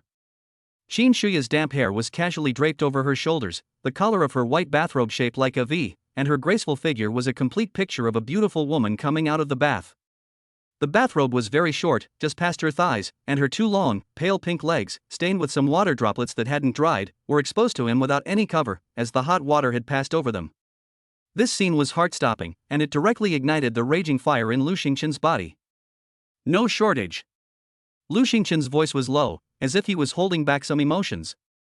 He pulled the quilt on the bed down to cover half of his body and remained silent. Oh, then wait for me for a moment, I'll turn off the lights after I blow dry my hair. Qin Shuya thought he was nervous and softly reassured him, this bed is big, so one person on each side won't be a problem. Lu Xingchen nodded softly, afraid to look at her, taking a deep breath in a low voice. He had the godly tycoon development system, and judging by the way the system tasks were triggered, he would have to become a sea king or a scumbag in the future, and it was impossible for him to be with just one person for life. Qin Shuya was not like Yao Yan, who was realistic enough to know her own position. Even if she knew that he had other women, she would be very happy if he gave her a large sum of money, and she wouldn't even care. Qin Shuya grew up in a loving family. She could not allow someone else to take the love she wanted. If she stayed with him, she would suffer a great blow in the future. And the care she had shown him over the years would not allow him to hurt her. After blow-drying her hair, Qin Shuya changed into a lavender nightgown and came to the bed with red ear tips. Sleep, go to sleep. A mosquito-like voice sounded. Immediately afterwards, the lights in the room went out. After a rustling sound, a light and elegant fragrance flooded Lu Xingchen's nostrils. He glanced over and saw her slightly trembling eyelashes, her motionless and stiff sleeping posture, and her very irregular breathing. Lu Xingchen's throat rolled, and he pretended to be fine as he turned sideways and turned his back to her. Qin Shuya noticed his movement and also turned sideways, staring at his back. A flash of disappointment flashed in her clear and beautiful eyes. Xingchen, thank you for helping me today, otherwise I would have to suffer harassment from those ugly people afterwards. The gentle voice of the older sister rang out in the quiet room. The voice was very small, but it was clearly captured by Lu Xingchen's ears. Lu Xingchen's hand gripping the pillow trembled suddenly. No one knew that he was actually a voice control. There is no need to say thank you, senior sister, you have also helped me a lot over the past few years. Lu Xingchen's voice was low and sexy. He was telling the truth. Qin Shuya had taken good care of him over the past few years. She had basically taken care of everything on her own, whether it was some of the activities of the student union's investment promotion department. When it came to studies, she would occasionally give him some documents left behind by previous seniors or send him some of the latest papers. The most impressive memory was probably the time of the torrential rain, when he had given Jiang Qingyan an umbrella and then returned to the dormitory in the rain after Jiang Qingyan and Lu Yuan had left. But just after walking a short distance, he saw her with her skirt soaked through. Not only did she walk him back to the dormitory, but the next day, when he had a fever, she personally brought him medicine. In fact, he is not emotionally numb. He can feel the difference between Qin Shuya's attitude towards him and the other 3 roommates, but he just pretends not to notice. Because of his childhood experiences, he really is sick. Suddenly, Lu Xingchen noticed that the quilt behind him had been lifted up a corner. Can't you really feel it? Qin Shuya's voice sounded in his ear. Lu Xingchen felt an arm reach from behind and a scorching body temperature. He stiffened, afraid to make any unnecessary movements. Lu Xingchen, can't you really feel my affection? Qin Shuya's voice trembled slightly, and hot tears stained Lu Xingchen's back. She couldn't understand. Obviously, he had given up on Jiang Qingyan, and he could be ambiguous with Bai Chanchan, flirt with He Ching, and be with Yayin, so why couldn't he accept her? He had taken the initiative to get close to her in the car last time, so why did he avoid her afterwards? She had already boldly expressed her feelings tonight, so why was he silent? She really liked Lu Xingchen very much. He was the first person to treat her well, the first person to wish her a happy birthday, and the first person to say that he would marry her in the future. She didn't know what had happened. It was as if he had forgotten everything, and he had completely forgotten about the good times in the small village. Hearing Qin Shuya's sobbing voice, Lu Xingchen sighed and turned around, hugging Qin Shuya tightly. Senior, I. Just as he was about to explain, his mouth was blocked by Qin Shuya's hands, pleading, if it's a rejection, don't say anything, okay? Just pretend I'm drunk tonight and saying nonsense, and we'll be just like before, please. Because of the height difference between the two, Qin Shuya was also flustered in a hurry, and she accidentally hurt Lu Xingchen. Lu Xingchen's body suddenly stiffened, cold sweat appeared on his forehead, and a low muffled grunt sounded, Chapter 29, She Said I Was a Dog. After the piercing pain, Lu Xingchen sighed that he was lucky. Qin Shuya saw the fine beads of sweat on Lu Xingchen's forehead and became even more panicked. I'm sorry, are you okay? She was so anxious that her voice trembled a little, not sure if she was scared or shy. It's okay. Lu Xingchen's voice was low as he bit his teeth and replied. Qin Shuya's eyes were teary and she apologized in a flustered and helpless manner. Aiken, I'm sorry, I really didn't mean it. I like you. This sentence was like the last spark that ignited the dynamite. Lu Xingchen suddenly froze. With her arms propped up on the bed, she half sat up, her deep, downcast gaze staring directly into her eyes. Qin Shuya could feel the abundance of emotions in those eyes. Qin Shuya also gave it her all and confessed her deep feelings to him. Ka-cha! Lightning flashed across the night sky, illuminating the room in an instant. Lu Xingchen looked silently at the girl below him, whose eyes were shining like little stars. He was very surprised by the love he saw in her face. She really loved him. Then he could never hurt a girl who loved you so much. He doesn't know how to love people. Just like with Jiang Qingyan, he is just used to having her in his life. His heart is hard, and no one can get into it. Being with her can only hurt her, because he has nothing to offer her. Apart from money, he has nothing now, and she happens to have the most money. I love you, Chen. Can you try to like me? Qin Shuya was almost humble. She looked up at the man in front of her. His eyes were as deep and charming as ever, and his face was full of restraint and forbearance. Over the years, his character had not changed at all, except that his heart, which loved her, had changed. Or perhaps it had just been child's play at the beginning, and he had never been moved. A searing suffocating feeling came over her, and after he softened his heart, Qin Shuya took a few deep breaths, hating that she didn't have enough lung capacity. Senior, I'm sorry, I'm sick, I can't. Lu Xingchen lowered his gaze and stared at Qin Shuya, whose face was flushed with red. He apologized softly, thinking that a short pain was better than a long one, and he wanted to confess to her his unbearable situation. Ding dong, ding dong. The ringtone of an old mobile phone suddenly interrupted the ambiguous atmosphere. Lu Xingchen glanced at the caller ID, his expression very nervous, and instantly got up and walked to the window to answer the phone. Can you come over to my place? A low, gentle female voice came from the other end of the line. Clang. I just want a drink of water. Qin Shuya immediately apologized when she saw him turn around. She quickly got out of bed, picked up the glass, and wiped the water stain with toilet paper. The person on the other end of the line heard the female voice here and immediately replied, I'm in no hurry. If you're free tomorrow, please come by. As soon as the words fell, the other party quickly hung up the phone. Lu Xingchen glanced at the time on her phone, 1 a.m. Her eyebrows twitched slightly, as if she had thought of something, and her expression was a little panicked. She turned her head and snatched the paper towel from Qin Shuya's hand, quickly wiping the water stain on the floor clean. Senior, I'm not suitable for you, let's just be friends. Something might have happened to a friend of mine, I need to go check it out. Before leaving, Lu Xingchen left these words with a grave expression, and then walked out of the room. Qin Shuya sat on the princess bed, her brows knitted, thinking about his last words. She knew Lu Xingchen's character very well. If he didn't feel anything for her, like so many girls who had confessed their love to him, he would just reject her directly. There was no reason for him to make up some groundless excuses to lie to her. Regardless of the time of day, Xin Shuya picked up the phone directly. Uncle Li, find out what happened to him after he turned 7. And find out where Lu Xingchen went tonight. Uncle Li, who had been startled, said. Uncle Li, okay, young lady. Lu Xingchen drove the Apollo through the torrential rain towards the west side of Huaihai. The purple sports car was like the Batman of the Dark Knight, cool and awesome. But at the moment, Lu Xingchen in the driver's seat looked at the more than 10 missed calls in a row, and his expression became increasingly ugly. Please don't let anything happen, he whispered anxiously. It was still unobstructed late at night, and in less than an hour he arrived at a community near the forest park. The environment here is very good and very quiet, but it is also very remote. After parking the car, he ignored the heavy rain outside and got out of the car and ran directly into the apartment building. After walking up 7 flights of stairs, Lu Xingchen, breathing heavily, knocked on the door several times.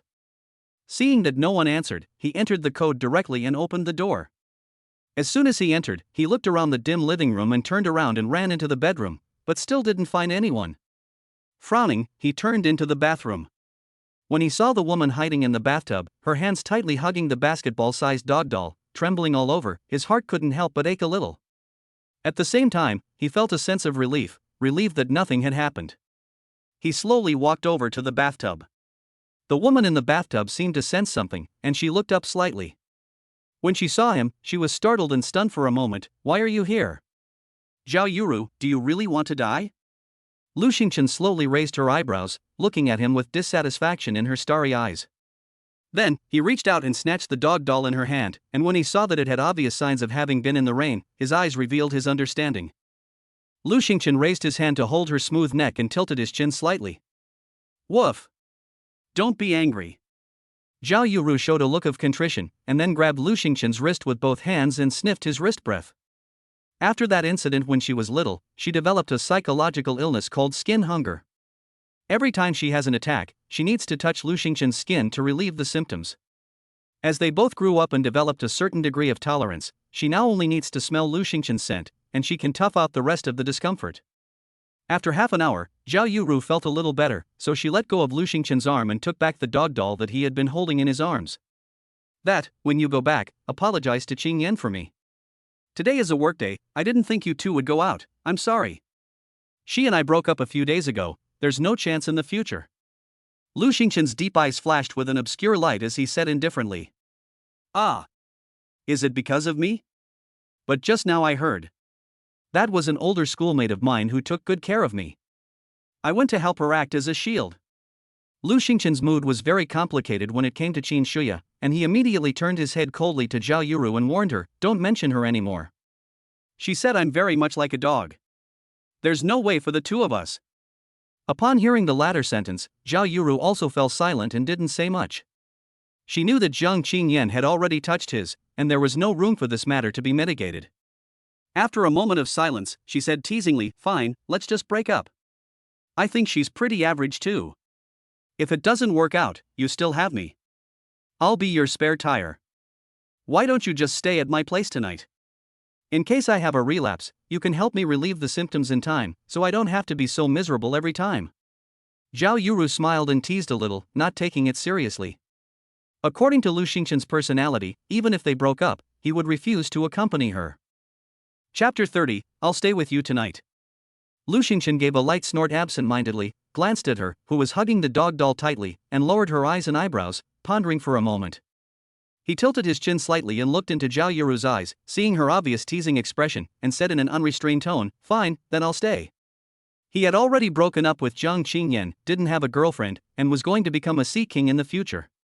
There was nothing wrong with staying with her tonight. It was a good idea to keep the benefits in the family, and it would be fine to let her sleep well. Zhao Yuru's eyes widened in shock when she heard this, and her mouth opened in disbelief. You actually agreed?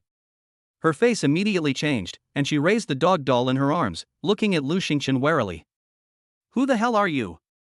Get off of Lu Xingchen, or I won't be nice to you. Lu Xingchen snorted, leaning lazily against the bathroom wall, her eyes narrowed and a smile curling her lips. Ha, Zhao Yuru, are you scared? Don't worry, I'm not that desperate. Zhao Yuru's face froze as she was seen through at once. She looked at Lu Xingchen doubtfully with her peach blossom eyes, and her face was rarely more serious. Are you serious? Lu Xingchen tilted her head lazily and snorted softly. I'm going to my room. The cold voice echoed in Zhao Yuru's mind. She sat in the bathtub blankly, and it took a long time for her to come back to her senses, her eyebrows lightly arched. She rubbed the dog doll in her arms fiercely, whispering excitedly, "Do you think I have a chance?" The happiness in her eyes and smile was completely different from the careless expression she had just had. Zhao Yuru took a deep breath, calmed her down the corners of her mouth, and her face returned to its careless expression. Holding the dog doll, she slowly walked out. When she arrived in the bedroom, she looked at the extraordinary profile of the person under the covers with the aid of the night light by the bed, her ear tips slightly red. She glanced at the messy floor with the corner of her eye, threw the dog doll away, turned off the night light, raised the corners of her mouth a little, and quietly climbed into the covers. She leaned her whole body against Lu Xingchen's body. Her hot skin was like a huge furnace, roasting her entire pretty face, but it brought a sense of security that the dog doll never had. Zhao Yuru's nose tip was close to his shoulder, greedily inhaling the scent of his body, like a fox spirit from a mythical tale. Enjoying this hard-won night, this was the first time she had felt so relaxed. The pressure of the past 10 years instantly disappeared without a trace, and now she was in the most comfortable state even if she died. Since leaving that mountain valley with him, she had been placed in a welfare institution, while he had returned to his own family, and the two had barely seen each other. A year later, due to the aftereffects of that incident, she contracted this disease. She discovered by chance that his scent could heal her. It happened to be that he came to visit her at that time, and she only then learned that he was also ill. Since then, he has often come to see her, and every time she holds his hand and sniffs it for a few hours to relieve the unbearable pain. However, this stopped after he grew up a bit, because his parents introduced him to a girl from a neighboring family and didn't let him go out as much. She also had some self-control and asked him for a stuffed dog with his scent, which lasted a week or two each time. After that, when he went to university, he seemed to formally start pursuing her. Since then, although she also moved to Haishur with him, she avoided being alone with Lu Xingchen as much as possible, except to renew the smell of the doll. She was already a weird and troublesome orphan, and she couldn't cause him any more trouble. Fine, you'll have respiratory alkalosis in a while, it's not like there won't be another time. Lu Xingchen reached out and pushed away her head, which was still breathing heavily, and whispered softly with a sideways glance. Zhao Yuru froze for a moment, staring blankly at Lu Xingchen's superb jawline, her tone full of expectation. Will there be another time? Lu Xingchen lazily responded. Having received a positive reply, Zhao Yuru just kept staring at him. Her slightly curled eyelashes blinked, like fluttering butterflies, when suddenly a teardrop the size of a bean dropped onto his shoulder. Why are you crying? It's not for you. Lu Xingchen wiped her tears impatiently. Lying flat on her back, she looked at the ceiling and said to herself, I've figured it out. From now on, I'll be a scumbag and I won't get married. After all, people like me don't love, it's better to play the field. In the future, if you get sick, just call me, feel me up if you want, it's no fun to hold back. We both have to live well. Live well. These 5 words kept echoing in Zhao Yuru's mind.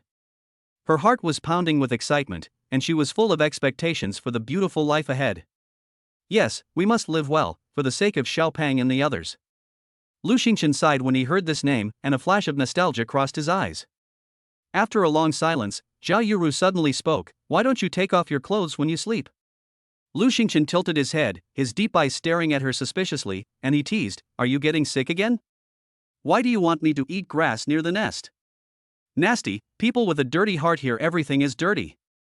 In the dark, Zhao Yuru pretended to be dissatisfied and retorted, but she would have been more convincing if her face wasn't so red.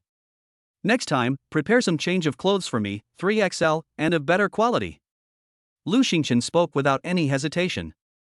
Although Zhao Yuru had never gone to high school, she had been writing novels for many years and had become a little rich woman by buying copyrights, otherwise she could not have afforded this house that cost more than 2 million.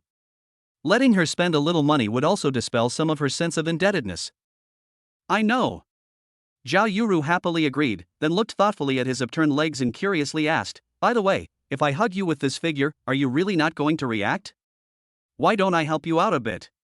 Just consider it payback, because I'm not going to find a man for the rest of my life with this disease. At the same time, an restless little hand touched his cheek.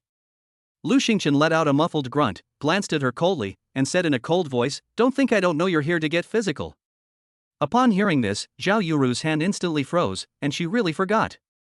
It really hurt to be related, and compared to that illness, it was like a small witch compared to a great demon. Suddenly, a pair of scorching hands clasped her waist. She was nervous, excited, but there was not a trace of fear. Lu Xingqian's hand finally landed on her neck, grabbed her head and placed it in his arm, holding her tightly as he whispered, "Dare to seduce me again? Be careful, I really won't be polite. I have pretended to be a cold and studious person for so many years. You really forgot that I am actually a pervert too." I was wrong. Zhao Yuru's pretty face pressed against his skin, mumbling, "I dare you next time." Lu Xingqian looked at the obedient Zhao Yuru in his arms, satisfied, and raised the corners of his lips. He gently stroked her furry head, as gentle as stroking a dog. Chapter 31, Braised Pork with Biased Memories. The two of them slept soundly in this nap, as if they had returned to the cellar of their childhood, where they relied on each other. Although there was a class today, it didn't matter whether he went or not. After all, he got full marks every time he took an exam, and his GPA was always far ahead of everyone in his major. If he didn't go to class one day, the teacher would just think he was going to do an experiment. It wasn't until after 1 p.m. that Lu Xingqian slowly opened his eyes and stretched lazily. As soon as she turned her head, she locked eyes with Zhao Yuru's pair of rippling peach blossom eyes. Her eyelashes were slightly lowered, her eyes were fluttering, and she had a rather innocent and foolish look. "Why are you looking at me like that?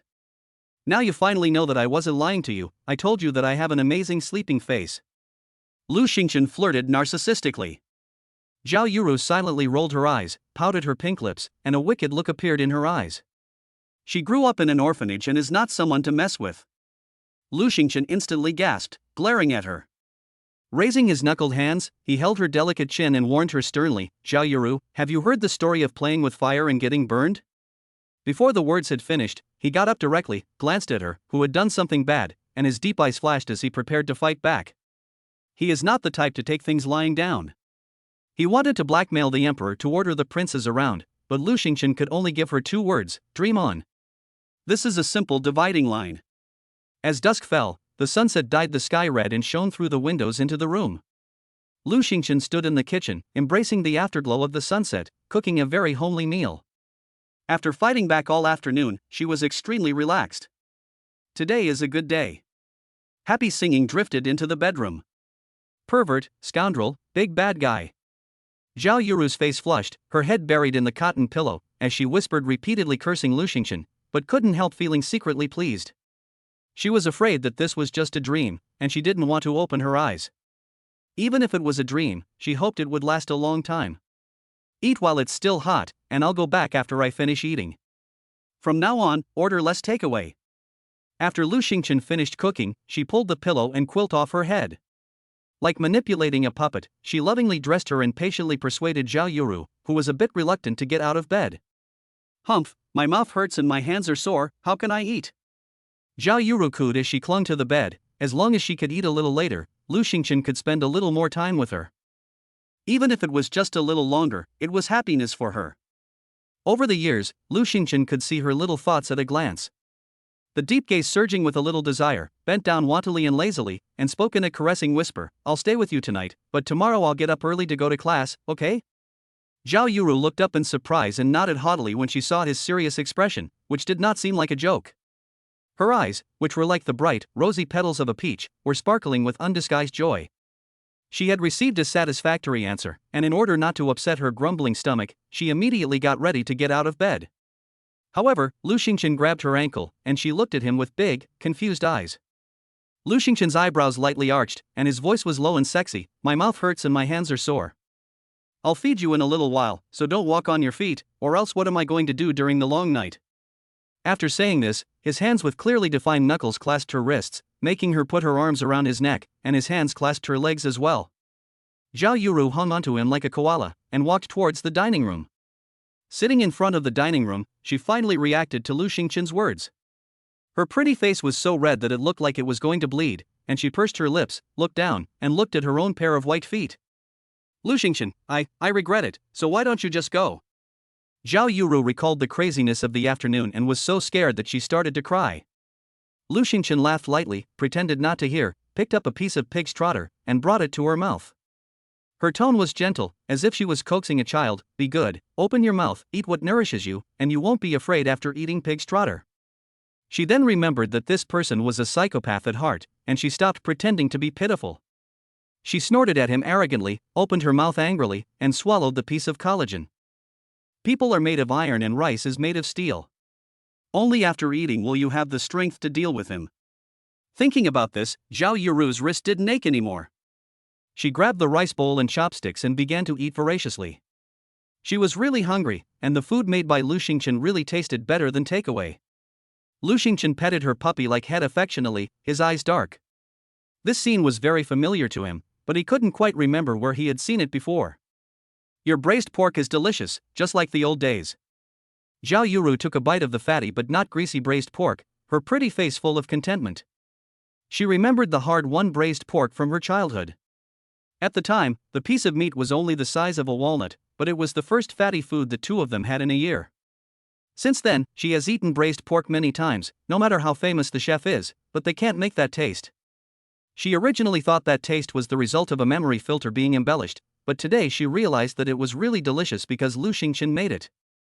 Lu Xingchen was surprised and stunned for a moment. He didn't remember sending her braised pork. Although he often went to the Welfare Institute before and secretly sent her meals, they were usually beef, lamb, ribs, and the like.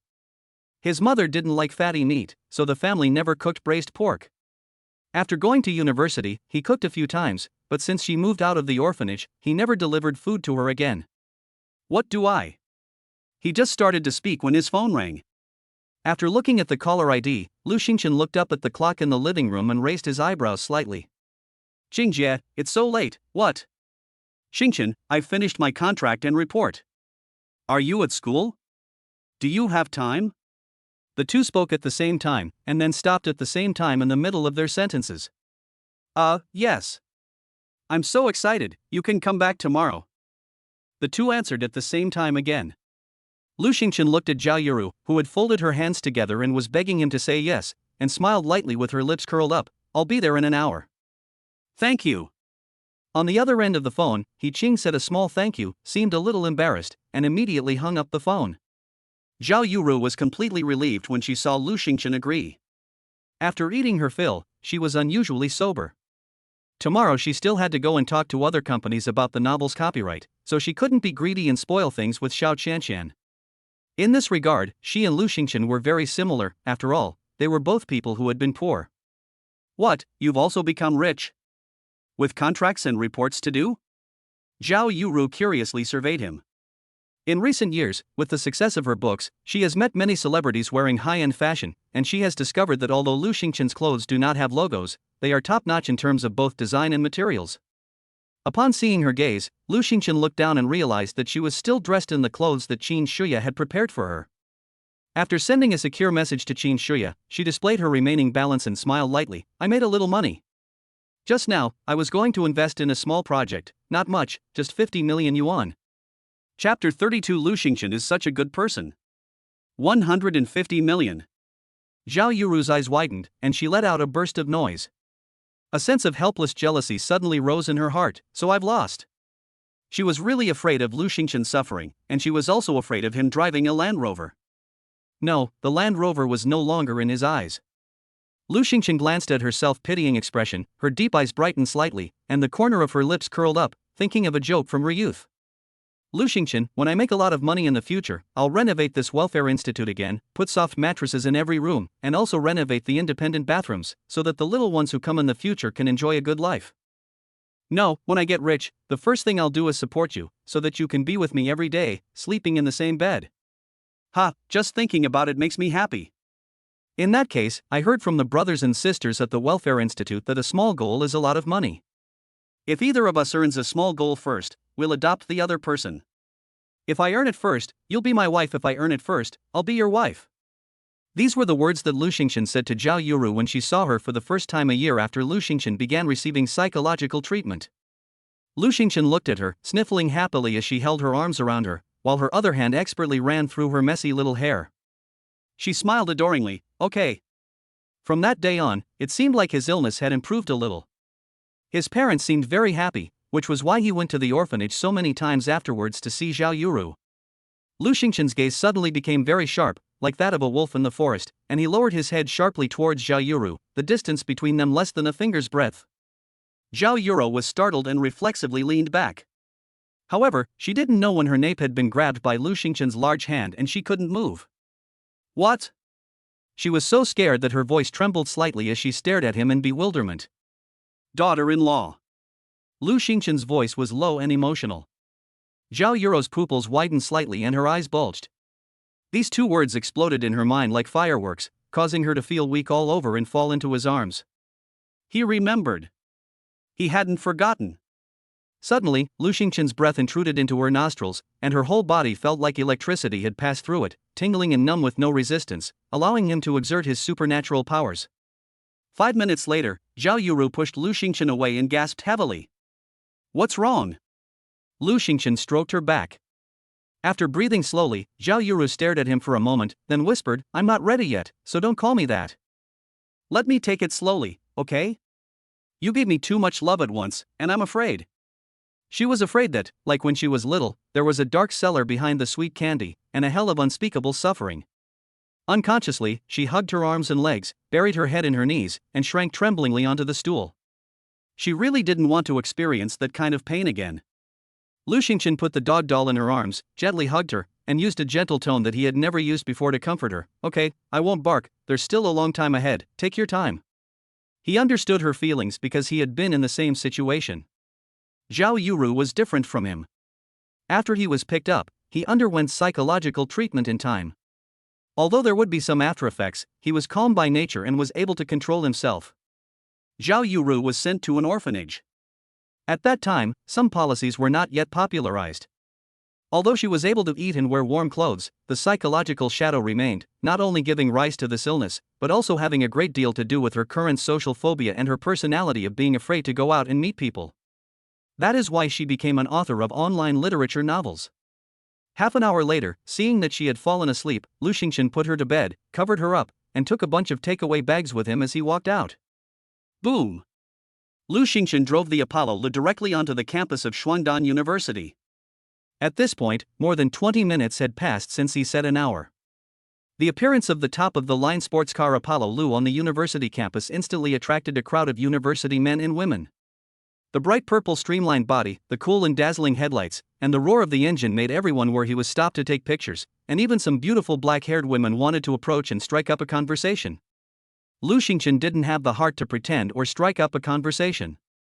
He had just applied for a campus license plate the other day, and since it needed to be activated for the first time when entering the campus, he had to stop at the entrance for a few more minutes. When the red and white stop bar was raised, the Apollo Lu didn't hesitate for a second and sped off, heading towards the experimental building. After parking the car, he hurriedly ran upstairs. At that moment, in the laboratory where He Ching was, a boy wearing a white t-shirt, jeans, and a pair of glasses with a large prescription, who looked at first glance like a boy with very good grades, was frowning as he bent down to organize his documents. He muttered under his breath, Sister Ching, don't trust those little boys in the future, they're unreliable. I've heard about Lu Xingchen too. He doesn't look like someone who can study hard. You expect him to understand our research? It's like talking to a wall. And it's also said that he's a scumbag. He's professing his love for Bai Chanchan while also having an affair with some girl on the side. You have to be careful with this kind of guy.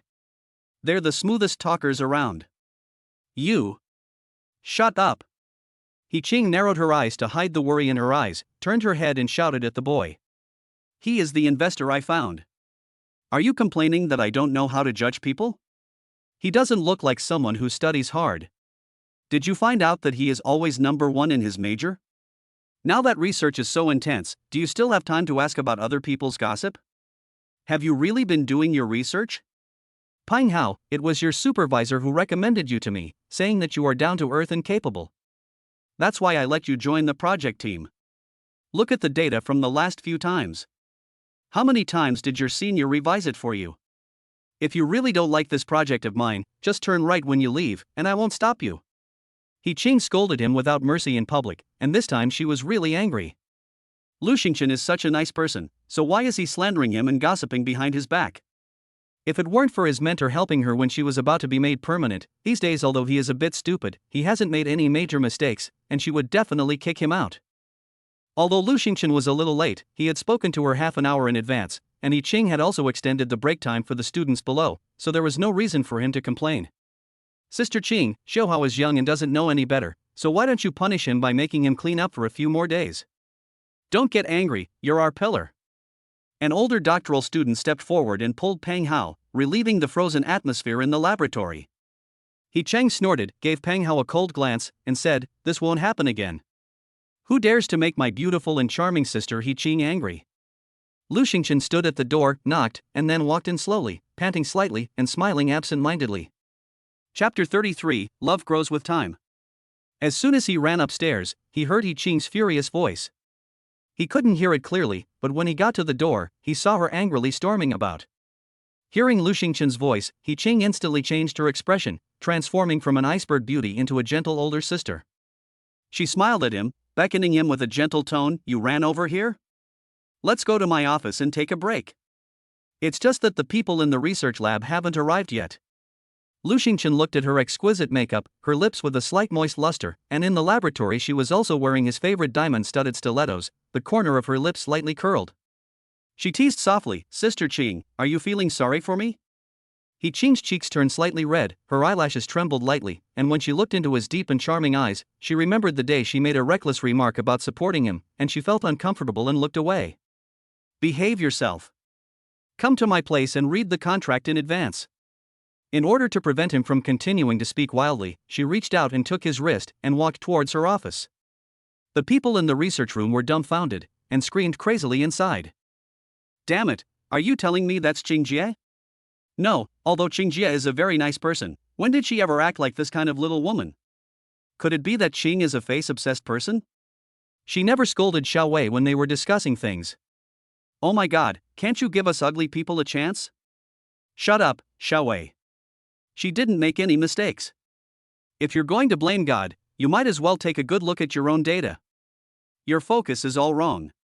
Shouldn't you be talking about that handsome guy? Damn, you're right. I forgot. Didn't Qing just grab his wrist?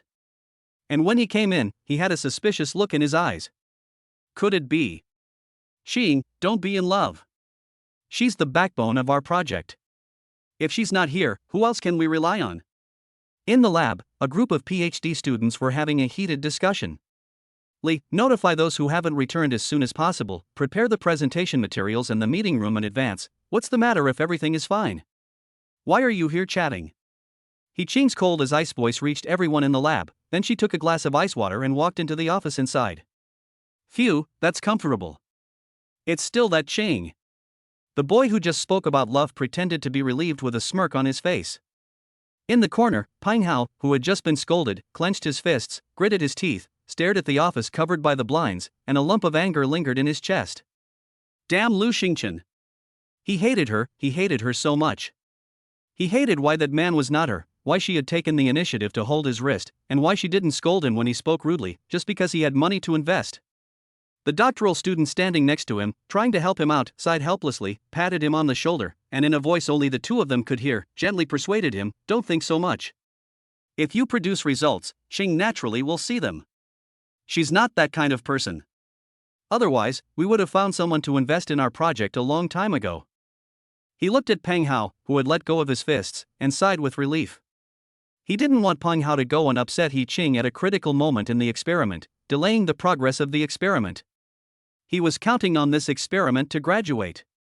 In He Ching's office, she placed the water glass in front of Lu Xingchen and handed him a tissue, indicating for him to wipe the sweat from his forehead.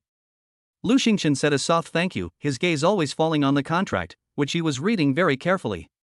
He wasn't blinded by lust, either, and impulsively invested in He Ching, especially after receiving 70% of the company's equity as a system reward yesterday. If He Ching's project succeeds, although he won't make any money, he will be able to show off to the military. If he invests through Life Medical Technology Company, Limited, and has official endorsement, the crisis facing the company now can be solved easily. 20 minutes later, Lu Xingchen raised his head with a frown. He Ching heard the sound of the contract closing and suddenly looked up, looking at the expression on his face. His expression tightened. "If there is a problem, just say so. After all, this is just a preliminary version, and it can be changed later." Lu Xingchen tilted her starry eyes and gave a rather displeased light snort. Xingjie, how did the total investment become 30 million? Are you trying to save me money? Before the words had finished, he suddenly leaned in, sat down next to her, and his palm quietly rested on her lithe waist. He narrowed his eyes, raised his eyebrows, and looked directly into her eyes. Why, are you reluctant to spend all my money? Are you going back on your word and not going to support me anymore? He whispered softly, and his hot breath hit He Ching's earlobe. The ambiguous atmosphere filled the entire room. The quiet office was in stark contrast to the noisy laboratory outside, and it was also a different kind of excitement. He Ching held her breath, her whole body stiff and afraid of making any unnecessary movements. The skin above her collarbone quickly flushed red, and she didn't dare to answer his question directly. These days, she has been immersing herself in work day and night to avoid thinking about the ridiculous person she was that night. She dares not face her own heart, because she is 8 years older than Lu Xingchen. In fact, the contract and report were finished last night, and she spent the day building up the courage to make the call after dusk. I haven't made up my mind yet. He Ching's voice trembled slightly as she replied in a low tone. She now somewhat despised such a cowardly self, but she dared not gamble with something that would affect her whole life. Her mother had gambled and lost for the second time, and the lesson from the previous tragedy was too tragic. Oh, okay. Lu Xingchen could feel her tension, so he loosened his grip and moved away a little. He had a few goals at the moment, and he wasn't in a hurry. For him and He Ching, the success of this project was more important than love.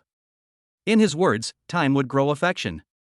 He Ching felt his hand loosen without hesitation, and her heart suddenly tightened with a sense of loss. Looking up, she saw Lu Xingchen, who was pretending like nothing had happened, and looked down again to flip through the contract. She felt a little at a loss. Emotionally, she liked him, but rationally, she didn't dare to take a chance. Pulling herself together, He Ching's eyes turned red, and looking at Lu Xingchen's superb profile, she gritted her teeth and made a bold decision.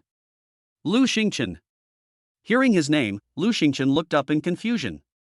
The next second, wet, soft lips landed on his face and quickly left again, like a dragonfly dipping its wings in the water. Looking at He Ching, who was sitting uncomfortably with a pink cheek, Lu Xingchen gave a meaningful laugh. He reached out and embraced her lithe waist, lifted her smooth chin, stared at her with deep, languid eyes, and said in a lazy, low voice, "Kissing me and not wanting to take responsibility, you trashy girl." He Ching's eyelashes trembled as she closed her eyes, her heart pounding uncontrollably.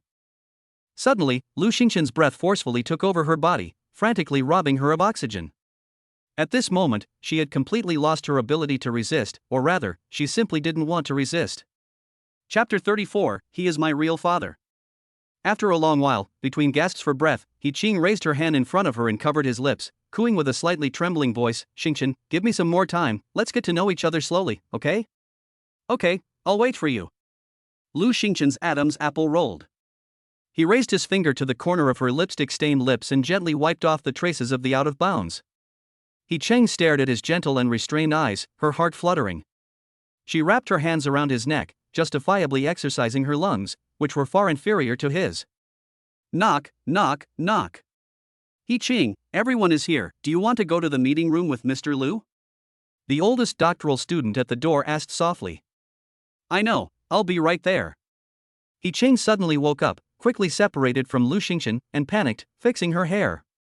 Standing in front of the mirror, she looked at the lipstick on her lips in different shades and glared back at the bold little rascal. She had put on this makeup and dressed up today to welcome him, thinking that it would be over after the contract was signed, and she had not brought anything else in her bag except loose powder. She had no choice but to wipe off all the lipstick. Her lips were pink in color anyway, and the makeup looked good with it. Lu Xingchen put his arms around her waist from behind, looked at her radiant face in the mirror, and whispered, "Ching, you look good no matter what." He Ching's heart was hit hard. Damn it! This man is like a fox spirit, and his sweet talk always hits the spot. To prevent her face from blushing again from his flirting, she immediately pulled him out of the office. Ching, it's ready over there." The doctoral student waited for a while, and when He Ching came out, he noticed that the lipstick on her lips had disappeared. His gaze fell on Lu Xingchen's complacent face, and his heart felt slightly sour. He had followed He Ching for more than 3 years, and he had applied to join the project from the beginning. A top-notch beauty of a similar age has been with you for 3 years, and it's impossible not to have a little feeling. He also fantasizes from time to time in the middle of the night that as long as this project is completed, he will be able to graduate successfully, and by then he might have the courage to confess his love to her. What if she says yes? He knows He Ching very well. She is a complete academic fanatic. She probably has never thought about getting married in her life. She needs a partner who doesn't need to be around a lot, but is there when needed, and can give her a certain emotional value when she is helpless. He has been playing this role for the past few years, so when Pang Hao expressed his liking for He Ching, he didn't care at all. He knew that Pang Hao would never get anywhere with her. But Lu Xingchen was different. He could see joy, excitement, and love in He Ching's eyes just now. And he was so rich and handsome. Watching the two of them walking side by side, he sighed. It was ultimately his unrealistic fantasy. He should just focus all his energy on graduating successfully. He took a deep breath, his face once again showing a gentle smile, and followed. In the meeting room, Lu Xingchen sat in the main seat, with He Ching, the head of the project team, on his left, and her deputy, the doctoral student from earlier, on her right. President Lu, here is the information for this report, please take a look. Thank you. Lu Xingchen looked at him in surprise, and when he looked down, he saw the name after the deputy on the report, Li Zhang. He is quite a good talent, at least he has good emotional control and uses the right terms. He is not like that idiot who just made Ching angry and is now glaring at him in the corner. The report began soon after. He Chang is worthy of being the youngest full professor at Shuangdan. Considering his situation, the report was very easy to understand and clear. In less than 20 minutes, the purpose and future direction of the project, the difficulties, and the irreplaceability were all clearly laid out before him. After listening to this report, Lu Xingchen realized that this investment really paid off. If this project is successful, once they cooperate with the military, then they will definitely be valued by the military, not just simply be given a face-saving appearance. Is this what you told those investors before? Lu Xingchen looked at He Ching curiously. If she really wanted to explain everything like this, there was no reason for those businessmen not to invest in her. Even if it is not commercially viable, there is still some profit to be made, and with this connection, the future development of the company will also be guaranteed to a certain extent. No, I don't like the fact that there are so many considerations of interest in this project, and I don't like the fact that they are always talking about commercialization and how much money they can make. This is my dream, so I hid all that behind. He Ching spoke casually, thinking about the faces of those businessmen and curling up a little in disdain. Lu Xingchen nodded, and indeed, if this project were commercialized, the benefits would be amazing. No one would give up the money and exchange it for a guarantee that might not be guaranteed. It just so happened that his life medical technology company did not lack commercial projects, and it needed this intangible reputation. Sometimes it is very effective to ride on the coattails of a tiger. During the break, Lu Xingchen quietly told her about the matter. After all, the transfer of shares had not yet been completed, and it was not a good idea to make a big deal of it.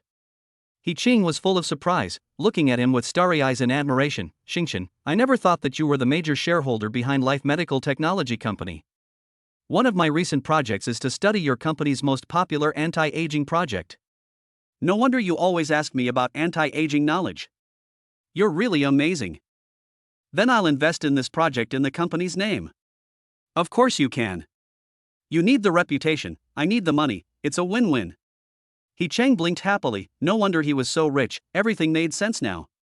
After this was settled, the rest of the meeting was very relaxed, until Lu Xingchen saw the 30 million and frowned and shook his head again. I just read your analysis report in the office. For 50 million, we can use the best equipment, and the sooner the project succeeds, the better it is for us. Lu Xingchen tapped his finger on the table, his tone quite a bit of an unyielding meaning. He Ching's eyes flickered, and after knowing that he was the majority shareholder behind Life Medical Technology, she had no objections either. Indeed, the sooner the better. Li Zhang, who was standing nearby, froze for a moment, his eyes burning as he stared at Lu Xingchen. His dissatisfaction with Lu Xingchen's taking away He Ching's stubbornness completely disappeared. Li Zhang, he is my real father. The sooner the project is finished, the better, and I can graduate sooner. Lu Xingchen was startled by the change in his gaze, and silently moved his stool closer to He Ching.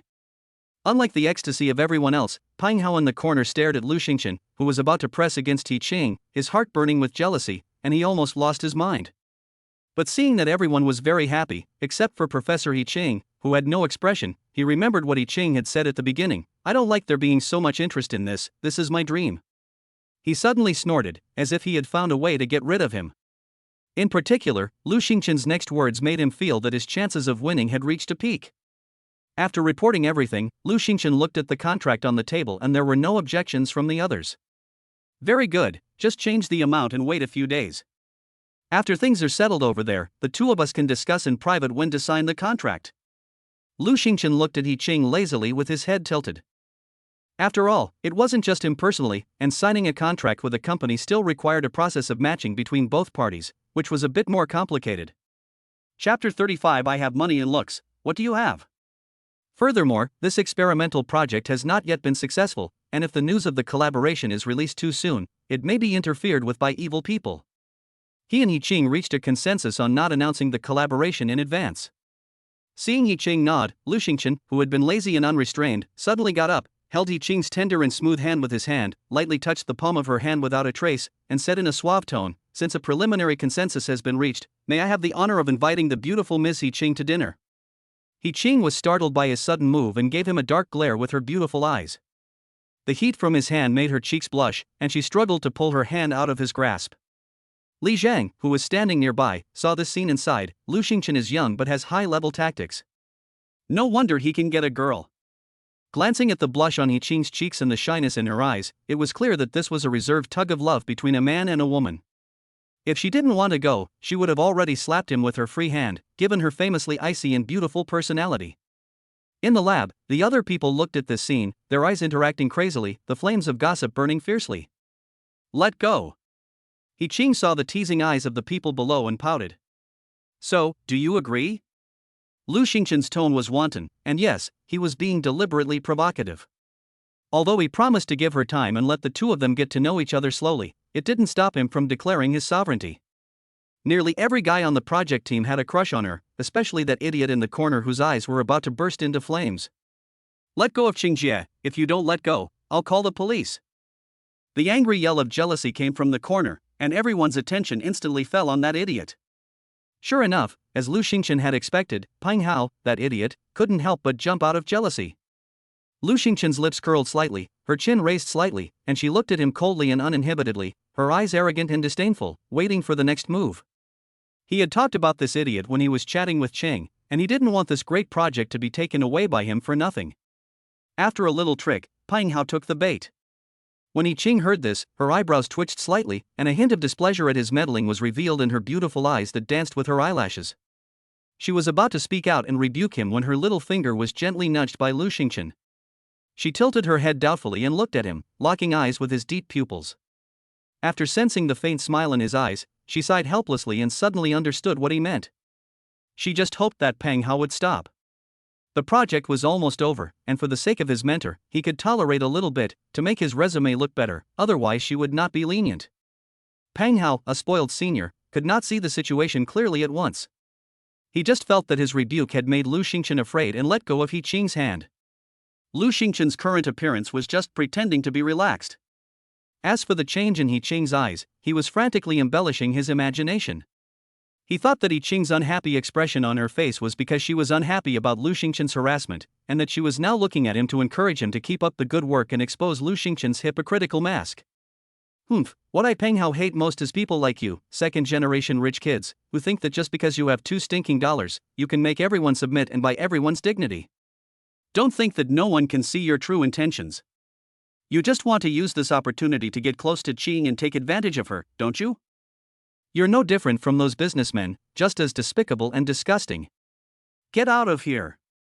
We don't need your investment. Qing can attract clean investments, not your dirty ones.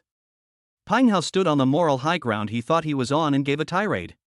While scolding Lu Xingchen, he glanced at the surprised and shocked expressions on the faces of the people around him, who must have been shocked by his courage to speak his mind. In the meeting room, the seniors looked at Lu Xingchen with expressions of disgust, and He Ching rolled her eyes at Lu Xingchen in dissatisfaction. He really enjoyed the moment when the spotlight was on him, as if he had everything under control. Perhaps after today, He Ching's attitude towards him would change drastically, and those pretty schoolmates in the laboratory would also look at him differently. Thinking about this, he just felt giddy, as if he had already reached the pinnacle of life. You think that if you pay more, Qingjie will look at you differently? You are polluting her dreams with that stinking money.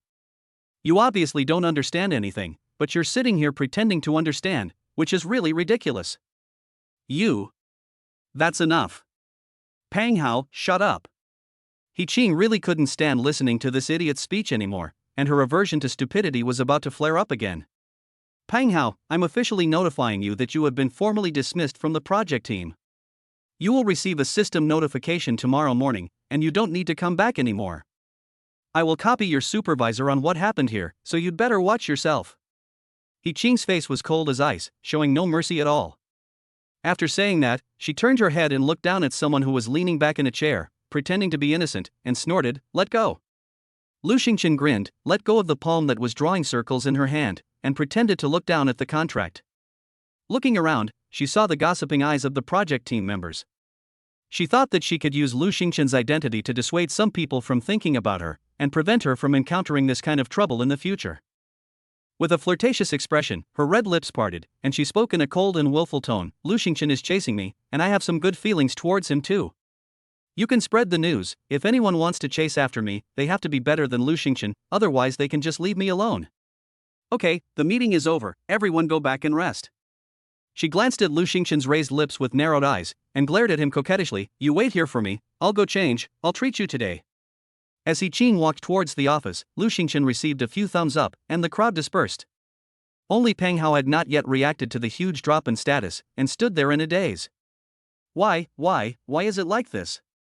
She clearly encouraged me. Pang Hao couldn't believe it.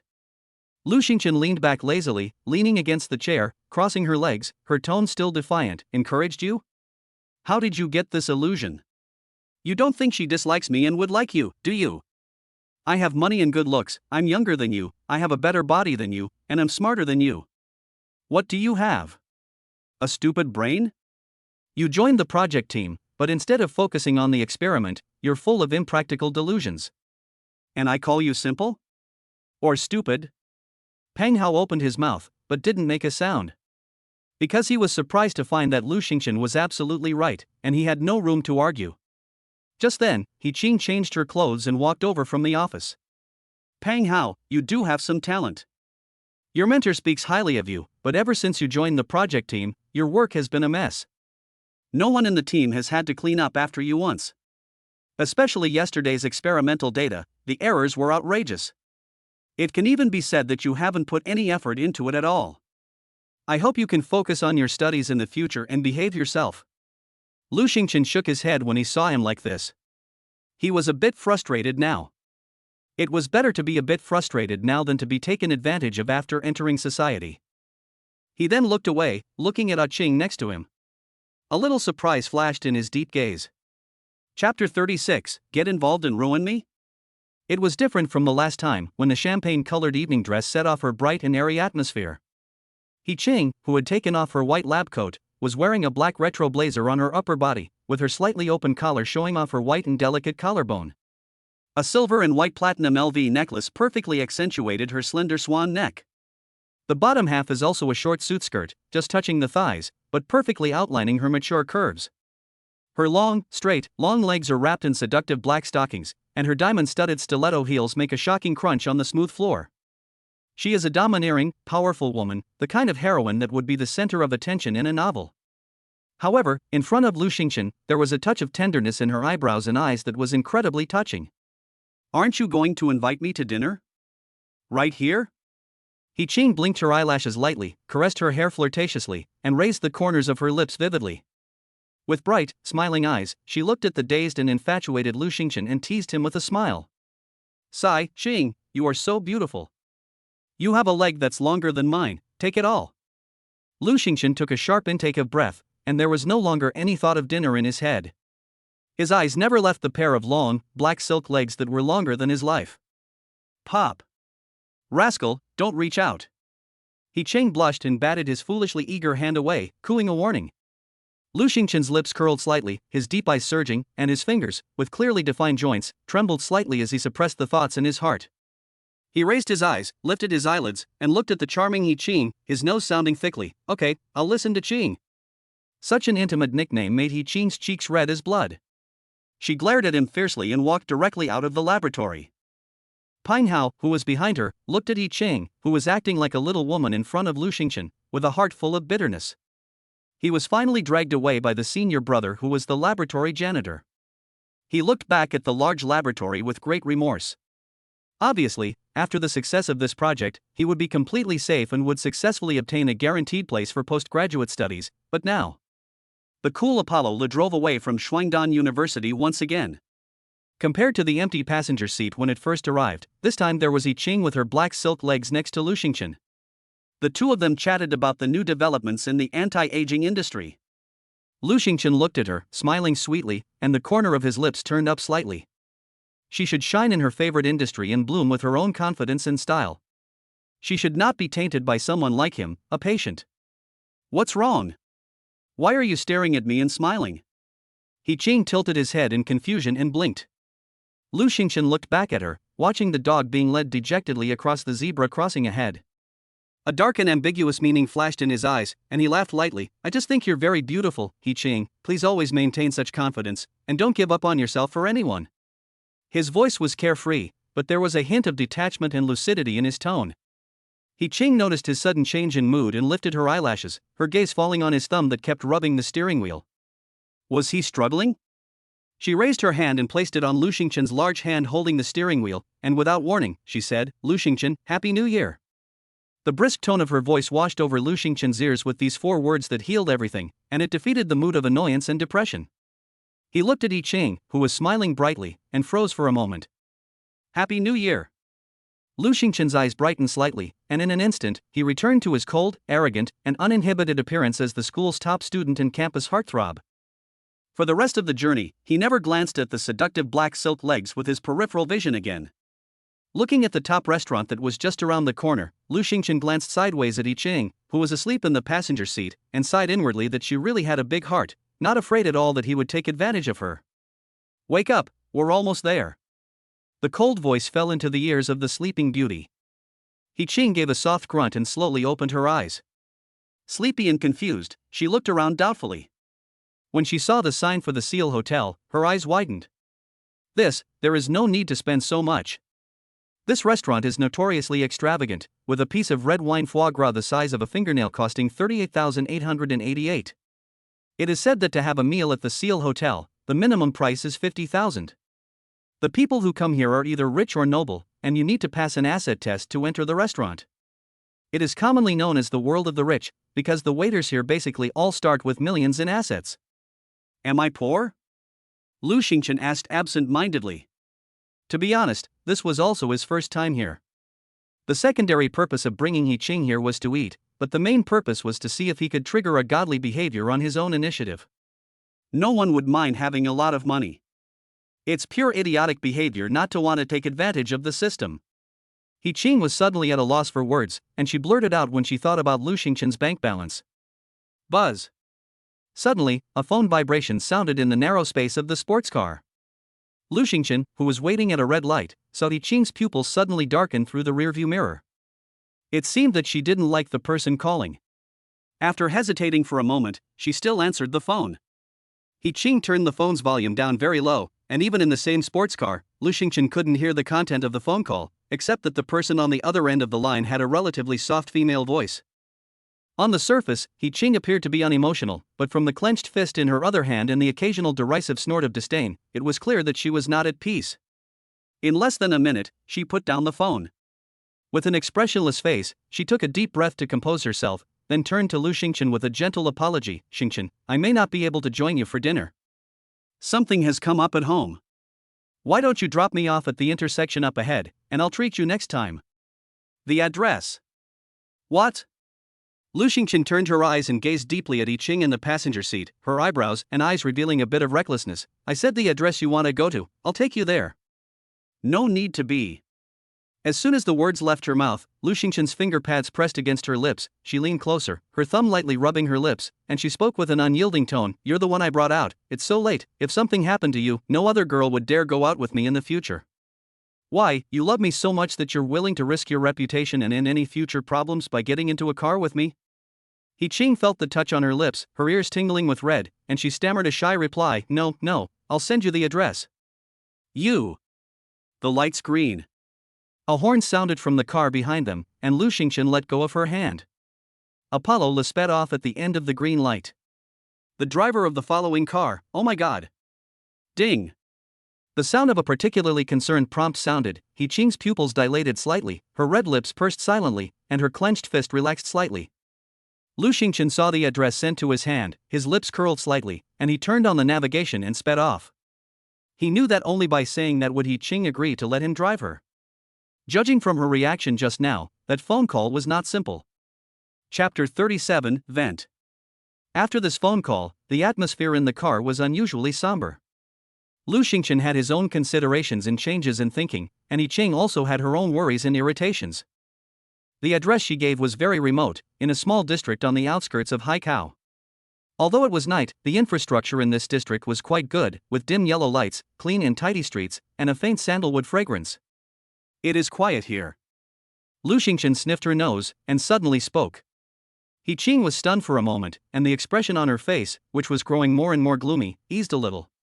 She cleared her throat, the corner of her lips raised in a somewhat disdainful manner. It is indeed quiet, and behind this is a Buddhist temple, which is a good place for some people. Lu Xingchen glanced sideways, looking at the unusual He Ching, and didn't say much.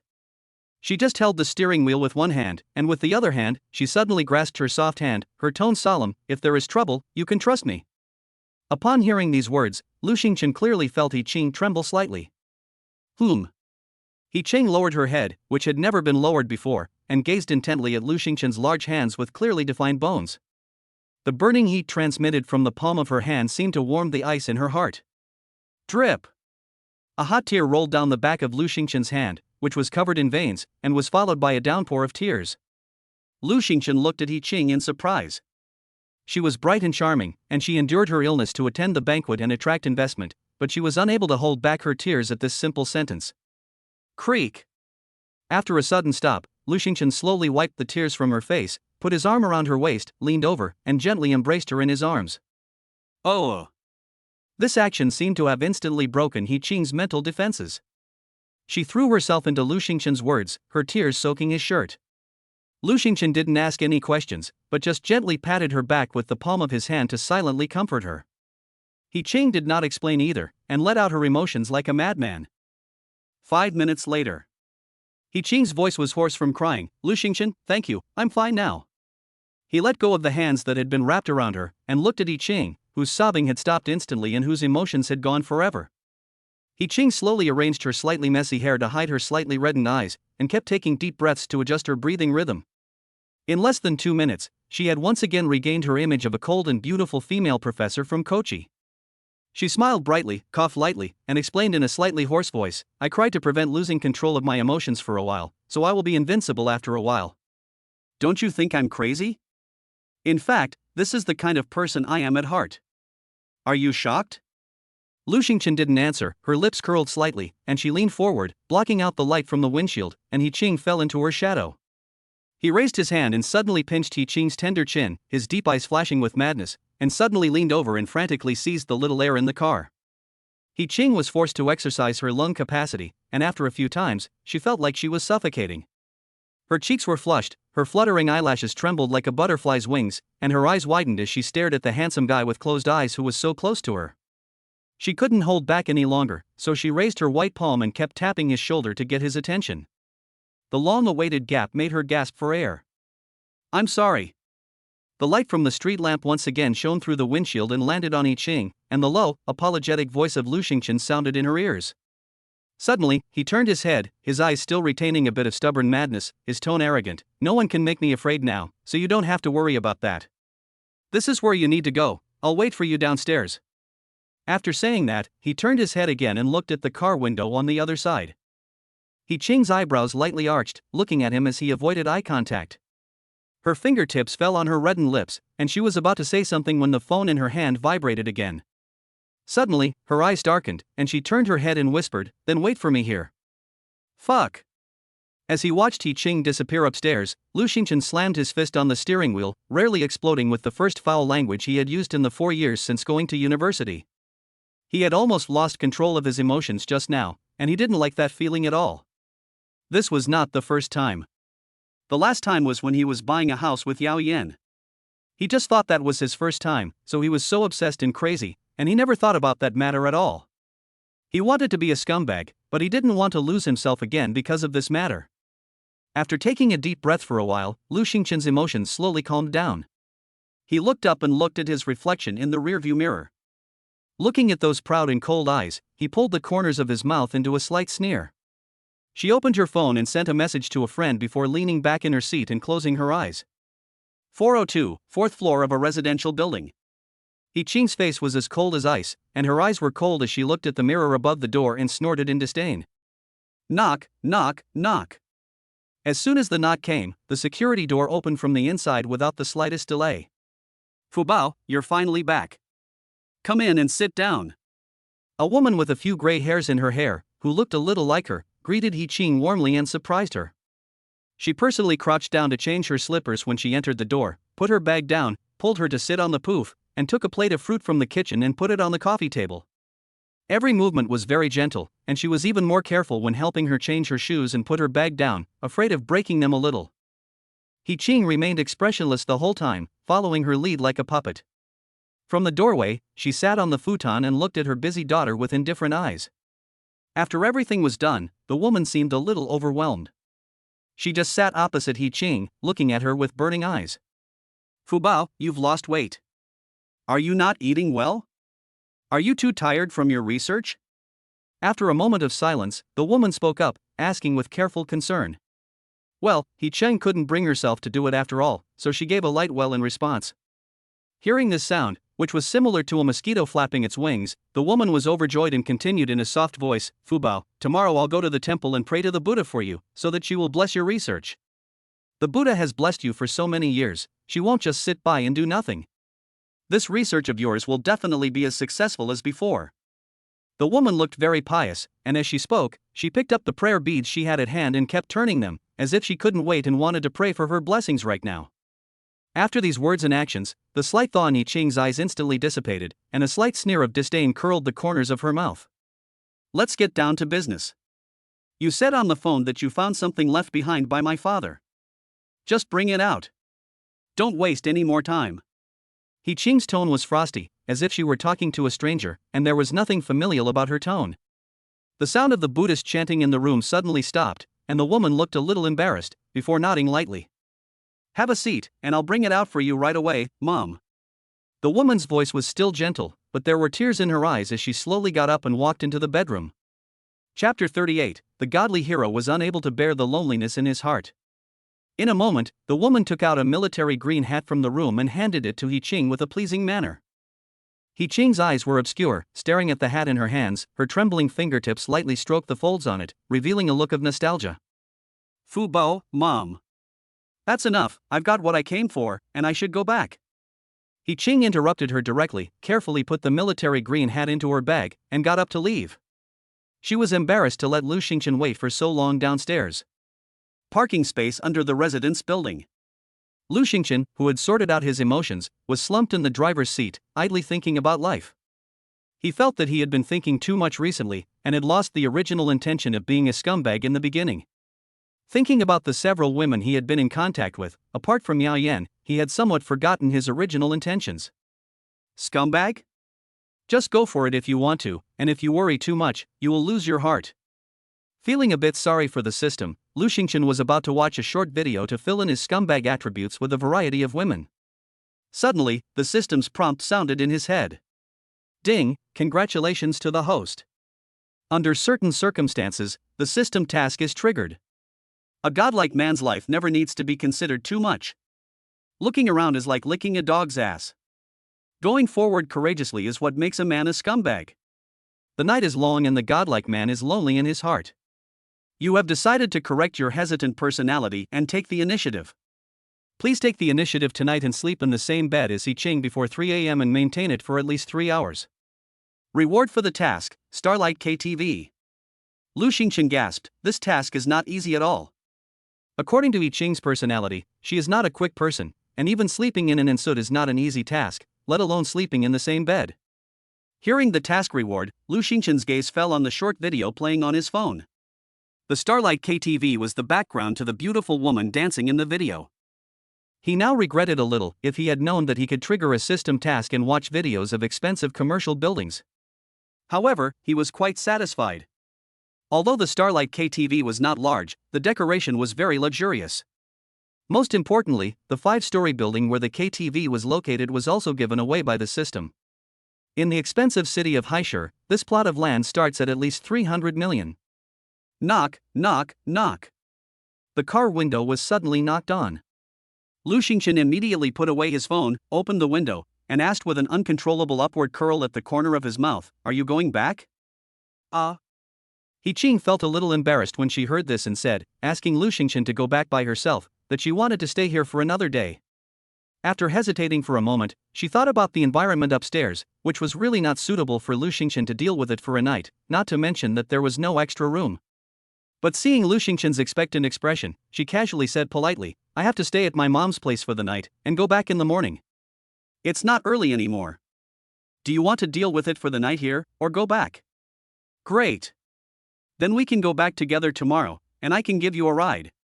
Lu Xingchen's eyebrows lightly arched, and without waiting for him to finish speaking, he immediately agreed. He could see what He Ching was thinking at a glance, but for the sake of the system mission, he absolutely could not just leave. That was an asset starting at 300 million, so what was a little face saving? "Ching, let's go up then." He immediately got out of the car, a smile in the corner of his eye, standing obediently in front of her. He looked up at the lights on the residential building and walked up to her, leaving her no chance to change her mind. He Ching stared at Lu Xingchen with wide eyes, realizing that she had underestimated the cunning of this person. He had obviously seen through her, but was just being deliberately obtuse, just like the last time in the hotel, when he tried to trick her into supporting him. "Ching, let's go. Are you unwilling to let me go up?" "It's fine, you don't have to worry about me. It's dangerous to drive in the middle of the night, and you don't have to worry about me being scared driving back from the suburbs alone. If you don't want to, I'll just drive back." Lu Xingchen saw He Ching standing still, and a flash of inspiration came to her, and the corner of her lips twitched lightly. She turned her head, put on an innocent, hurt expression, and returned to her, muttering pitifully.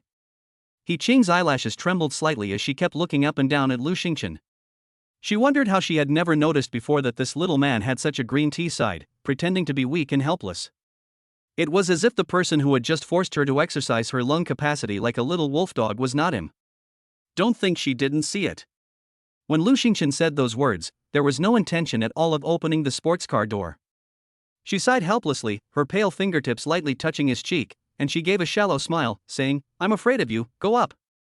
And keep quiet, especially with that woman up there." Lu Xingchen heard her words, and her eyebrows lightly arched, and there was quite a bit of arrogance in her face, as if she had everything under control. "Don't worry, I will definitely abide by the virtues of a man, and I will never speak to other women alone. If you're not confident, then tonight we'll sleep in the same bed, so that I'll always be in your sight. Dream on." He Ching's cheeks flushed slightly, and she wrinkled her delicate little nose as she turned around and went upstairs. Lu Xingchen let out a light laugh, put his hands in his pockets, and leisurely followed her. The night was long, and he had other tricks up his sleeve to complete the task. Walking into her house, Lu Xingchen raised his eyebrows in surprise. Looking around, he could only say that the style of this home was hard to judge. Stepping into this house, Lu Xingchen felt as if he had entered a Buddhist temple. The first thing that caught his eye was the golden statue of a bodhisattva in the center of the room. The surrounding walls were covered in paintings of the 18 arhats. A woman was kneeling on a cushion, beating a wooden fish in her hands and murmuring Buddhist scriptures. The woman seemed to have heard the sound of their footsteps as they entered the door and immediately stopped reciting the scriptures. "Buddha's treasure, I knew you wouldn't leave. Who is he?" The woman immediately got up and turned back with joy, but when she saw Lu Xingchen behind He Ching, her face instantly turned very ugly. "Hello auntie, my name is Lu Xingchen, you can just call me Xiao Lu, I'm Ching's." Lu Xingchen politely reached out to say hello, but just as she was about to speak, the woman ignored him directly and walked up to He Ching. "Fortune, who is he?" He Ching's mother looked at her solemnly, with a hint of questioning. He Ching lifted her chin coldly, a slight sneer at the corner of her mouth, reached out and took Lu Xingchen's arm, her lips curling up slightly. "Who else would I bring home late at night? My man, Lu Xingchen, has met him. That's enough. You don't need to know her name, and you won't have any contact with her in the future. I'll take you to my room, and you can sleep there tonight." She turned her head, and the disdain on her face instantly disappeared. She gently led him towards a bedroom, completely different from the person she had just been talking to. You've finally given me my status. Lu Xingchen could also see the abnormality between the mother and daughter, but she didn't ask any more. She reached out and embraced her waist, her fingertips lightly tracing the soft flesh of her waist as she whispered softly. He didn't notice that the woman behind him saw this action and her pupils shrank slightly. She stared at Lu Xingchen's back with indifference, her expression revealing an unease that had never appeared before. Chapter 39. Is she going to give me my title? Entering the bedroom was like entering another Buddhist temple. The walls were decorated with the same Buddha-style flowers, and they were covered with Buddhist scriptures. Even the table lamp on the bedside table, when turned on, cast shadows of the scriptures. He Ching had obviously not been back for a long time, and when she saw the bedroom, a flash of anger crossed her eyes. Xing, oh no, I should say girlfriend, are we going to sleep here tonight? Lu Xingchen held her trembling hand, pointed lightly and expectantly at the only bed in the room, and smiled lightly with his eyes lowered. You wish, you're the one sleeping here, and I'll be in the living room, watching over you so that you don't get disturbed by that woman. He Ching gave the guy a glare and pursed her lips. Suddenly, her heart tightened momentarily. Looking up at Lu Xingchen, who was close at hand, her beautiful eyes flashed with a hint of expectation and nervousness, and she didn't resist in the slightest. Her voice trembled, what's wrong, is there anything else? Lu Xingchen's palm clasped her slender waist tightly, and he sniffed the soft and fragrant He Ching in his arms. A mischievous smile curled the corner of his mouth. Ching, by not refuting this title, are you giving me a name? His burning gaze fell on He Ching's rosy, pretty face, and the deep light in his eyes surged with rolling desire. He Ching's cheeks instantly turned red. Nervously, she looked away and pretended to be confused. What status? I was just trying to get rid of that woman. Lu Xingchen laughed softly, and her fingertips slightly flicked her trembling eyelashes, then traced across her delicate face, finally landing on her soft ears. It was very interesting. Leaning over, she whispered, Ching, are you going back on your word? The atmosphere in the room was very harmonious, with Lu Xingchen provoking recklessly and He Ching shyly and awkwardly resisting. Clang! What are you doing? Her mother's voice boomed out as she forcefully pushed open the door. Lu Xingchen was startled, let go of He Ching's hand sheepishly, and obediently stood next to her. Hearing the woman's query, He Ching, contrary to her usual behavior, reached out and put her arms around Lu Xingchen's neck. She gave the woman at the door a cold look and continued as usual. You can rest here for the night. If you need anything, just call out to me in the living room. She wiped the lipstick from the corner of his mouth and patted him on the shoulder in a soft voice. Turning around, He Ching's expression once again returned to indifferent and cold, staring at the mother at the door. Her tone was as cold as frost. Get me a quilt, I'll sleep in the living room. After saying this, she directly barged past her shoulder, thoughtfully closed the bedroom door for Lu Xingchen, and walked straight to the living room, where she took a few futons and placed them in a row on the floor. Lu Xingchen was the only one left in the bedroom, leaning against the door. Not hearing any sounds of a quarrel, he let out a sigh of relief and turned around to lie on the bed. He could tell that He Ching obviously didn't want him to know about the unusual relationship between her and her daughter, and he also had his own secrets, so he chose to respect that. When she wants to tell him, he will naturally help her solve it. Ding ding ding. Lu Xingchen lay on the bed for a while, still thinking about how to complete the system task, when the phone's message alert suddenly sounded. Yao Yan, picture. Yao Yan, picture. The house has been decorated, but someone didn't come pour. Lu Xingchen glanced at it, and it was two pictures of houses. One was of her own European-style minimalist house, and the other was of Yao Yan's more domestic, warmer house. Her gaze fell on the line of text, and Yao Yan's meaning was clear. Unfortunately, he had important things to do today, and he was no longer in the dormitory. Lu Xingchen, not in the dormitory, what are you doing? Yao Yan, not you. Cough cough. The profound text made Lu Xingchen choke on her own saliva from ignorance. Yao Yan, thinking of my brother picture. Yao Yan, picture. Lu Xingchen had not yet recovered when a picture of a black silk leg wrapped in Balenciaga was sent over. Next, in the next few seconds, a picture of Yao Yan in her pajamas standing in front of the window of her new home on land appeared in his eyes. Lu Xingchen, I want to see more, I understand. Lu Xingchen, transfer 30,000 yuan. Perhaps it was the power of money, but a barrage of beautiful pictures came at him. Lu Xingchen, who was watching, was directly choked by his own saliva, and his coughing got louder and louder. Knock, knock, knock. What's wrong? Drink some water to calm you down. He Ching walked in with a cup of warm water, looking at Lu Xingchen, who was coughing so hard that he could hardly catch his breath. She gently patted his back to help him calm down. No, it's fine. Lu Xingchen, who had recovered, wiped the tears from the corner of his eyes from coughing and waved his hand. If you're fine, go to sleep. You have to get up early tomorrow. He Ching's mother's voice came faintly. Lu Xingchen looked up and saw her thoughtful expression with a hint of disgust on her face. His eyes narrowed slightly, a little puzzled but not saying much. Go to bed early. He Ching's mood was not very good, so she softly reassured Lu Xingchen and got up and walked out. Lu Xingchen lay on the bed, thinking back to the expression on the woman's face just now, and suddenly sat up. She wouldn't think I'm weak, would she? 10 minutes later, he carefully observed Yao Yan's photography techniques again and studied very hard. Lu Xingchen, why aren't you charging me? He looked at the interface and saw the last transfer message from 20-odd minutes ago, and he was a little confused. 10 minutes later, Lu Xingchen, who was watching a video on how to lower one's blood pressure by massaging the hooves of a donkey, saw Yao Yan's message pop up again. This time, unlike before, it was a 13-minute video. Lu Xingchen glanced at the video cover, and her heartbeat suddenly accelerated, and the blood pressure that had dropped from fixing the donkey's hooves soared again. She clicked on the video. Yao Yan was wearing expensive, but finely crafted pajamas, lying inside her new home, feeling extremely comfortable. Handsome guy, I've already had our home decorated. The charming voice startled Lu Xingchen, and she immediately turned the volume of her phone to the lowest. Although Yao Yan's appearance is a bit inferior to that of Qin Shuya and He Ching, her figure is simply better than theirs. Her S-shaped figure, with a protruding belly and a curvy butt, combines the advantages of Qin Shuya's figure and He Ching's beautiful legs. Her face, which is not too beautiful, happens to make her even more attractive. Lu Xingchen didn't realize that this was just the opening transition screen, and what followed was even more important. The 30,000 yuan was not a loss at all. An hour had passed, and Lu Xingchen had watched the video several times, admiring his own home. As a result, he was now in a room with the air conditioner on, sweating all over, tossing and turning, unable to sleep, and the whole person was about to fry. He could only take deep breaths, watching the strange murals of Luohan around him, to relieve the heat emanating from his body. This is really harmful. Looking at the received transfer, Lu Xingchen gritted his teeth and cursed under his breath.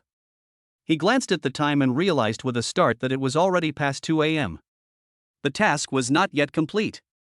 Lu Xingchen gulped down the plain water in the glass on the bedside table, took the empty glass, and opened the bedroom door quietly.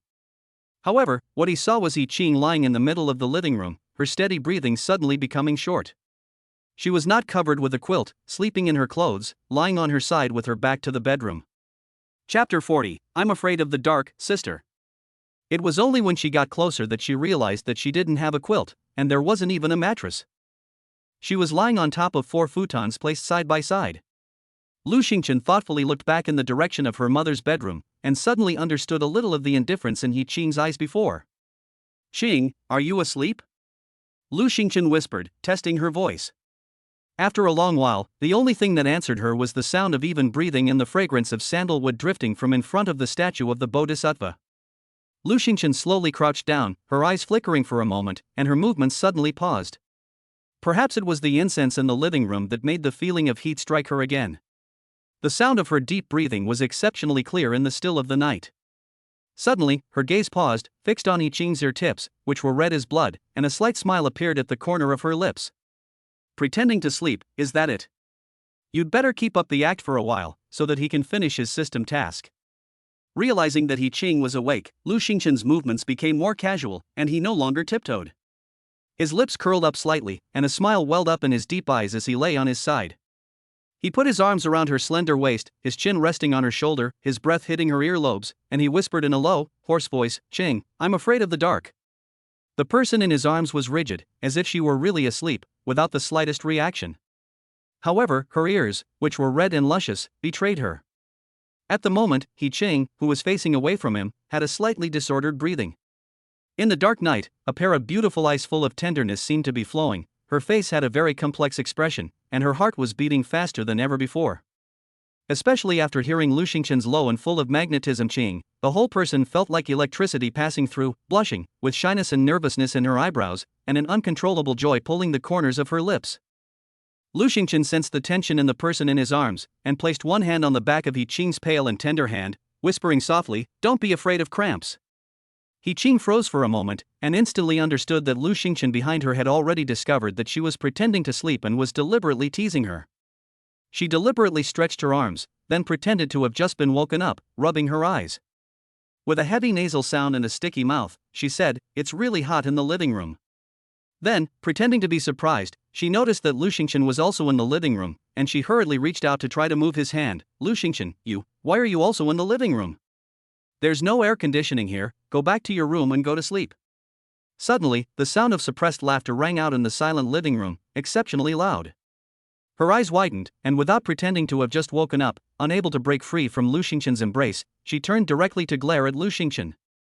After staring at each other for a moment, she raised her eyes and glared at Lu Xingchen, who looked amused, and pouted in dissatisfaction. You're being presumptuous." Lu Xingchen's right eyebrow twitched slightly, and she stared at the embarrassed Ching in her arms with leisurely composure, her voice tinged with a hint of teasing. "No more pretending?" Those 3 short words completely destroyed He Ching's protective shell of shyness. The whole person was as red as a cooked prawn, her eyes downcast and lips pursed, afraid to look directly into Lu Xingchen's eyes, which were enough to see through everything.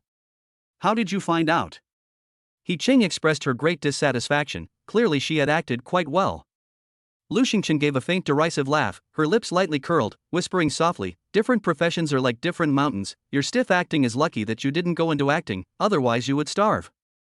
Hearing this, He Ching was even more embarrassed and couldn't lift her head. She cursed her weak feet, which had let her catch such a ridiculous handle. The two were silent for a while, and when He Ching had calmed down, she simply stopped pretending.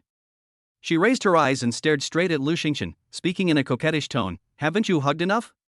Go back to sleep, otherwise you'll get dark circles tomorrow." Lu Xingchen's eyelashes drooped, and she looked at He Ching's fluttering eyelashes like butterflies and her delicate face like a peeled egg, smiling lightly. "I'm afraid of the dark, especially in this unfamiliar environment." His tone was sticky, and he pouted against the face of a big, sunny boy. The palm of his hand holding He Ching's waist tightened again, as if he would not give up until she said yes and would not let go. He Ching laughed in anger. She never thought she would meet such a shameless person as Lu Xingchen twice today. "No, you promised me that we would take things slowly. I'm scared." "Lu Xingchen, you're a 21-year-old adult man. Don't think I don't know that you still practice Sanda. Don't be so childish. I'm scared." "Lu Xingchen, if you keep this up, I won't talk to you anymore, and I won't invest." "I can't not invest, please, just go back to bed, okay?" Facing the robe like Lu Xingchen, He Ching really had no choice but to coax in gently. She had originally wanted to say that if he continued like that, she would not invest and block all contact, but then she thought again that investment was still important, especially this kind of investment that had no desire to get involved in the project, and it could not be given up. When He Ching could no longer see him, the corner of Lu Xingchen's mouth, which he had pulled up, was about to give way. He had discovered that he had to use different methods when dealing with women with different personalities. He Ching is such a great woman who has been independent since childhood and advocates self-reliance and self-improvement. He cannot use the same tactics on her as he did on Yao Yan, the domineering rich girl. Instead, these petty green tea tactics are more likely to make her fall. "Ah Ching, I'm scared." Lu Xingchen's starlit eyes were incredibly pure, and he pretended to be innocent and pitiful on his face. His originally cold voice had become a gentle male clip. "A pitiful tone. The bedroom walls are covered in Luohan paintings, and whenever I close my eyes, it's like someone is staring at me. I'm scared. Can you stay with me tonight?" He Ching was about to speak. Then he thought about how he had been before, and a look of despondency flashed across his face. After a long while, he sighed. Lu Xingchen casually curled her lips, glanced at the time, got up quickly, gave the romantic princess hug in front of the Buddha statue, and turned and walked into the bedroom. 2:52 a.m. Lu Xingchen tilted her head nonchalantly, stared at He Ching next to her with downcast eyes, her gaze tender and soft, in a great mood, and even looking at the Buddha statue above her head made her feel better. "Loosen it up a bit, and the air conditioner won't be so hot." He Ching pouted, dissatisfied, and pounded her arm that was tightly wrapped around her waist, speaking in a petulant tone. "Just hold me, then. Why are you holding me so tightly?" Feeling Lu Xingchen's arm loosen, He Ching adjusted to a comfortable position in his arms and slowly closed her eyes. "Tonight, let's just pretend he's a big, soft rag doll." He Ching wasn't very averse to this kind of request from him, but instead, she kind of enjoyed it. Lu Xingchen felt like a big furnace, warming her up from head to toe, and he really had a great body. This was a new experience for He Ching, and even in this room, which she hated, she felt very at ease and full of a sense of security.